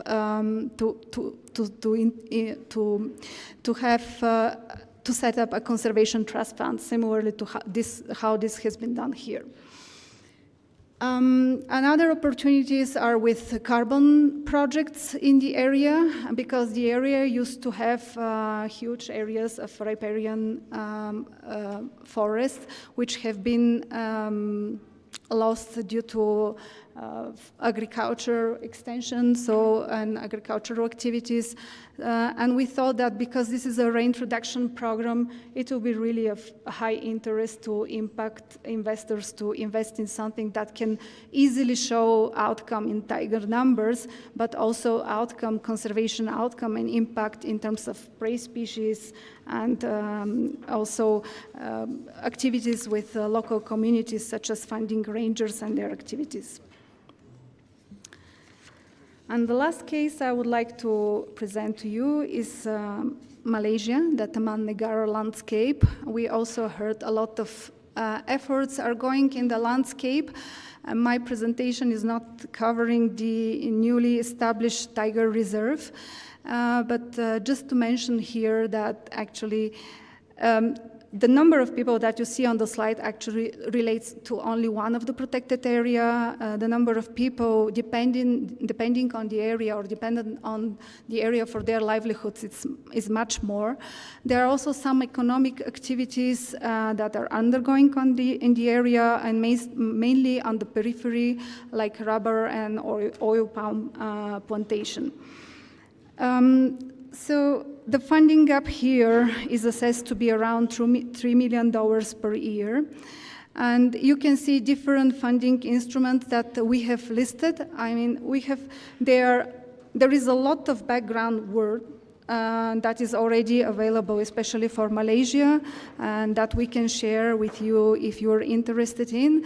But basically, we thought that there are opportunities to work on taxes and even fees, or one case that we have explored and have calculations about is to put the tiger levy on the international tourist visa, because Malaysia has huge tourist flows, and that can build really substantial revenues to support the conservation efforts on the ground. Again, just to remind ourselves, we have decided to feature this case because of the tiger recovery, and because we wanted to see how sustainable financing would work in the case of sustaining populations, recovering populations. So it is important actually when introducing these different schemes, and we know that there are a lot of efforts by the governments and by local partners such as ZSL, also Panthera and WWF, WCS on different conservation aspects. But we think that there is huge potential with all these instruments. They require additional work, and we know that the government of Malaysia is also working on green bonds and finalizing their institutional frameworks, legal frameworks for carbon deals. So there is potential. There are different instruments that we can apply, but of course that needs support, further work, and we further need to conduct consultations with the relevant institutions. I just wanted to say a few words that, as I started in the beginning, and it was said several times, we used to do the conservation effort mostly using grants and philanthropic capital. And we used to use the grants and these funding funds that we received actually to do the conservation work on the ground. Although these funding sources are traditional, they are still very important to continue our effort. But we should be more strategic in the way how we use them in order they could be used to catalyze, and to build capacities for sustainable financing mechanisms that would bring more revenues to us. I was indicated that I have only 2 minutes, and I just this is my last slide. I just wanted to present to you several common challenges and enabling conditions across different nature financing mechanisms, and I think a lot has been said today, and this has to do with limited or no awareness how the degradation of natural capital is actually affecting socioeconomic context locally, but also political context. I know that in many parts of the world there is a lot of work on building that awareness, having more and more impact investors, but I think more should be done, and we as conservationists can also do something on that. We have to train ourselves how we communicate our conservation effort, how we communicate our conservation impact. We have to learn ourselves and gear ourselves with instruments to measure just beyond what we primarily can measure. So we can include ecosystem services, carbon sequestration, the species recovery, not just the cost and revenue associated with this, and to present that to potential investors in order to attract their attention. It's also important to have, and I think previous speakers mentioned that, really well-developed frameworks, how we track the impact, how we want to see the conservation effort, and smart measurements and KPIs. I think in the world of impact investment, that is really important. I know that as a group of conservation organizations, we have that capacity to deliver that. We also have the data, and hey, we are here, we are ready to collaborate with the Tiger Range countries, with the donors in the room, with the banks. Of course, and I'll conclude with that. Okay, I'll stop. I think most of the things have been said before that, but I just want to say something. I think we are all speaking here over these 2 days about sustainable financing and for tiger landscapes. And I think as an economist, we should not lose our focus on the way of looking for these sustainable financing solutions. They're really important, we really need them, but in the end we are devising them because we want to sustain the tigers. I think Valerie Hickey said in her address that we cannot eradicate poverty if we don't sustain the tigers. I would say we are not going to have tiger landscapes without tigers. And with that I will conclude. Thank you very much.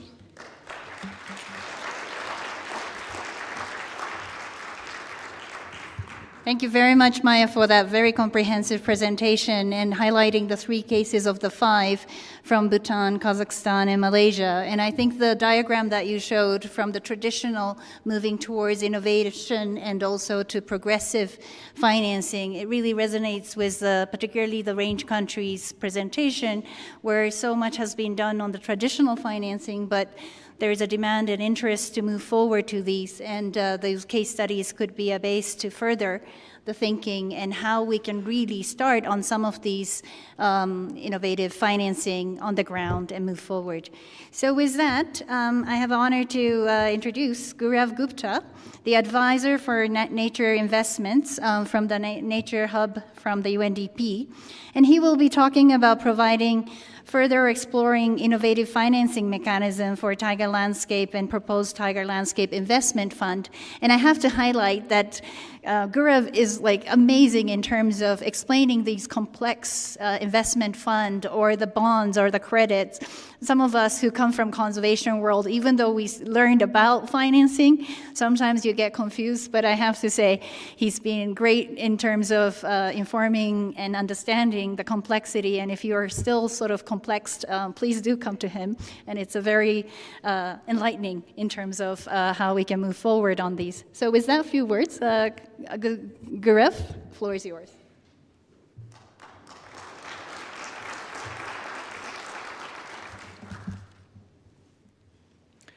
Your Majesty, Excellencies, distinguished guests, and dear friends, it has really been an honor for me to be able to speak here, and thanks, Yoko, for the kind words.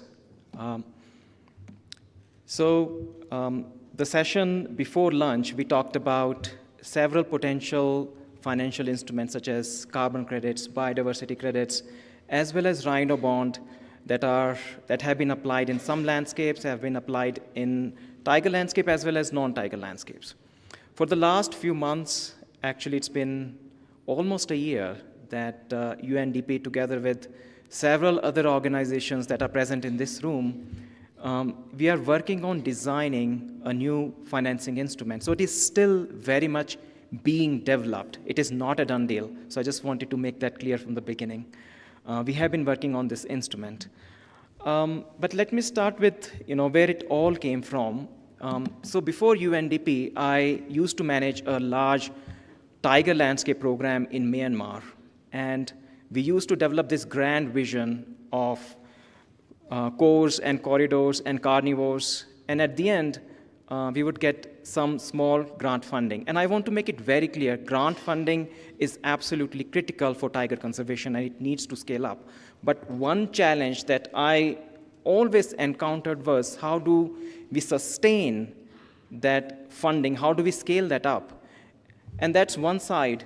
And the other side was that in the same landscapes, there was private investment coming into forestry, into agriculture, which had very limited, in fact, more often than not, it had negative impact on biodiversity. For me, then the question was, how do we bring those two sides together? How do we take the best attributes of both these two sides and really scale financing for conservation? And that is exactly the reason that we started working on the Tiger Landscapes Investment Fund, which is to blend the grant capital and investment capital to finance nature-positive businesses that supports and deliver outcomes for tigers, biodiversity, as well as support livelihoods of the communities, as well as provide financial return to investors to ensure long-term sustainability. So in terms of the financing strategy of the fund is being designed to source private capital from institutional investors in the form of, for example, equity, from private sectors in the form of grant, from, for example, foundations, as well as public capital in the form of, for example, concessional debt. There were some discussions on guarantees, risk insurance, and other form of credit enhancement. In terms of how it's envisioned to support the landscapes, the technical assistance facility would support the local entrepreneurs develop nature-positive ideas and build their capacity to bring those nature-positive ideas to investment-ready stage, and then have the investment fund invest into those nature-positive potential businesses that have proven financial viability. Just let's take a case study. Thousands of communities we know who have worked in the landscapes, thousands of communities live in the buffer zones and corridors of the tiger landscapes. The fund could support in the conservation planning of community forests, in supporting the restoration of these areas that have been heavily degraded, as well as to support local value addition through setting up local processing units for agriculture and non-timber forest products, for example, wild honey, coffee, rubber, and other commodities that are being produced and sourced from the forests. And considering this particular example, it's actually one real example in Myanmar that we worked on. The impact included the restoration of the tiger habitat, as well as improved livelihood of the local communities. And in terms of ensuring the financial viability and scalability, the return, some of the returns came from the value addition at the local level, as well as better access to market, as well as potentially nature credits, although nature credit was not the part of the case study, but we looked at nature credits as a viable source of opportunity, source of funding, financing for making sure that there's financial sustainability.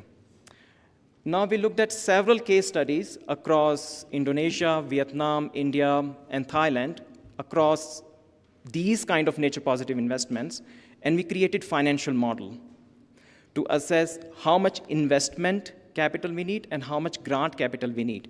And we anticipate investment capital, for example, equity, concessional debt, and grant capital.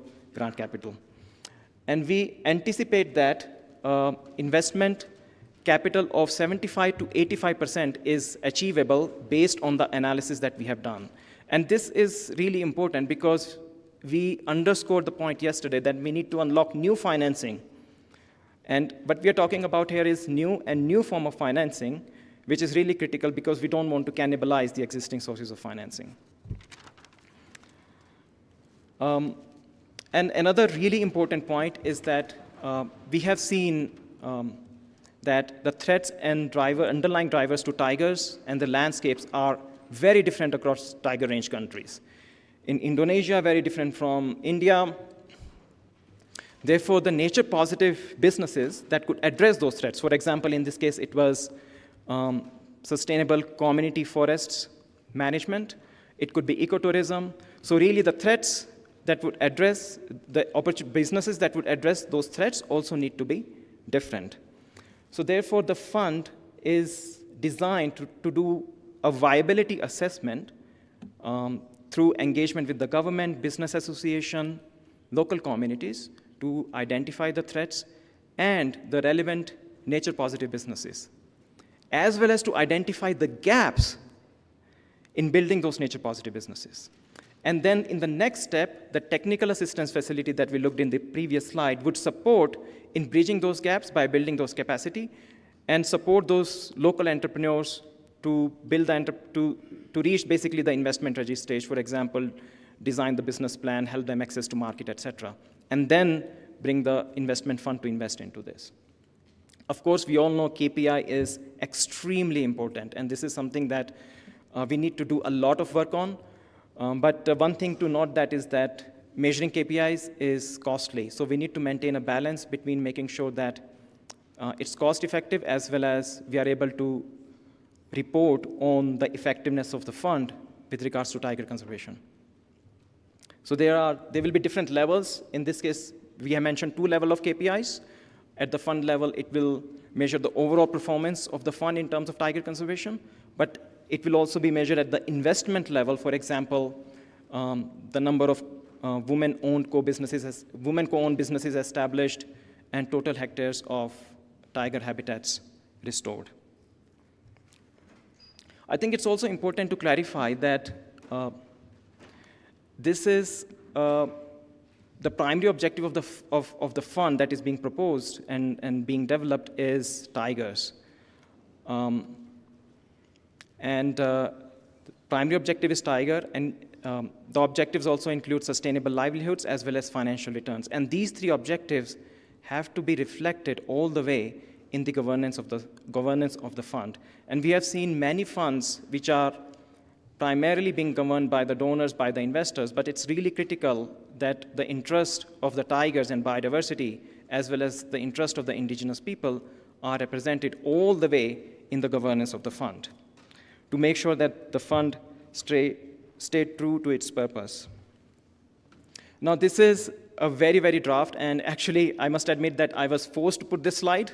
I didn't want to put it, but some of my colleagues told me that I think it's good to give sort of a notion that, what's your ambition? How much capitalization you would like to achieve? And we know, who have worked in finance, that it's very, very difficult to predict how much capitalization you will be able to achieve by when. But this is the target that we are setting for ourselves. Before we go there, go to the next slide, I think one thing is also important. There has been, we have been talking about the fund for several months to different stakeholders, and one of the feedback that was received was that there's several existing funds out there. And to address that, we actually did an assessment. We looked at 300 plus members of Global Impact Investment Network, and we applied certain criteria. First, whether the fund follow a landscape approach, whether they take a bottom-up approach. For example, like I mentioned, that it's not uniform across all the countries. They prioritize the sector based on where the biodiversity threats are. In terms of the ideal size of the fund that we need to support those enterprises. And in Asia, we did not find a single fund that meets all these criteria. There are some in Latin America. In Asia, we did not find a single fund. There are several steps that we need to achieve. The immediate priorities are to fully design the TOR of the fund and hire a fund manager, and to also secure and anchor investors, particularly a development financial institution. And we have a few of them in the room, and we welcome, after this presentation, to have further discussion. We would love to talk. After that, we of course need to do country consultations to identify the most appropriate sectors in relevant countries, develop an initial pipeline of projects, and then launch the fund. It's also important to clarify what the fund is not. So it is not a grant instrument to finance tiger conservation. And again, grant fund is absolutely critical. For example, we need to remove snares from the forests, for example, in Malaysia.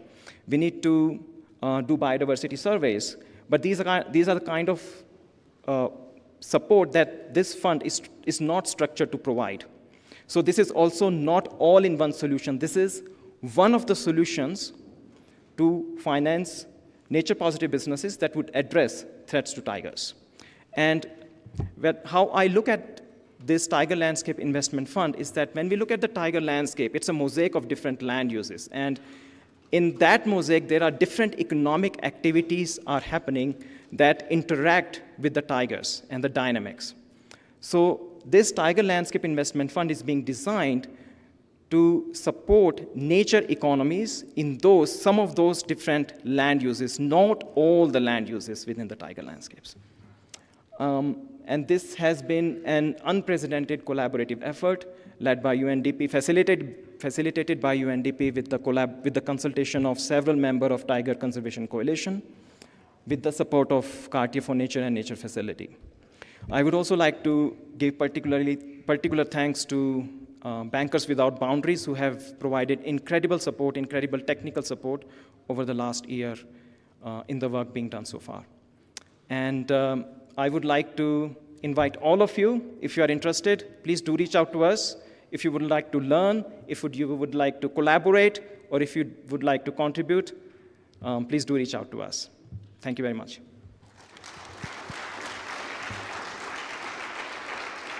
Well, thank you very much, Gaurav, for presenting this innovative and also exciting fund, the Tiger Investment Fund, to the audience. And I also want to clarify that the bond idea, that Tiger bond idea, complements well and also working together so we can really enhance and scale up the funding towards tiger conservation and landscape conservation and related private sector investments towards that. So with that presentation, we'd like to open up for a few questions. I know the time is a little limited, but we can at least take 2-3 questions, comments, and the panelists to be able to comment back or to answer. The hands up there in the back.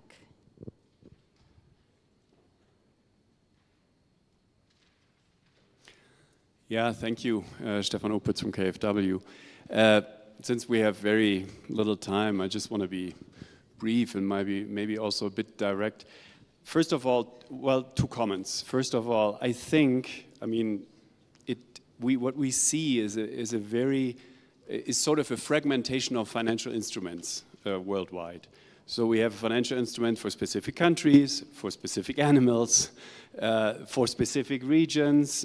Each one tries to set itself apart from the others, but it is a fragmentation. And really, what I think, should thrive for is to integrate things, right? There is a lot of transaction cost for each and every instrument, and it gets a bit complicated for possible donors. First comment. Second comment. I mean, I've been in this business for so long, and in the meantime, I'm getting a bit tired on these, buzzwords like innovative financing instrument, blended finance. It's like in all these conferences. And I mean, really, I think, right, one has to be very clear. There are, in principle, 4 different things that you can do as a country. And you could play around with them. That's what you can call blended. But that's what it is. First thing, you can try as a country to get some more tax, to get some user fees, whatever, to use your own resources as a country to pay for biodiversity protection. First thing. Secondly, you can ask donors in philanthropy and whoever, wants to do something good in this world to give some grant money. Second thing. Thirdly, you can take up a loan or you can issue a bond as a country. But then you have to pay that back. And these biodiversity protection projects are by itself not creditworthy. At least 90% of them. Very few are. So as a country, and that's what happens. You can take up a loan, but you channel it onward to your agency as a grant. So if I would be a country, I would probably rather take up a loan to buy a hydropower plant, because then you have returns.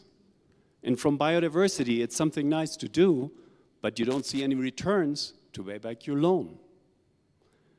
So that is a critical issue. And the only, and that's the fourth instrument that we see and that we have heard about today too, is, and that really is something to lead us into the future for finance, is to pay, to have somebody pay for ecosystem services.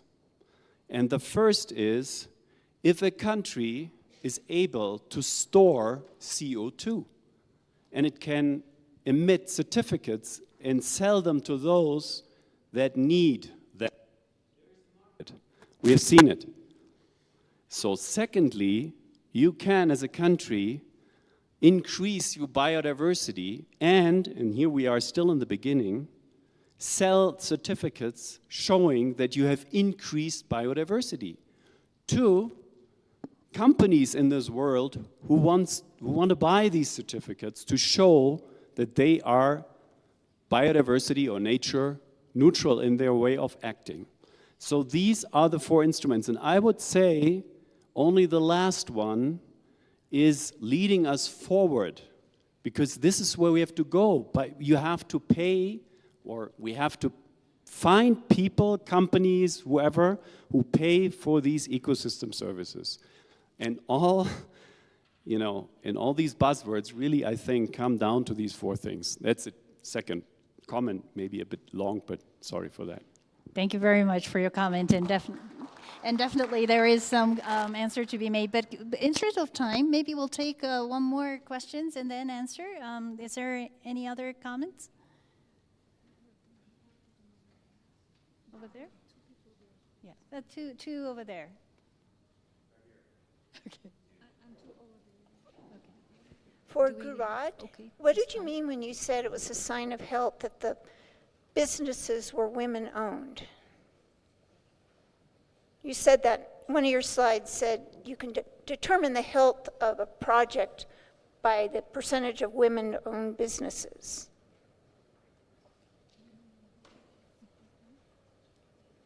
Great, thank you very much. And then the other person over there? Thank you. Thank you very much. I must compliment both the speakers, Maya as well as Gaurav, for the very comprehensive presentation. I have just few suggestions. Now, this is for Maya. You spoke about those four landscapes and involving Nepal, India, Bhutan, and so on. Now, and also a focus was on Malaysia. My suggestion is, if we discussed this virtually earlier also, if this can be linked to the GTRP, that will have more legitimacy, and also to the strap which emanates from the Global Tiger Recovery Program. So, after 1.5 years, more than a year and a half, we had detailed consultations with TRCs, and it's a sovereign issue. We are envisioning a mechanism for sustainable financing. So it should be comfortable to the range countries as well. So since those actions and portfolios have been identified and they are coterminous, whatever you have listed, these are figuring there as well. So my humble suggestion is these may be linked to the GTRP, and in the context of Malaysia and other TRCs of Southeast Asia, may be linked to the strap, STRAP strap. That was one suggestion. Second one was for Gaurav. Now, you spoke about it's a very good presentation, and you spoke about the framework for nature positive investments. In that framework, for that framework, I have a suggestion. If we can list out surrogate indicators of biodiversity. You see, ultimately, your tiger investment is going to result in good biodiversity, and tiger is a visible a surrogate indicator of biodiversity, having two dimensions, large dimensions, bringing gains to people, bringing gains to biodiversity. Apart from tiger, which has an umbrella value, you have other plants and animals as well. So for a landscape level macro approach, you can have a menu of options, and that can figure in the framework. Third one and the last one is we need to see the landscapes all over. I mean, no country is an exception to that. They are changing fast. Now the parcels of land, they are transiting from from rural to urban and from forest to rural. The interfaces are complicated, requiring a lot of handholding and finance to address the interface and address the changes. Now here we need to understand the causal linkages. We spoke about the drivers, so you need to get into the systems thinking a little bit before we present a model, and also a little bit dabble in scenario logics. Because what kind of a scenario it would lead to if not addressed through sustainable financing. These were some of the suggestions. Thank you. Thank you so much. Oh. Yeah. So, okay. Should we take all and then answer? Yes. So, question from the World Bank, Karvik. A microphone?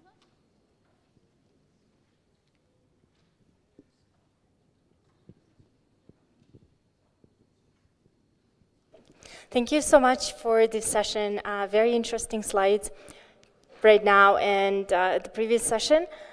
I think it's all innovative, very nice. I'm missing a little bit on the one important aspect that is critical in my opinion, and that's what we're trying to do from the World Bank side in South Asia, is to develop nature-based tourism. I think this is the way to go if you want to bring private sector investments. It has to be done properly, obviously, but it will help to reduce human-wildlife conflict if we invest in nature-based tourism, because communities in buffer zones in and around protected areas will benefit by having a nice coffee shop or a restaurant or an eco-lodge, etc. Investing in protected areas will help us to also ensure that tigers, and I'm talking here about biodiversity, but tiger landscapes in general, will help them as well to have the healthy livelihoods for their existence, so they don't go outside of the protected area. What needs to be done is, of course, investing in protected areas by having nature, wildlife-friendly infrastructure, so then we have enough, friendly trails for visitors, and just creating this visitor environment to attract more tourists, to spend more time in protected areas, to support local economy and generate more income for Bhutan and any other countries. And I think while we are talking about private sector and innovative financing, I think we're missing the tourism component, which is critical. And Costa Rica, for example, has done it nicely. And I think there are a lot of lessons we can learn from South Africa and Southern African countries, Costa Rica and others. Thank you. Thank you. Thank you very much. Very good questions and very good comments. So now I'll pass it on to Gaurav and then to Maya to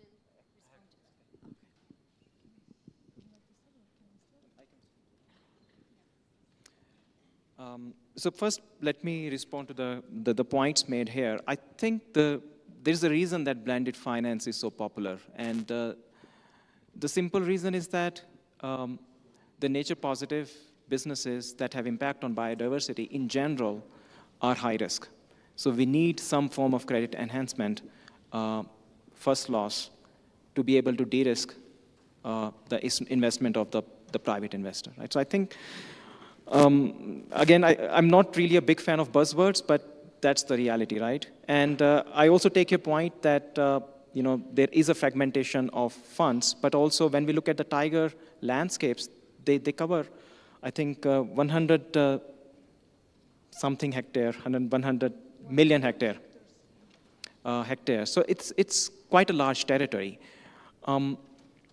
And it's also important to note that, the blending of investment capital and grant capital is critical. And the challenge often is securing that grant capital. And having tiger as an umbrella species, it's easier to create a blend compared to if you have a global general biodiversity blended fund finance. So that is the reason and also when we look at, for example, the threats and drivers in Southeast Asia, they are different from that in Africa. There are regional institutions, for example, ADB is a regional institution. There are institutions that have regional priorities. So that is the reason we decided to, and we actually had a conversation on this quite a lot, is that creating this balance where focusing on tiger range countries instead of creating this larger biodiversity blended finance fund is probably more optimum. So that's the first point. The second one on the loan, I think this is something that you have to ask the range countries themselves, because we know that over the last 3 years, 4 years, the public debt has significantly increased and there is less and less appetite to take debt, particularly for biodiversity. So what's the alternative option, right? So we need to scale up private financing. And with regards to your other point on tax, use, and fee, and again, this is not the solution. It is one of the solution in the mix. And tax and fee that is there. We have, for example, I'm from UNDP, and we have BioFin, which is planning to expand to 132 countries, which takes a very bottom-up approach. In many countries, we are looking at tax and fee for enhancing biodiversity conservation. So that's your point number 3. No point to add on donor philanthropy. And the last one on payment for ecosystem services, which is also, it has some linkages with biodiversity credits. And in the previous session, there was discussion on biodiversity credit, but the important point is that for biodiversity credit, high integrity is critically important, and this is something that, that BCA is working on, and there is also this question of demand. There is, at the moment, a lack of clarity on the demand for biodiversity credits. On the second point, I think there was, sorry, if it was not clear, so in the landscapes, so for example, there are local enterprises, local enterprise to add value to a coffee or to honey, and many a times those businesses are run by men, and the women are marginalized. So it is important that the ownership of those businesses must have women representation. So that was the point. The indicator include that those businesses that they prioritize the inclusion of women in the governance of those businesses. So that was basically the indicator. And Dr. Rajesh Gopal, yeah, I take your point on the indicators.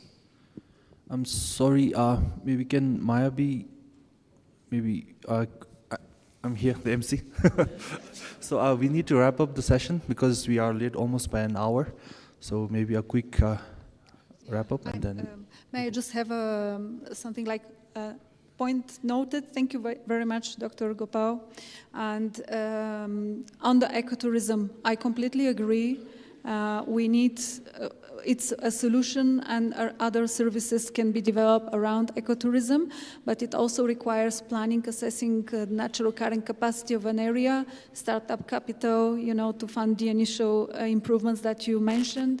And of course, nature-based businesses is not only tourism. There is also food production and the entire supply chain that can be parked or packed together, and from which we can demand, some certain standards to be undertaken with some revenues to be returned back to nature, I think. Thank you very much for everyone for this really rich presentation and also very good comments and questions. And just to wrap up, I really think that it is really important to sort of have this mix of solutions. Basically, there is traditional way of doing funding, but there are different instruments that we can use. And it might look a bit fragmented, but it is actually, in a way, to bring in the different partners together, because it can be bringing in the government, the private sector, NGO community, the science community to come together and lessen actually the fragmentation of different efforts, but bring together everybody. And I think tiger conservation can bring a more simplified way forward, rather than first, bringing into the nature fund and the nature sort of bonds and others, that we want to build it through these type of initiative and go towards a more holistic maybe way of working moving forward. But we need to test out and see how we can work on this as a Tiger Range countries, and I think this is a great opportunity. And in order to do that, I think we really need to do a whole of government, whole of society initiative. What is exciting is that the finance ministry, the production sectors like the tourism and agriculture and roads and energy, and all can come together to work on tiger conservation and nature and biodiversity issue in this way. So finally, we really look forward to the partnership to make these a reality, and I hope this could inspire some of you to sort of come together and work on this to make it as a reality. So with few words, thank you so much for this session, and have a great day.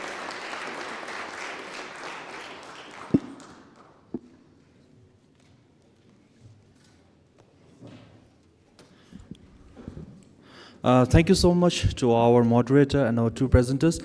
So before we head on to the next session, I have some very exciting updates regarding our online tiger art auction. So we have already closed the online auction. 21 art pieces are sold out, and we have bids amounting to $20,552 US.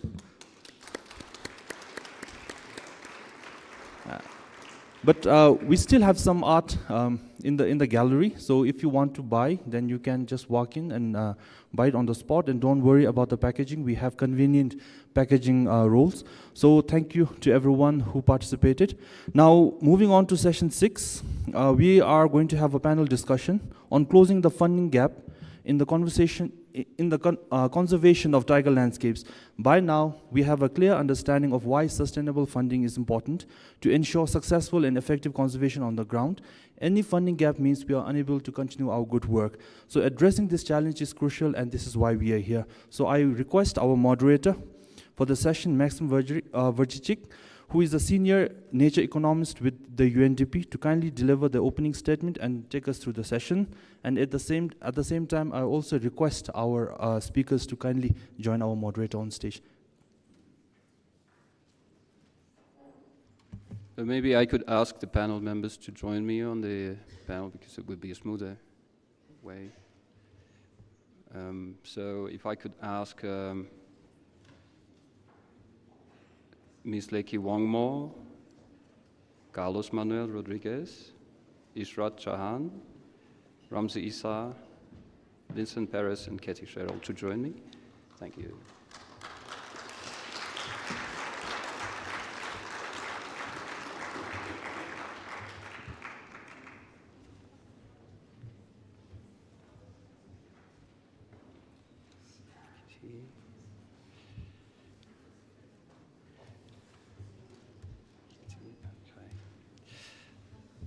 Your Majesty the Queen,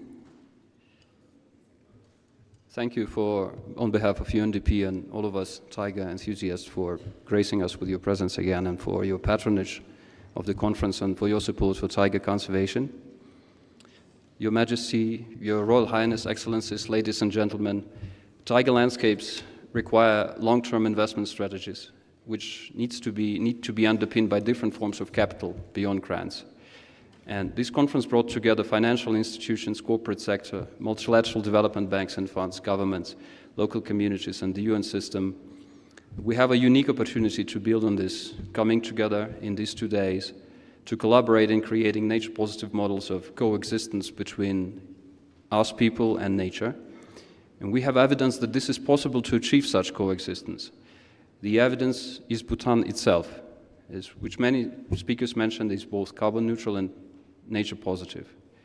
So the conference demonstrates that it's possible to have mindful, constructive, respectful, meaningful dialogue, to listen to each other, to learn from each other, to try to understand each other's jargon, to juxtapose our interests and mandates, remembering that we're joining forces for creating and sustaining nature-positive and inclusive local development.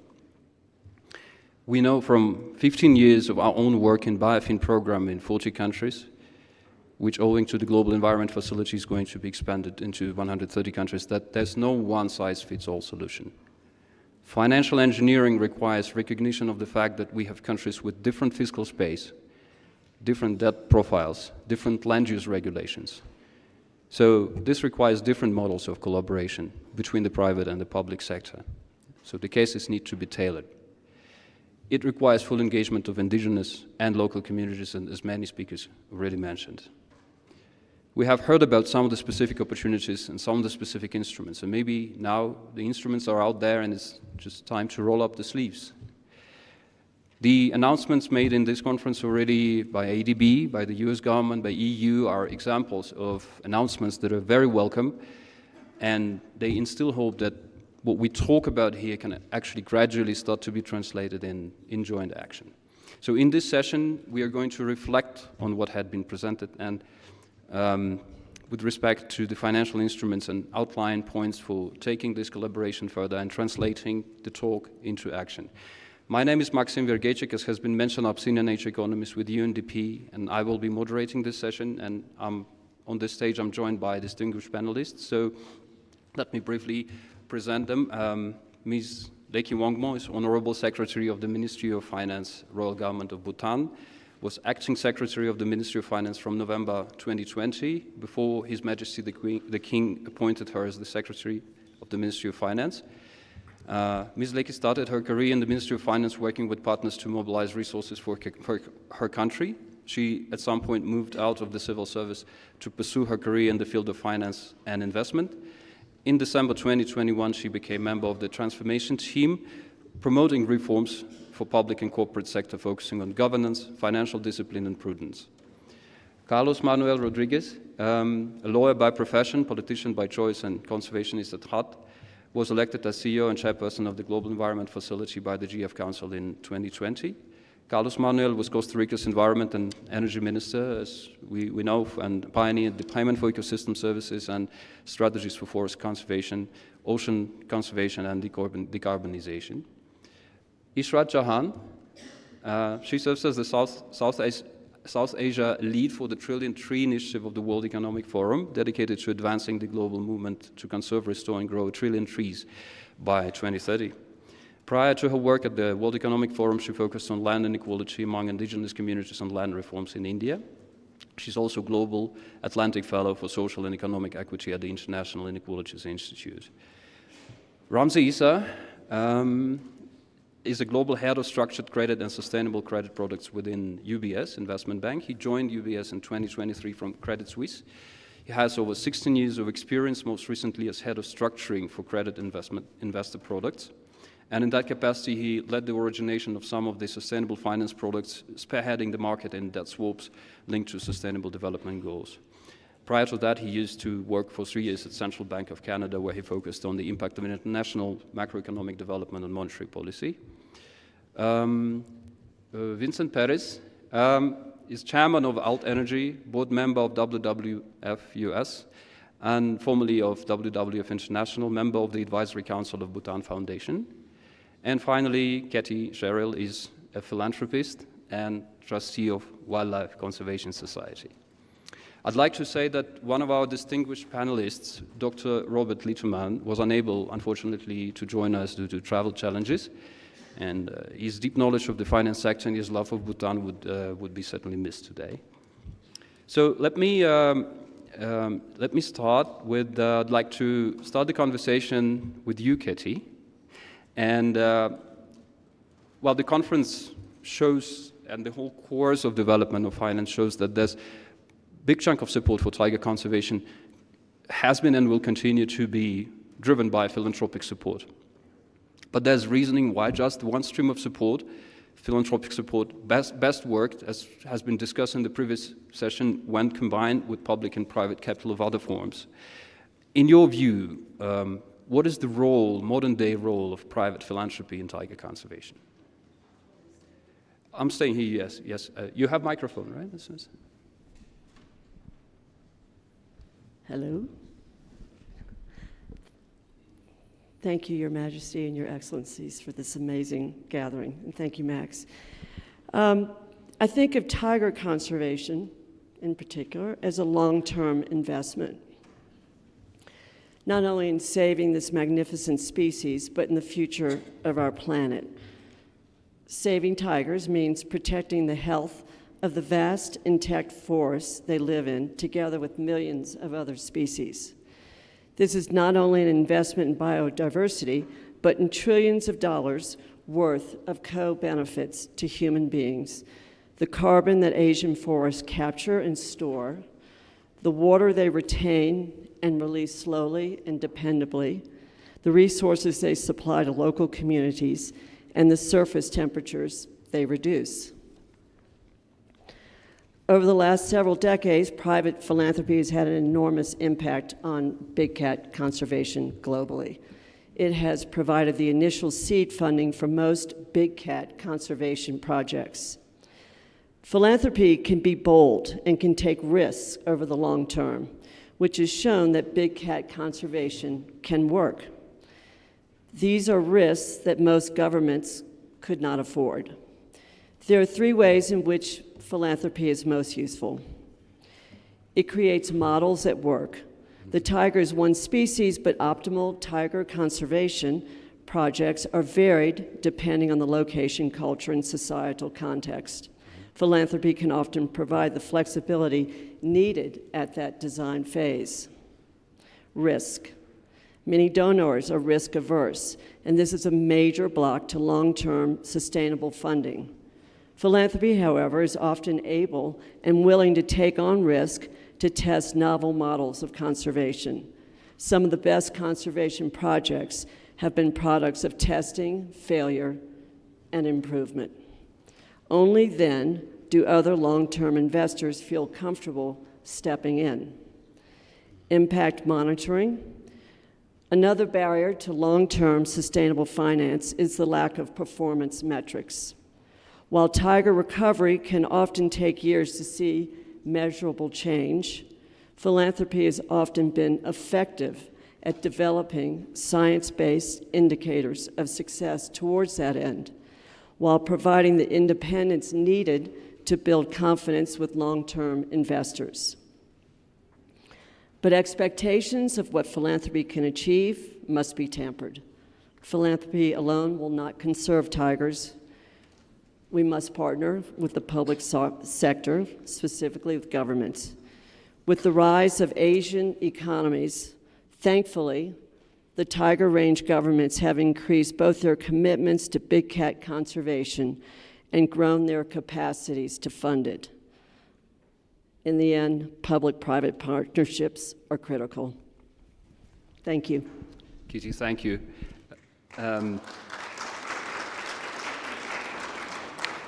Vince, I have a question for you, bridging to what Kitty just mentioned about essentially philanthropy creating the potential and digging deep into the understanding of the ecology. In some cases, especially with countries which have debt profiles, where you cannot actually assume more debt, or basically grant work alone is not, as Kitty mentioned, it needs to be completed and the work needs to be scaled up.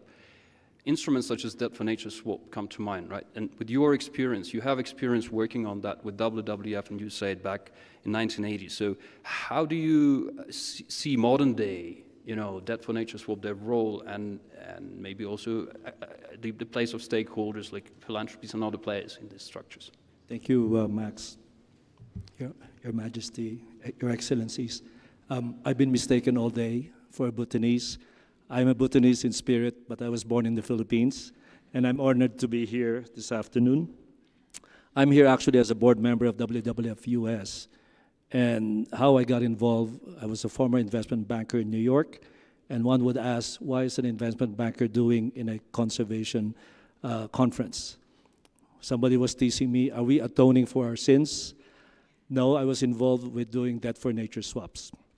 So Debt for Nature swaps is a very old financial instrument.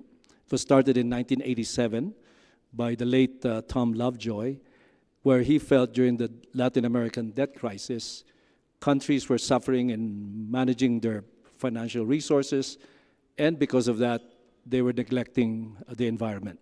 So Debt for Nature swaps was invented in 1987, first by Bolivia. Over the last 23 years, from 1987 to the year 2010, there was over $1 billion of debt for nature swaps that were undertaken by countries in Latin America, in Asia, in Africa, and even in the Middle East. So essentially, what was a debt for nature swap? It involves three parties. One is the borrower, the nation that borrowed debt, typically foreign currency. It will be the central bank or the Ministry of Finance. The second party would be the funder or donor. That could either be a government, and we'll talk about that in a while. There are about 5 to 6 different kinds of funders or donors. And the third party is the beneficiary of the funds. It's typically the Ministry of Environment or the Ministry of Forestry, where funds are allocated. So essentially, a funder would buy debt of a country, ideally at a discount, and goes and submits it to the central bank of that country and asks it to be forgiven. In exchange, the central bank would issue local currency, which means it's saving scarce foreign currency, and the local currency will be given in the form of a bond, and typically it's given into a trust fund, a local trust fund, which will then be used for a very specific nature project.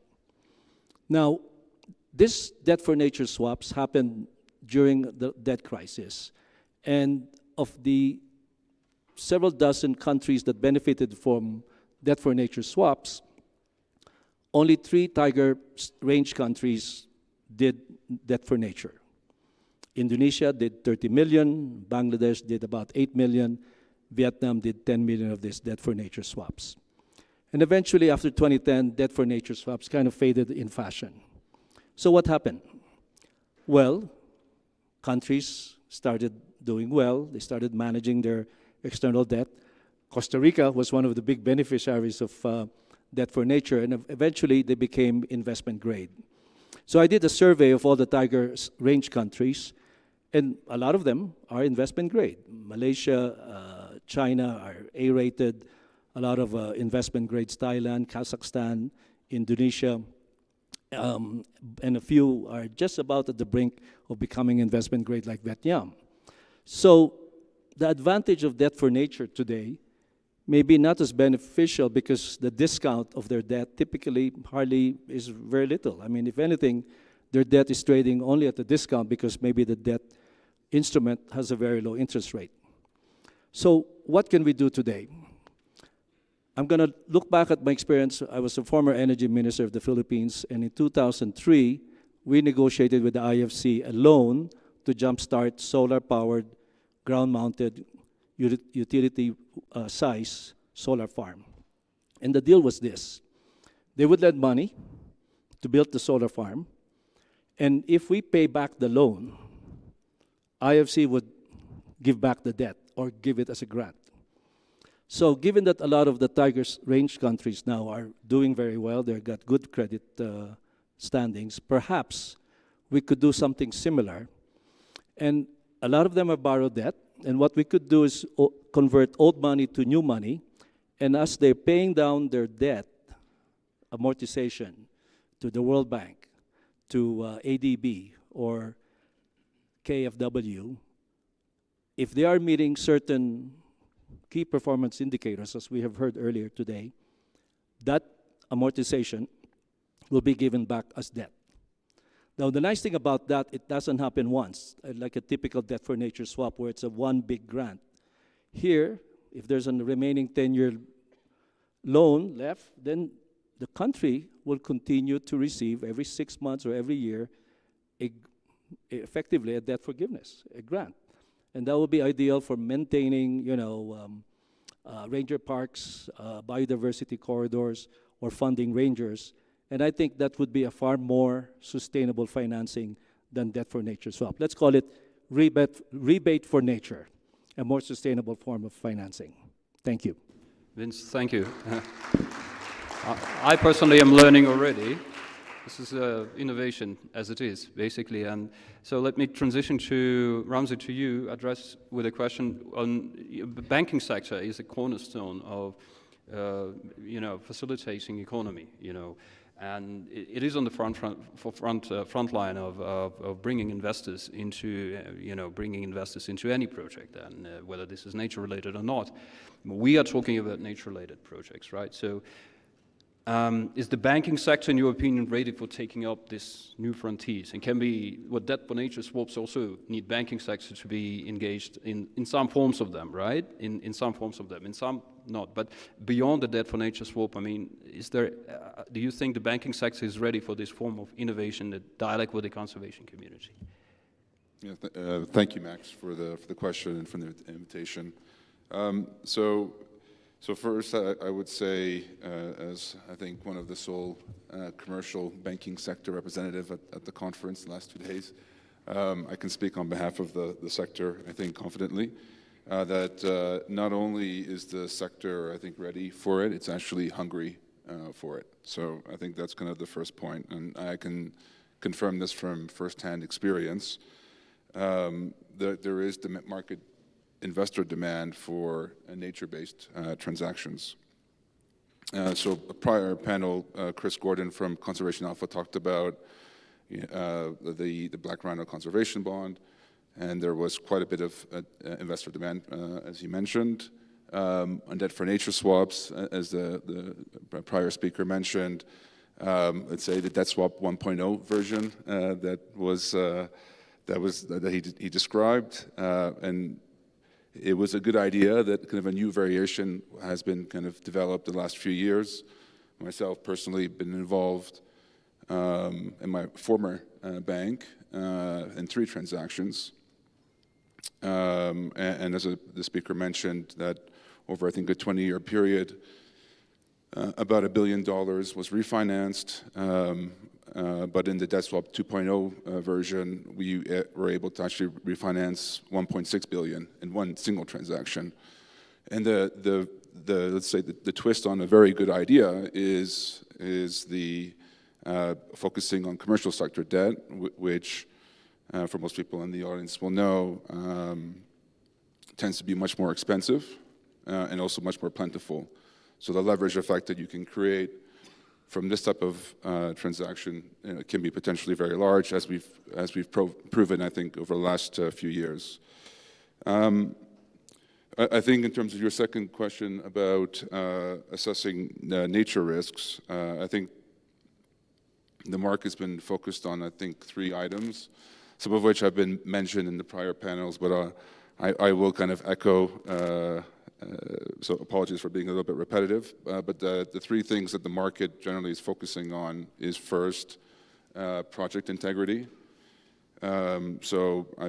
Investors are hyper-focused on robust governance so that funds end up where they are intended to go.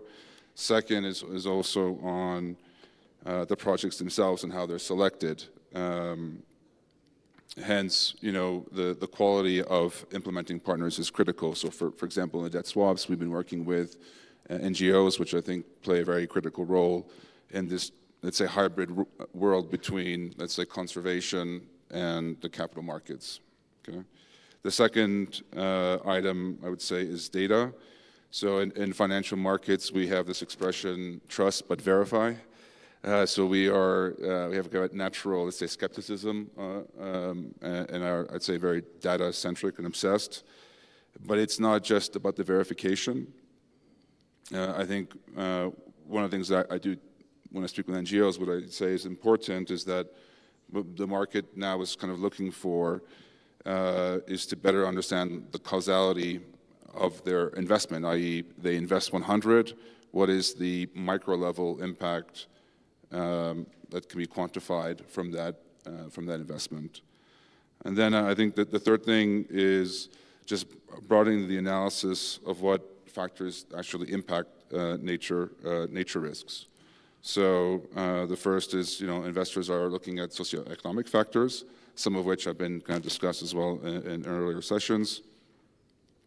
But the market's also looking at country levels of debt, right, which is kind of the topic of debt for nature swaps, and also to ensure that projects do kind of encourage sustained economic activity. So I think on the on the kind of the positive side of what was presented previously on the landscape Tiger Fund. That's actually kind of one of the things that I find very exciting about it, is that it's not just purely kind of a nature or conservation kind of project, but it's actually supporting kind of the ecosystem around that, which I think is kind of a novel approach. Thank you. Yeah. Thank you, Ramzi. So essentially, the kind of points that you mentioned about the integrity, data, and importance of these aspects for the finance sector, and I guess also for the clients who work with you in the corporate sector ultimately. There's been recently, and UBS has been a big promoter and participator in platforms that are looking into this in a systemic way through the disclosure process. The Task Force on Nature-related Financial Disclosures is the biggest example, and Science-Based Target Network is out there for the corporate sector as well. And so my question is now to you, Ishrat, from the World Economic Forum. So you've been in the epicenter of this. You've been working with the corporate sector. You've been working with TNFD. Do you think, to what extent, platforms such as TNFD, SBTN, or then in industry-based platforms like RSPO play a role in a way in progressing on the sustainability, in pushing towards corporate sector to the sustainability investment, sustainable investment? Thank you for that question, Maxim. Her Majesty, Excellencies. I had actually prepared a response for that, but I think a lot has already been covered from our earlier panelists. And I tried to look at my notes, and I was like, kind of cutting down what has already been said. And there was one little thing which was remaining, which our friend from Stephen actually captured in his response to the last panel. But then there are a couple of things that I would still like to highlight from our experiences while engaging with the businesses.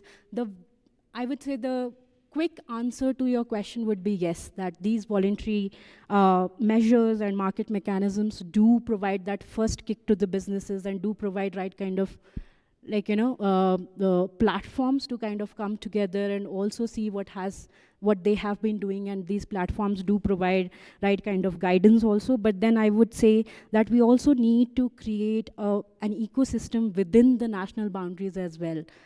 And these ecosystems need to be and these ecosystems basically include policy. They include that the investors align behind these frameworks.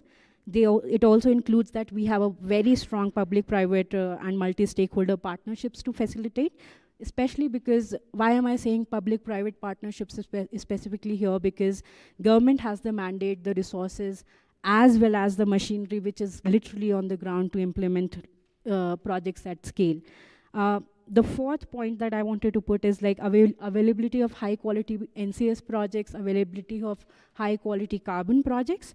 And one of the insights that came from our survey that we did in India with our industries was very specific, where they mentioned that it would be awesome if we have sector-specific nature-positive transition pathways, because each of these businesses and each of these sectors have very specific dependencies on the nature, and that's how their transition pathways will also differ. And you mentioned TNFD, and we know that there'll always be front runners who are already adopting some of these mechanisms. And I think, please correct me, Ramzi, if I'm wrong, I think USB is one of the early adopters of TNFD. So we do have businesses who have come forward. We do have businesses who are also pledging on our platform, which is Vanti.org. There are around 10 businesses in India, 100 businesses across the globe who have already pledged on our platform to conserve around 12 billion trees, conserve and restore 12 billion trees. So that's there. And over the multiple panels, I have been listening a lot of dollar numbers, and $1 number that that has not been mentioned so far is 44 trillion, which is the half of world's GDP, which is dependent on nature and ecosystem services. So we are constantly saying that there is not a very strong business case even till today, and until we have the policies and these public-private partnerships happening, we are somehow not able to create the right, not able to have the right business case. I would say this this number actually says that there is a business case, because there are most of the businesses who are dependent on nature. And that's where the whole conversation on payment for ecosystem comes in, that if governments are very, literally prepare policies and guidelines around payment for ecosystem and make it mandatory, I think businesses will respond to that. So yes, these were some of the early observations that I felt that I could add to the group. Thank you. Thank you. Thank you. Actually, these days they say 100% of GDP, global GDP, depends on nature, and just whatever the figure is, 50 or 60, is strongly dependent on nature. And basically that's the truth, because whatever activity or service you pick, you inevitably boil down that in some form, natural resource or an ecosystem service emanating from that resource is actually lying down underpinning that service or that product. So, but you mentioned that basically you agree with the fact that this movement towards standard setting and disclosures is going to be one of the triggers. And yes, the example of UBS is one example that have been actually very central to creating TNFD, and they are early adopters of TNFD. But you also mentioned that ultimately this boils down to the national regulatory space. And then, therefore, I'm turning to Carlos Manuel, who runs the Global Environment Facility, public multilateral, the biggest donor in the biodiversity space, and basically works on leveraging the resources from leveraging the GEF using GEF as a leverage for resources of other forms. In particular, helping to remove.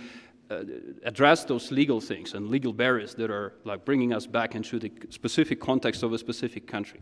So, Carlos Manuel, from your point of view, the GEF, entities like GEF, let's just make it a little bit more generic, the role in furthering, acting as a leverage, and in particular for the private sector leverage, your thoughts? Thank you. Thank you, Max, and Your Majesty, Excellencies. Allow me, Max, to give a very, very different angle to my fellow panel members here on how we should mobilize resources. And this is the political angle that I want to share. 22 years ago, supporting a GEF project in Central America, I went to a Central American country and had a meeting with the president and the Minister of Finance. And my objective was to convince them to put $1 million in a new protected area that is this water source for the capital city. And I had $3 million as co-finance from the GEF. And the president and the Minister of Finance told me, Carlos Manuel, we are unable to give you $1 million. We're a very poor nation. And I tried my best to convince them, telling them that this protected area was key, but I was unsuccessful. I went back to my hotel, very sad. Like 3 hours after the meeting, I put the news, and I see the president, the guy I had a meeting 3 hours before, and he was announcing a great deal his government did with the Soviet Union. He announced, we just bought 4 war airplanes for $26 million with a discount of 30%. And I was like, what? What? And he said that there is no money. Today, countries invest in between 5% to 21% of their GDP in defense. They call it defense, I call it war, or I call it money that doesn't go for human development. Exactly. And this is the big, big challenge, the lack of policy coherence. As a CBD negotiator, I have been pushing for a domestic resource mobilization target that will close the global financial gap forever. If we agree to mobilize countries, rich, middle income, and poor countries, agree to mobilize 0.5% of their GDP, we will narrow the global and domestic financial gap. Yes. But countries were unable to agree on that. They don't like, particularly developing countries, that they are very good to condition the protection of nature for more resources to develop nations. And this is where we are. There are no global targets for domestic resource mobilization. And by the way, domestic resource mobilization is 80% of what humans are investing in nature conservation. So Carter, Kristen, myself, we can come to these countries with 10 times more money that will never narrow the global financial gap. We can come with a lot of very innovative approaches that will never narrow the domestic gap, the financial gap. Narrowing that domestic financial gap is a combination of two things. Countries understanding that is in their own self-interest to protect nature with financial support from abroad or without it. It is in their own self-interest to do it. I never seen a country conditioning building more schools or building more hospitals for more international ODA, but I hear every single day of my life countries conditioning protecting nature for more resources from the global north. And I don't get it. I really don't get it. So countries must understand that it's in their own self-interest to do that extra effort to mobilize at least 0.5% of their GDP in investing in their natural capital. And at the same time, the other element that is needed is countries addressing those negative investments that continues to harm nature. All countries, all together, they invest $500 billion every single year in sectors that harm nature. So it's a combination of lack of policy coherence and lack of political leadership. My final statement here is that global financial gap, in order for countries to commit to the 0.5 of their GDP, they need to understand a few things. They need to be more transparent. They need to deal with gender inequality. They need to deal with the lack of commitment to apply the environmental rule of law.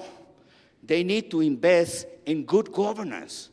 They need to invest in human resources. They need to channel resources through civil society. Otherwise, we will continue dragging decisions until we won't be able to turn back things. So I believe that what we have in front of us is a major political challenge. And in many of the countries that the Jeff works, we got militaries running governments. Corruption is a major issue, and forgive me if I'm very frank in what I'm doing, but this is the reality that we're confronted with. Corruption is one, particularly in the forest sector, is one of the biggest challenges that we have in front of us. And we tend to believe that by creating new mechanisms, bringing more philanthropic, more bilateral and multilateral, we will do it. Countries has a lot to do at the domestic level. And this can be non-fiscal resources like Stephen from KfW said. My country has a budget for protected areas of $60 million. This is way more than countries 10 times bigger. And it is a combination of the government putting money consistently and creating innovative mechanisms by which protected areas are being compensated for the water they produce, the carbon that they fix. We put a tax on carbon, on fossil fuels in Costa Rica, and that generates resources whereby we are taxing the polluters, and we don't depend on Jeff or foreign aid to really move forward the agenda, because there was political wisdom behind these efforts. So in conclusion, I strongly believe that what we have is a political challenge. We need people who understand the return on investing in natural capital. We need people that don't condition nature action or climate action for more resources. And this is the bottom line of the discussion that we should have every single day. Thanks, Max. Carlos Manuel. Yes. Thank you. I mean, this is extremely inspiring, and we on the UNDP were so grateful to be working with you on the BioFin, which is basically taking many elements that you outline and trying to work with governments on the policy front, and to take stock of the the risks, opportunities, and gradually, step by step, work towards fixing them and focusing on the public sector, as you outlined, which is just the big elephant in the room, which we shouldn't miss, really. And thanks for outlining that. And basically, that brings me to Ms. Lecky, to you, and back to Bhutan, in fact, because next to Costa Rica, essentially, Bhutan is, as I mentioned in my introduction, is the model which we already have on hand, and we're here in Bhutan and observing this firsthand. Can you just summarize your views, your stance, your experience on the role of government in creating the enabling environment, on if, some of the elements that Carlos Manuel mentioned, the countries have to really focus on by themselves before they actually go out and transfer the load of fundraising onto the external partners? Thank you, Manuel, for the question, Your Majesty, with your permission. After Carlos' very impassioned argument on what governments, on the lack of political commitment from the government, I hope I'll be able to at least convince that in Bhutan we have a very committed, the political commitment at the top is very much there. And perhaps this has also given me the idea. To answer your questions, I thought about 4 main points that I would like to highlight on what the government, at least the government in Bhutan, is doing to catalyze investments for conservation. And this has also given me the idea that perhaps I have to go back home and try to monetize these four areas to at least to show to Carlos that at least in Bhutan we are investing more than 5% of our GDP in our conservation effort through our political commitment. The first point that I could think of when you're thinking of what government could do is in terms of the policy and the regulatory landscape. In Bhutan, we have heard of our policy of gross national happiness, and under the auspices of this broad policy framework, our constitution requires every Bhutanese to be a trustee in the conservation effort.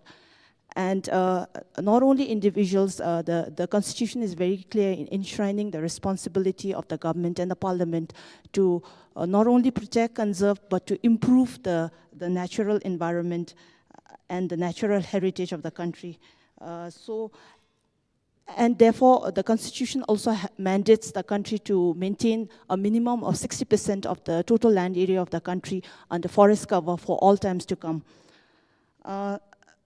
Such policy and regulatory landscape has provided the anchor and the necessary structure and the guideline to ensure that our actions are aligned to sustainable practices and prioritizes the long-term health of the ecosystem. And this is also a proof that government must serve as custodians of the legal and regulatory framework that governs our land use, resource management, and the conservation efforts. The second point that I would like to highlight is the strong commitment of the Royal Government of Bhutan and understanding the serious role that it has in incentivizing innovative financing mechanism. 3 decades ago, the Bhutan Trust Fund for Environment Conservation was spearheaded by the Royal Government of Bhutan and established as the first environmental trust funds to finance our conservation effort. We have also heard this morning from the Bhutan for Life, the financial structure that was put in place to finance our protected area and the biological corridors. Both these innovative financing mechanisms underscore the RGOB's, the Royal Government of Bhutan's commitment to find sustainable financing mechanism for our conservation efforts, and the legal existence of both these funding mechanisms come under the auspices of the Royal Charter from none other than His Majesty the King. While we have applauded our conservation success, I think we have a long way to go. And our conservation successes have come at a huge investment cost. And going further, if we need to continue to do what we are doing, then we're also aware that a huge amount of resources is required. And throughout the sessions today, we have heard of the universe of innovative financing mechanism that is there, whether it's in the form of the tiger bond, the rhino bond, or the debt for nature swap. And from the demand side, as far as countries like Bhutan is concerned, very serious about our conservation effort, we do require a lot of investments. And on the supply side, we have heard of all the mechanisms that are available there. But I think we have also heard some very critical voices that have very critical about the innovative financing mechanism that are out there, from having to move from the rhetoric to real actions on the ground. We have also heard this morning where, when you're talking of this innovative financing mechanism, because these are in the newer spaces of financing, how we need to move, with the imperfections that are there. I guess on the supply side, we are looking for very perfect mechanisms, perfect indicators, perfect mechanisms, but the need to work with imperfections so that we are able to finance and meet the huge financing gap that is there in our effort to meet our conservation needs. The third point that I would like to highlight is the role that the Royal Government of Bhutan plays in fostering partnership and collaboration between the various stakeholders, including our local communities, private sectors, and the NGOs and the international organization. Just as an example, today we have a network of community forests, and these community forests are a mechanism whereby we empower the local communities to take part in conservation of their local environment, but we also ensure that the economic benefits accrue to these local communities, and with the full technical collaboration and support rendered by the Department of Forest. We also have empowered NGOs like the Royal Society for Protection of Nature, which is working in community-based conservation effort, working on the conservation of species like the black-necked crane and the white-bellied heron. The Ministry of Finance in Bhutan is a designated national entity to access funding mechanisms like the GCF and the GEF. But we know that our reach is not enough. So we work with a network of accredited local and international agencies. For example, the Royal Society for Protection of Nature that I just mentioned earlier, as well as the Bhutan Trust Fund, are our local accredited entities that work to access funds from the GCF and the GEF. Through such partnership and collaboration, we not only facilitate dialogue and cooperation, it also allows the government the opportunity to harness collective expertise and resources needed to implement our innovative conservation strategies. Last but not the least, I would like to highlight on the role of the national government in promoting education awareness regarding the importance of conservation. I'm sure most of you in this room would have heard about the snowman trek in Bhutan, which is a grueling few weeks of trekking expedition high up in the mountains. For Bhutan, it was a very audacious attempt when we tried to convert this snowman trek into a snowman race. This snowman race was mainly conceived to raise awareness on climate change and climate action. And through this one, we are not only able to raise awareness on the melting glaciers, the climate change, and the reality of climate change and climate actions on the ground. We have also been able to send our climate ambassadors around the world in the form of the participants in the snowman race. Education and awareness on conservation also forms a part and parcel of our school curriculum. And on the more softer aspects, for example, June 2nd, which is the coronation day of His Majesty, the 4th Duke 𝐴𝐴LPO, is celebrated as the Social Forestry Day. And during the Social Forestry Day, we not only reinforce the need for plantation and reforestation of our areas. I think such softer programs are very important initiatives by the government to empower citizens to become active participants in conservation efforts, but it also instills a culture of true trusteeship, which we feel is more sustainable. I would like to stop here for the time being and perhaps then attend to queries if there are more questions. Thank you. Ms. Lake, many thanks. Thank you indeed. What else can be added? Bhutan. I'd like now to open the floor for questions. I think we have about 10 or 15 minutes for questions. So, yes, please. We can get the microphone here.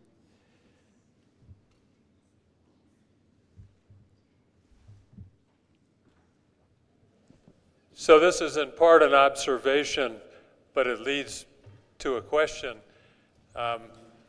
It was stated before that the fundamental problem is that conservation is not directly revenue producing, so it must rely upon philanthropy or upon governments, so it's in a battle for resources there.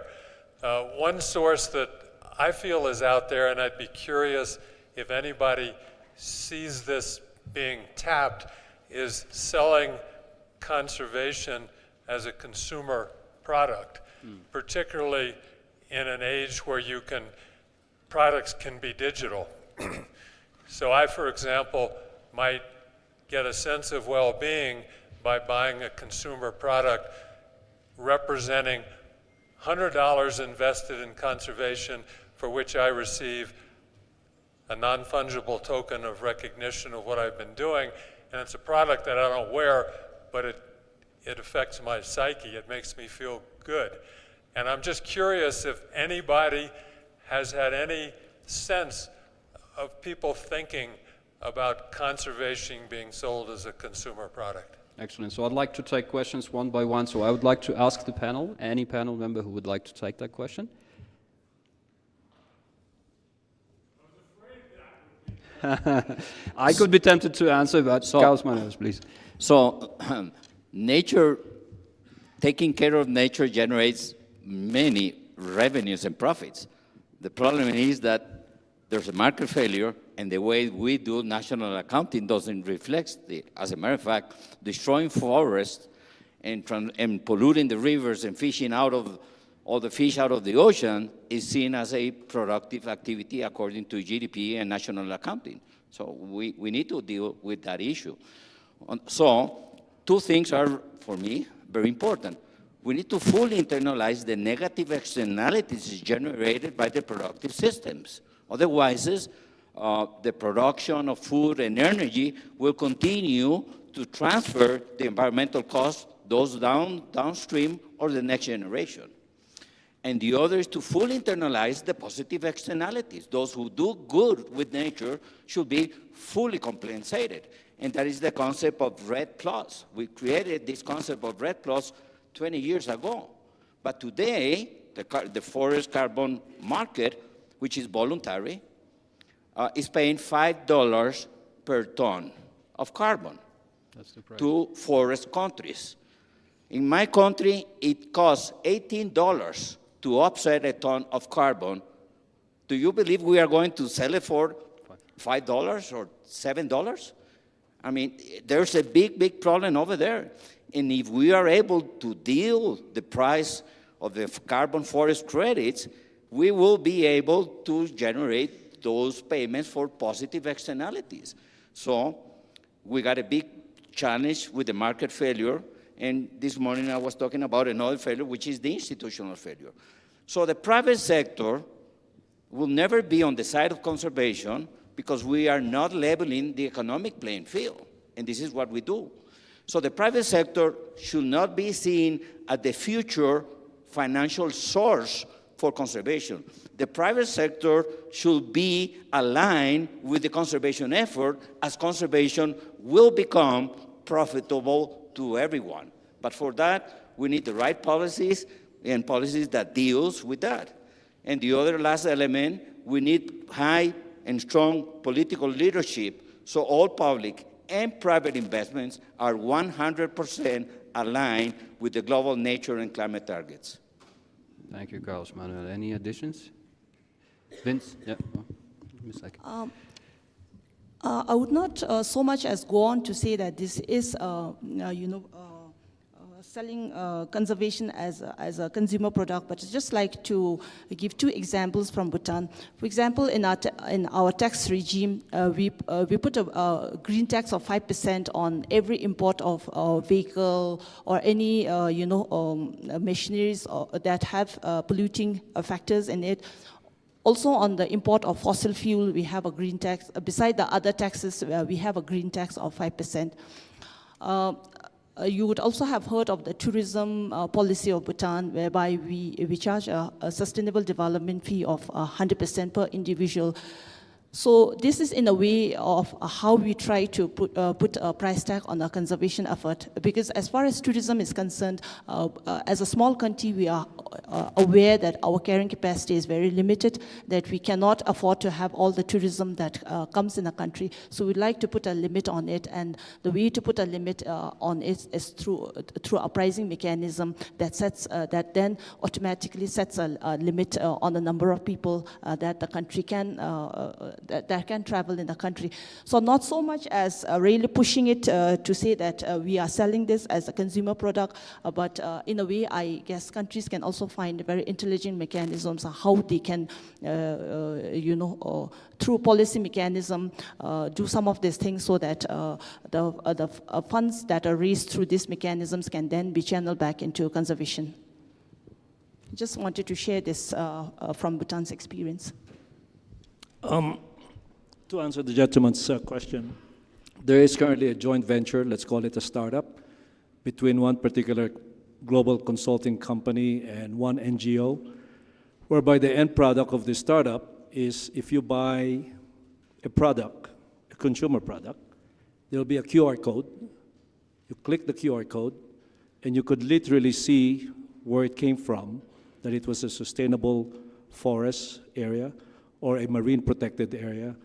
And this can only work through, I hate to mention this, through blockchain, where you can actually verify the source. So this is some of the innovations that are being discussed by companies who are in consumer products, and maybe in a couple of months or years, we'll be able to do a QR code, and what the product you buy, you could actually see the farmer who actually harvested it for you. So let's see. And the premium there is that ideally you pay a little bit more, knowing that product was sustainably produced. Thanks, Vince. So let's take a, yes, there in the back. Hi, I wanted to thank the panel. This is a particularly good, feisty, spirited panel, and a great way to come to the close of this conference. I'm thinking about everything you presented in the context of this remarkable coalition that we have. And I have a few reflections. One is, as one of the founders and partners in something called Enduring Earth, that is among a number of NGOs working across a number of countries, we have taken the advantage of what was pioneered in Bhutan and Costa Rica and Brazil and determined to apply that model in 25 countries around the world and then some. Yesterday, we closed on another PFP in Mongolia that not only used traditional philanthropy, but also debt restructuring.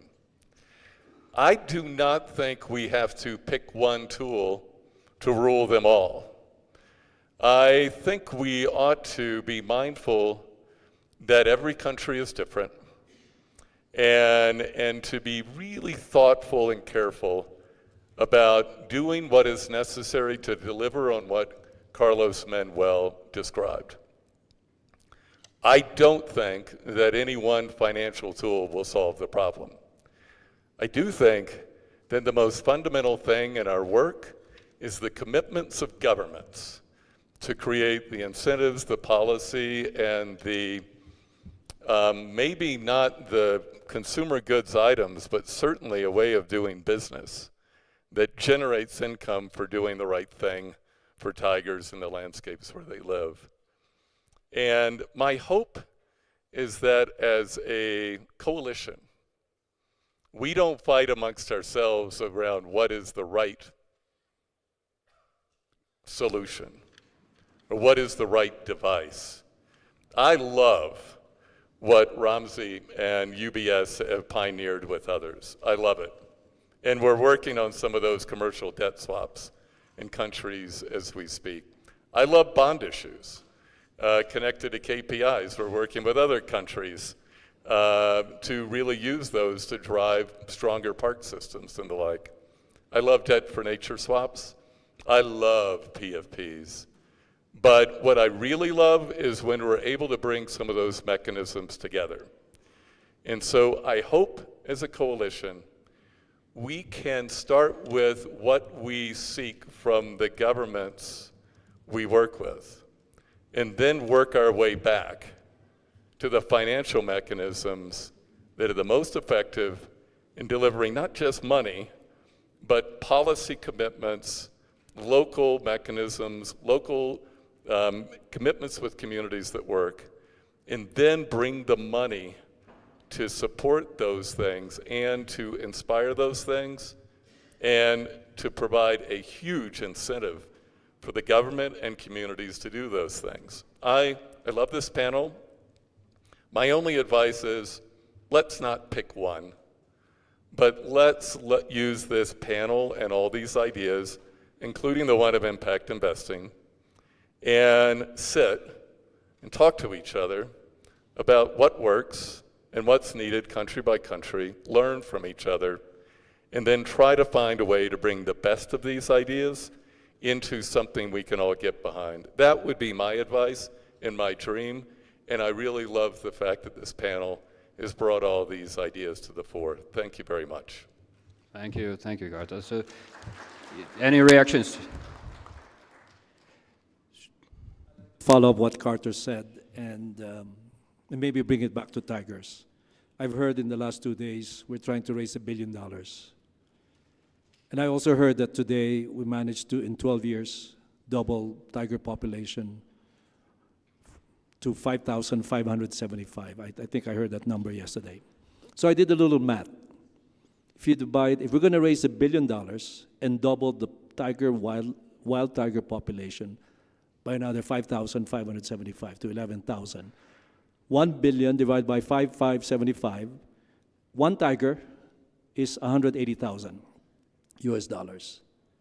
So if we could raise, if you just think about it, if you raise from a private donor 180,000, that's almost bringing one more wild tiger. If it's $180,000, that's 10 tigers. $18 million, that's 100 tigers.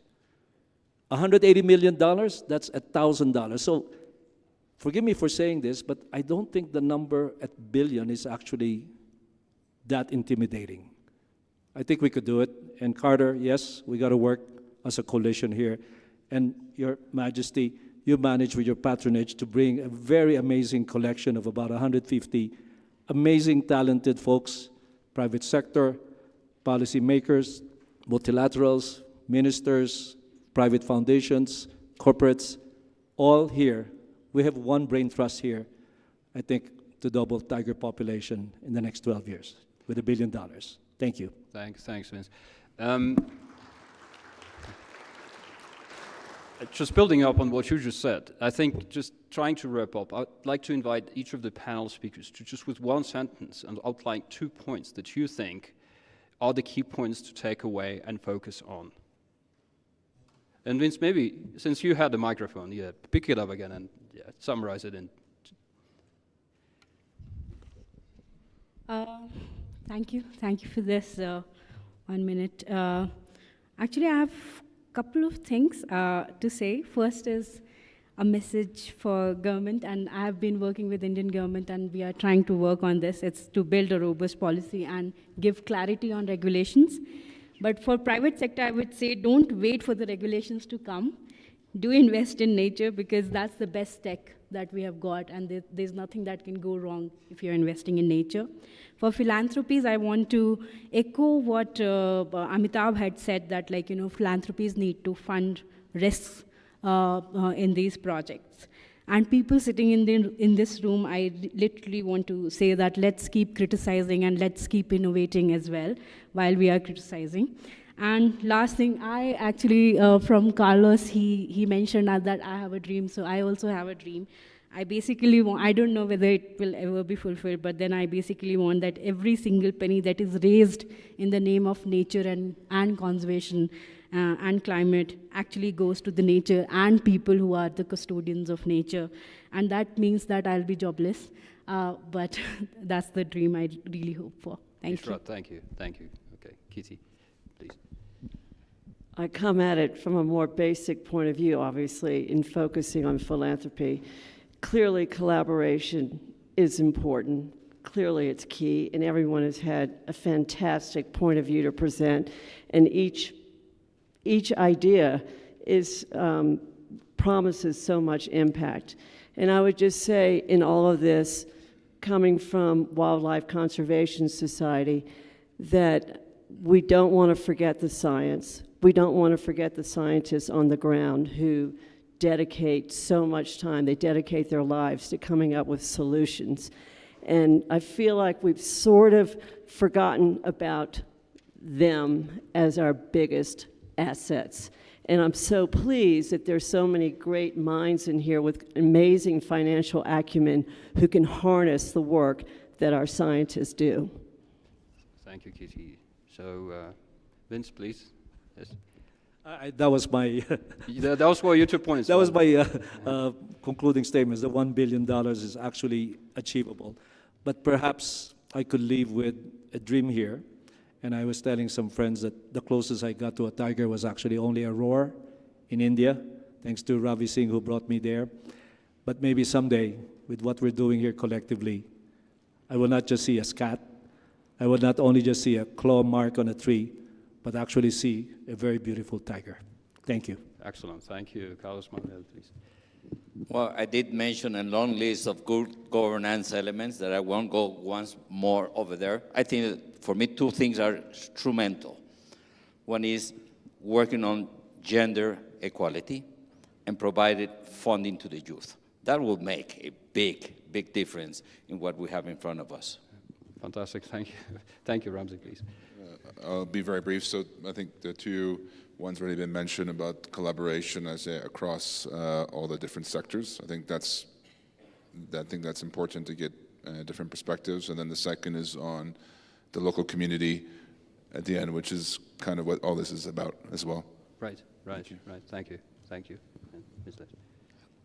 I would like to also keep it very brief. I think today in the room, both yesterday and today, we have seen a lot of energy and a commitment to move beyond conventional financing and move into the space of innovative financing. A lot of energy there, and for a small country and having a very limited experience, my only request is that we need to keep this energy and take it to the space where we make it real and move beyond rhetoric and move and make innovative financing more than just a buzzword. So. Thank you, Ms. Dekker. So, and just two maybe points for me, if I'm allowed as a moderator, is basically this proverb which says we should rush but slowly, which I think works in this case because we have a crisis in a way, right? We as Ms. Dekker said, basically it's time to translate rhetoric into action. But I think it's important, as Carter noted, that we recognize that we have different views. We come with different walks of life, from different walks of life. So let's listen carefully to each other. Let's try to understand before we jump to some form of conclusion. Let's admit diversity, and Amitabh was mentioning, let's even make mistakes, but learn from those, acknowledge them and learn from them, right? So that's not particularly a $1 billion closing, but I think at least this is outline of the concentration points for all of us, Tiger Fences, and just thanking again Your Majesty for the patronage and for the fantastic support to this conference and to the tiger conservation generally. And with this, I would like to close, thanking the excellent panel here. Please, a round of applause for the panel. And the fantastic audience, of course. Thank you. Thank you for the fantastic session to our moderator and the speakers. So before we break for tea, we would like to propose to show the results of the online Tiger Art auction and the NFT sale, if it pleases Your Majesty.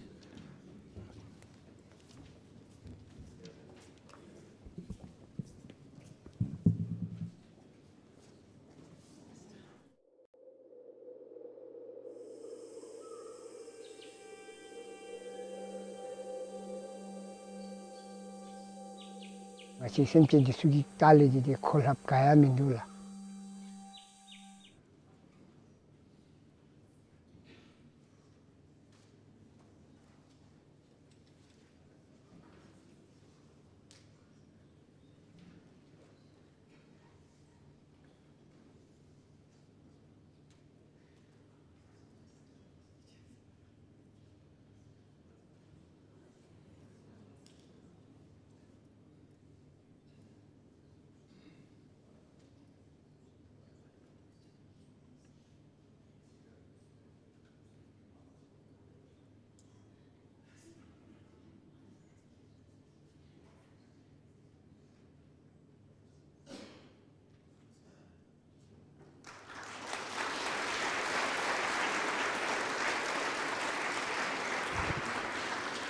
Thank you to everyone who participated. Now we will break for tea and reconvene at 5:15 p.m.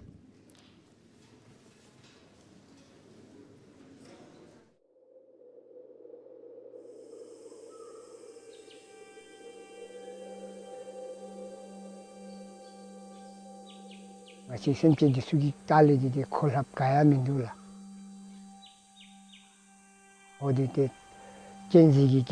𝐭𝐠𝐞𝐫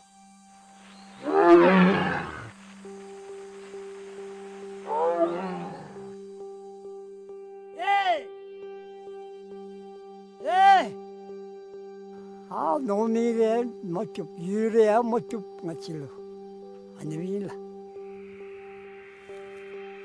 마파 셈진타데 마파 참사이 사고를 나르냐 보라 데 나치 미스디 수입데 고비 사고에데 나르냐 보라 데 for the peaceful coexistence of both the anila 데 나치 the forest department bila we will always strive towards achieving these goals shuni.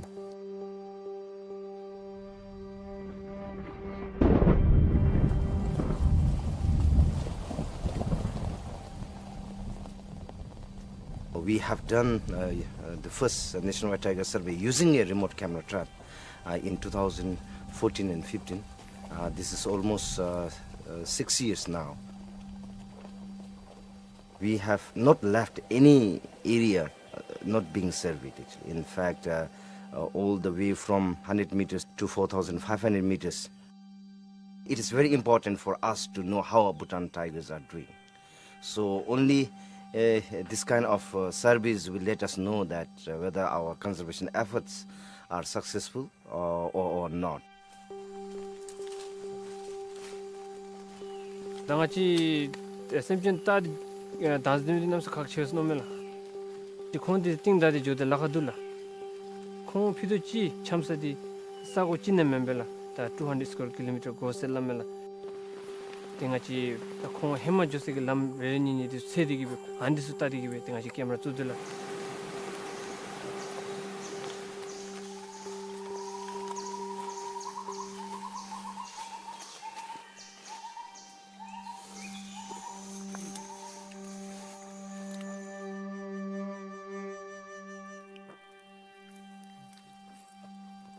Tanya mati tiger tasi mi desu kita mi sen bela. Utanale phati them bachinga china mi samsim gaye se shunila.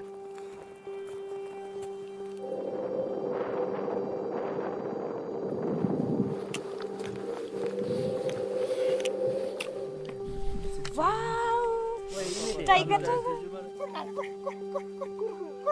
다 아니 샘치디 메바친 벤데 같이 고라메 고베세데 같이 노디데 네센치 자와친디데 떠니라 타사불레라 탑메데 세데 더럽베로데 아니 지조단다 로타 콘노브레인 세노멜랑하기 보아친데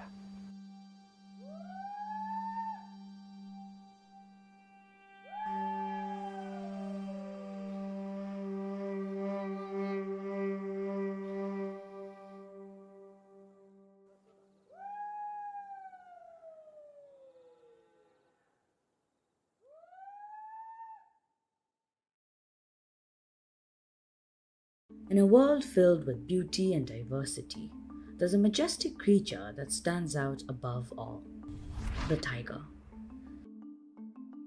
Tigers once roamed vast areas, from as far west as Turkey to the forests of Siberia. But today, the range has shrunk to less than 3%. The threats they face are immense: habitat loss, climate change, poaching, human-wildlife conflict. As a result, tigers are an endangered species and are hanging on by a thread. But why should you care? Because this story isn't just about tigers. It's about us and every living being on land. The protection of tiger landscapes is tied to the health of our planet. Protecting tigers extends protection to large swaths of forest that capture and store carbon, to vital water sources that provide fresh water to millions of people across Asia, and to natural resources that provide indigenous people and local communities with livelihood options and contribute to the global economy. In a world of quick fixes, tiger conservation needs long-term vision, a paradigm shift from quick gains to lasting legacies. Tigers need investments that match the ambition of the global conservation goals. We now have a decision to make about the future of tigers, their landscapes, and more than 100 million people who depend upon these areas. Will we continue the hard-won upward trajectory achieved over the past 10 years, or risk a downturn from which tiger recovery and societal well-being will be far more expensive, if achievable at all?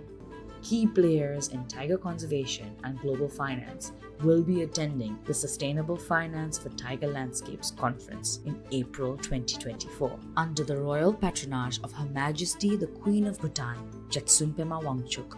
The conference will be hosted by the Royal Government of Bhutan and co-organized by the Tiger Conservation Coalition.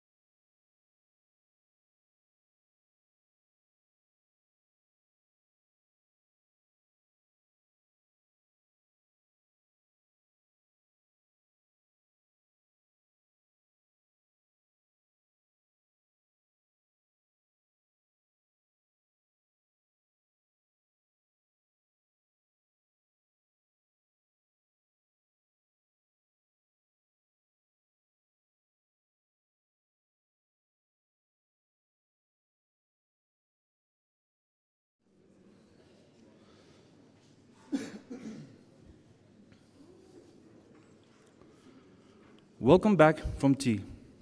As we gather for the final session of this conference, reflecting on the past 2 days fills us with insights and shared concerns. Our discussions have been rich, particularly emphasizing the critical need for sustained funding in tiger conservation. Forging a collective vision is paramount at this juncture. We stand at a pivotal moment where commitment and action are imperative. With this in mind, I humbly invite the Secretary of the Ministry of Energy and Natural Resources, Bhutan, Mr. 𝐶𝐞 𝐒𝐮𝐬𝐭𝐚𝐢𝐧𝐚, to present the conference statement to our esteemed audience. The conference statement will undoubtedly shed light on our collective path forward.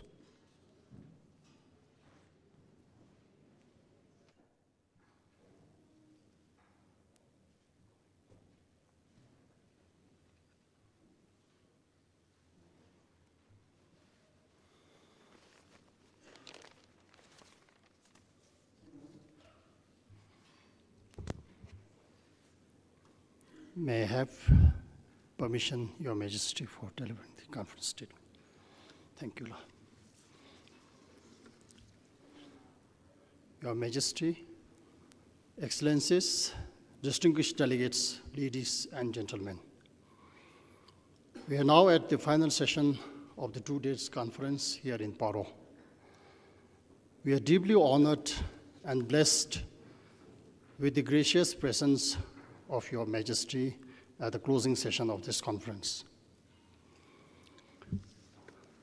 We had the honor and privilege to listen to the royal address of Her Majesty the Queen yesterday morning, followed by statements from the Honorable Prime Minister of Bhutan.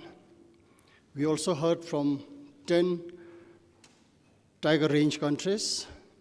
We heard from many eminent speakers and panelists throughout yesterday and today. As you will all agree, and as expected, the common and strong message that has emerged from the conference is the urgent need to mobilize significant resources for tiger landscapes through sustainable and innovative financing mechanisms. The Royal Government of Bhutan, in its capacity as the host government, and Tiger Conservation Coalition, therefore, prepared and agreed on a conference document titled Paro Statement for Tigers. Through this document, an humble attempt has been made to reflect and summarize the culmination of all our hard work for the last 2 days here in Paro. This wishful statement essentially reflects our commitments to tiger conservation actions and calls upon the tiger range countries, non-range countries, public and private sectors, financial institutions, civil society organizations, and individuals to support our joint effort to catalyze $1 billion by 2034, the next year of the tiger. Let me now present the Paro statement as follows. Paro statement for tigers, a $1 billion commitment to biodiversity conservation. The first paragraph. We, the Royal Government of Bhutan, with the Tiger Conservation Coalition, having concluded the Sustainable Finance for Tiger Landscapes conference held in Paro, Bhutan, under the esteemed patronage of Her Majesty the Queen of Bhutan, 𝐶𝐿 𝐿, acknowledging the tiger as the emblematic species of Asia, a revered cultural and spiritual symbol for many hundreds of millions of people throughout Tiger Range and around the globe. Recognizing the importance of targeted species conservation to achieving the ambition of the Kunming-Montreal Global Biodiversity Framework to address biodiversity loss and extinction by 2030. Noting that tigers are measurable indicators of healthy ecosystems that play a critical role in preserving the ecological integrity of Asia's forests and their contribution to climate change mitigation, livelihoods, and human health aligned with the Sustainable Development Goals. Concerned that while the global tiger population has established stabilized in the past 12 years, tigers are continuing to decline rapidly in many places due to the persistent threats of habitat loss, unsustainable development, poaching, and the illegal wildlife trade. Recognizing indigenous peoples and local communities living with tigers as essential partners in conservation actions that equitably and sustainably contribute to their economic well-being. United around a vision of a world where tigers thrive once again, roaming freely throughout their vast range and restoring our balance with nature. Invite the esteemed guests convened here to support our joint effort to catalyze $1 billion in additional funding for tiger conservation by 2034, the next year of the tiger, by first, mobilizing new and additional financial resources, the latest science and technical expertise. Second, developing and capitalizing new financial mechanisms for tiger conservation in support of the Global Tiger Recovery Program 2.0 and beyond. Third, inviting the full participation of indigenous peoples and local communities. Fourth, linking tiger conservation to the global agendas on biodiversity and climate. And fifth, monitoring our activities and measuring conservation impact. We call upon all tiger range countries, non-range governments, public and private sector entities, financial institutions, civil society organizations, and individuals to join us in this historic endeavor. Through this Paro statement for tigers, we can bend the curve towards increasing populations of tigers and all that conveys for nature and people in Asia and around the globe. Agreed on this day of 23rd April 2024 in the spirit of cooperation and shared responsibility to meet our global goal to live in harmony with nature by 2050. I end the statement.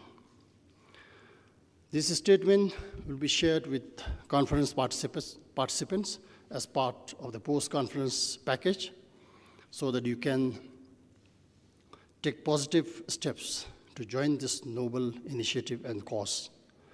Your support will be crucial in translating the words of statement into concrete actions on the ground, and we earnestly hope and look forward to your unwavering support in enhancing multifold financing for tigers landscape. Thank you and tashidele.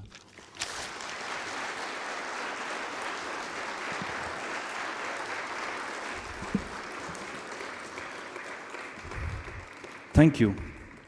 The Paro statement to conserve tigers and catalyze funding is vital for safeguarding ecosystems, preserving biodiversity, promoting sustainable development, and honoring cultural heritage, all while fulfilling our global responsibilities for environmental stewardship and sustainability.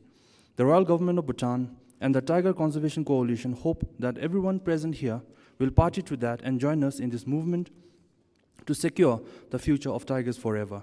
Next on, I request the Director of the Department of Forest and Park Services under the Ministry of Energy and Natural Resources, Mr. Lobsang Doji, to deliver the closing address.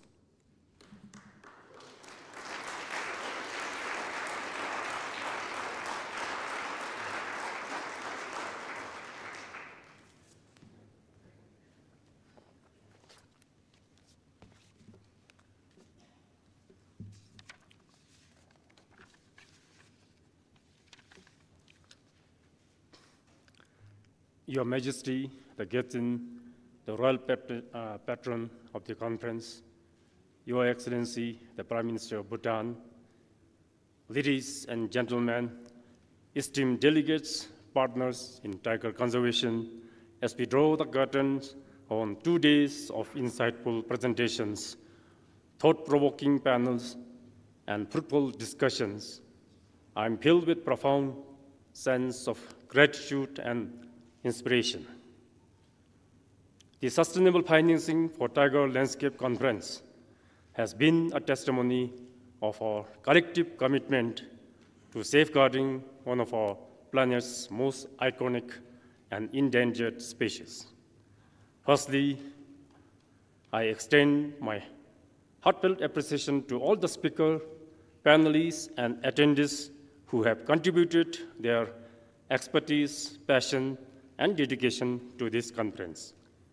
Your insights and perspective have enriched our understanding of the challenges and the opportunities in the tiger conservation. Throughout our discussion, we have reaffirmed our shared vision for the future of tiger conservation, a future where wild tigers roam freely in ecological, functional landscapes, where sustainable financing ensures their protection, and where local communities thrive alongside these magnificent creatures. The presentations and panels have shed light on the critical linkages between tiger conservation and the global agendas on biodiversity, climate, and sustainable development. Tigers, as an umbrella species, are not only indicators of the ecosystem health, but also catalysts for the action forward achieving our collective goals. We have explored innovative approaches to financing tiger landscape conservation, recognizing the importance of blending public and private capital, engaging local communities, and leveraging international partnerships. The announcement of the intention to create a tiger landscape investment fund marks a significant milestone in our journey towards securing the future of tiger and their habitats. As we look ahead, let's carry forward the momentum generated by this conference. Let's continue to collaborate, innovate, and advocate the conservation of tigers and their landscapes. Together, we can make a difference, not only for the tigers, but for the countless other species and ecosystems that depend on our stewardship and action. On behalf of the Royal Government of Bhutan, I'd like to humbly extend our heartfelt gratitude to Her Majesty the Ghezin, under whose gracious patronage and guidance the conference could successfully convene. Our thanks to the Tiger Conservation Coalition for selecting Bhutan as the host for this historic conference, and all individuals involved whose effort contributed to the successful realization of this event. In closing, I invite every one of you to remain actively engaged in the efforts to protect and restore tiger populations.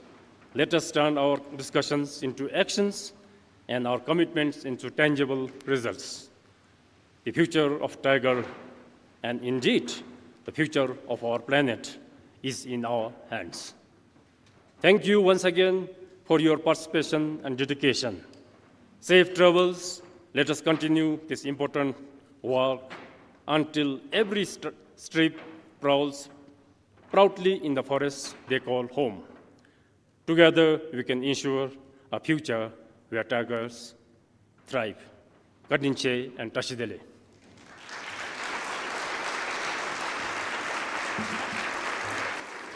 Thank you. I join the director in celebrating the collective commitment to sustainable funding, ensuring a future where tigers thrive in healthy habitats as global symbols of conservation success. The whole event would not have been possible without the support and effort of so many people and organizations. I call upon Mr. 𝐶𝐻 𝐒𝐮𝐬𝐭𝐚𝐢𝐧, Country Director of WWF Bhutan, to kindly deliver the vote of thanks.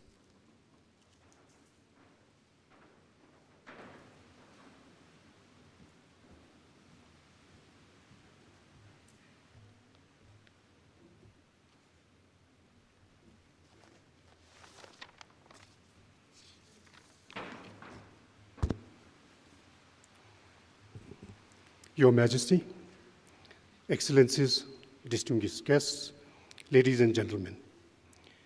The journey of this event began on 13 September 2022, when the President and CEO of WWF US, Mr. Carter Robert, on behalf of the Tiger Conservation Coalition, submitted a letter to Her Majesty, the 𝐶𝐞 𝐒𝐮, requesting for the royal patronage to host the conference in Bhutan. 13 September 2022 was a historic milestone for the Tiger Conservation Coalition. We have explored innovative approaches to financing tiger landscape conservation, And as we conclude, I would like to note that it has been a journey of over 1 year, 7 months of successful collaboration and partnership that has today culminated to the resounding resolve to the need to save tigers, one of the most iconic species that epitomizes healthy biodiversity and ecosystem and the resilient landscape that delivers tangible benefits to the people. The successful resolve, which is also the beginning of the journey to catalyze $1 billion could not have been possible or easy without the royal patronage of Her Majesty the 𝐶. The Tiger Conservation Coalition leadership and members would like to submit gratitude and reverence to Her Majesty.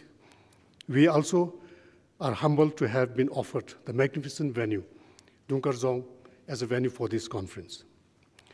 The Tiger Conservation Coalition would like to thank the Royal Government of Bhutan and the continuous leadership of the Prime Minister, 𝐶𝐞 𝐒𝐴𝐴, that ensured fortuitous ending of this conference. The warm welcome to the conference delegates by the airport and immigration authority and officials, hassle-free and seamless logistic support from the protocol and duty officers, and the waiver of sustainable development fee made the travel of our delegations much more meaningful and purposeful, while also ensuring comfort and safety. Thank you to the Ministry of Foreign Affairs and External Trade, Ministry of Home Affairs, Ministry of Energy and Natural Resources, and Ministry of Finance. Additionally, we would also like to thank Ministry of Foreign Affairs and External Trade in accommodating multiple requests for bilateral meetings and engagement. The Tiger Conservation Coalition take note of the immense effort and the time that was invested over this period by the National Task Force team. Without the National Task Force team, day-to-day guidance, both technical and logistic, it would have been just as difficult. The TCC, therefore, would like to thank the chair of the National Task Force team and to all the members of the National Task Force team. We would also like to thank 13 subcommittees members tasked to implement various work streams, including the management of the Dungarzong, that ensured memorable conference experiences. Please forgive me if I have omitted anyone or agencies. It is sincerely non-intentional. Once again, on behalf of the Tiger Conservation Coalition, Your Majesty, please accept our gratitude for the royal patronage and leadership. Your Excellency Prime Minister, our respect for continuing to inspire. The Royal Government of Bhutan, the TCC is truly humbled. Once again, tash tilila.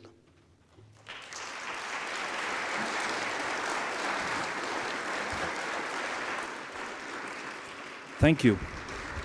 As we extend our heartfelt gratitude for everyone's participation and contributions to the conference, let us carry forth the spirit of collaboration and commitment to tiger conservation.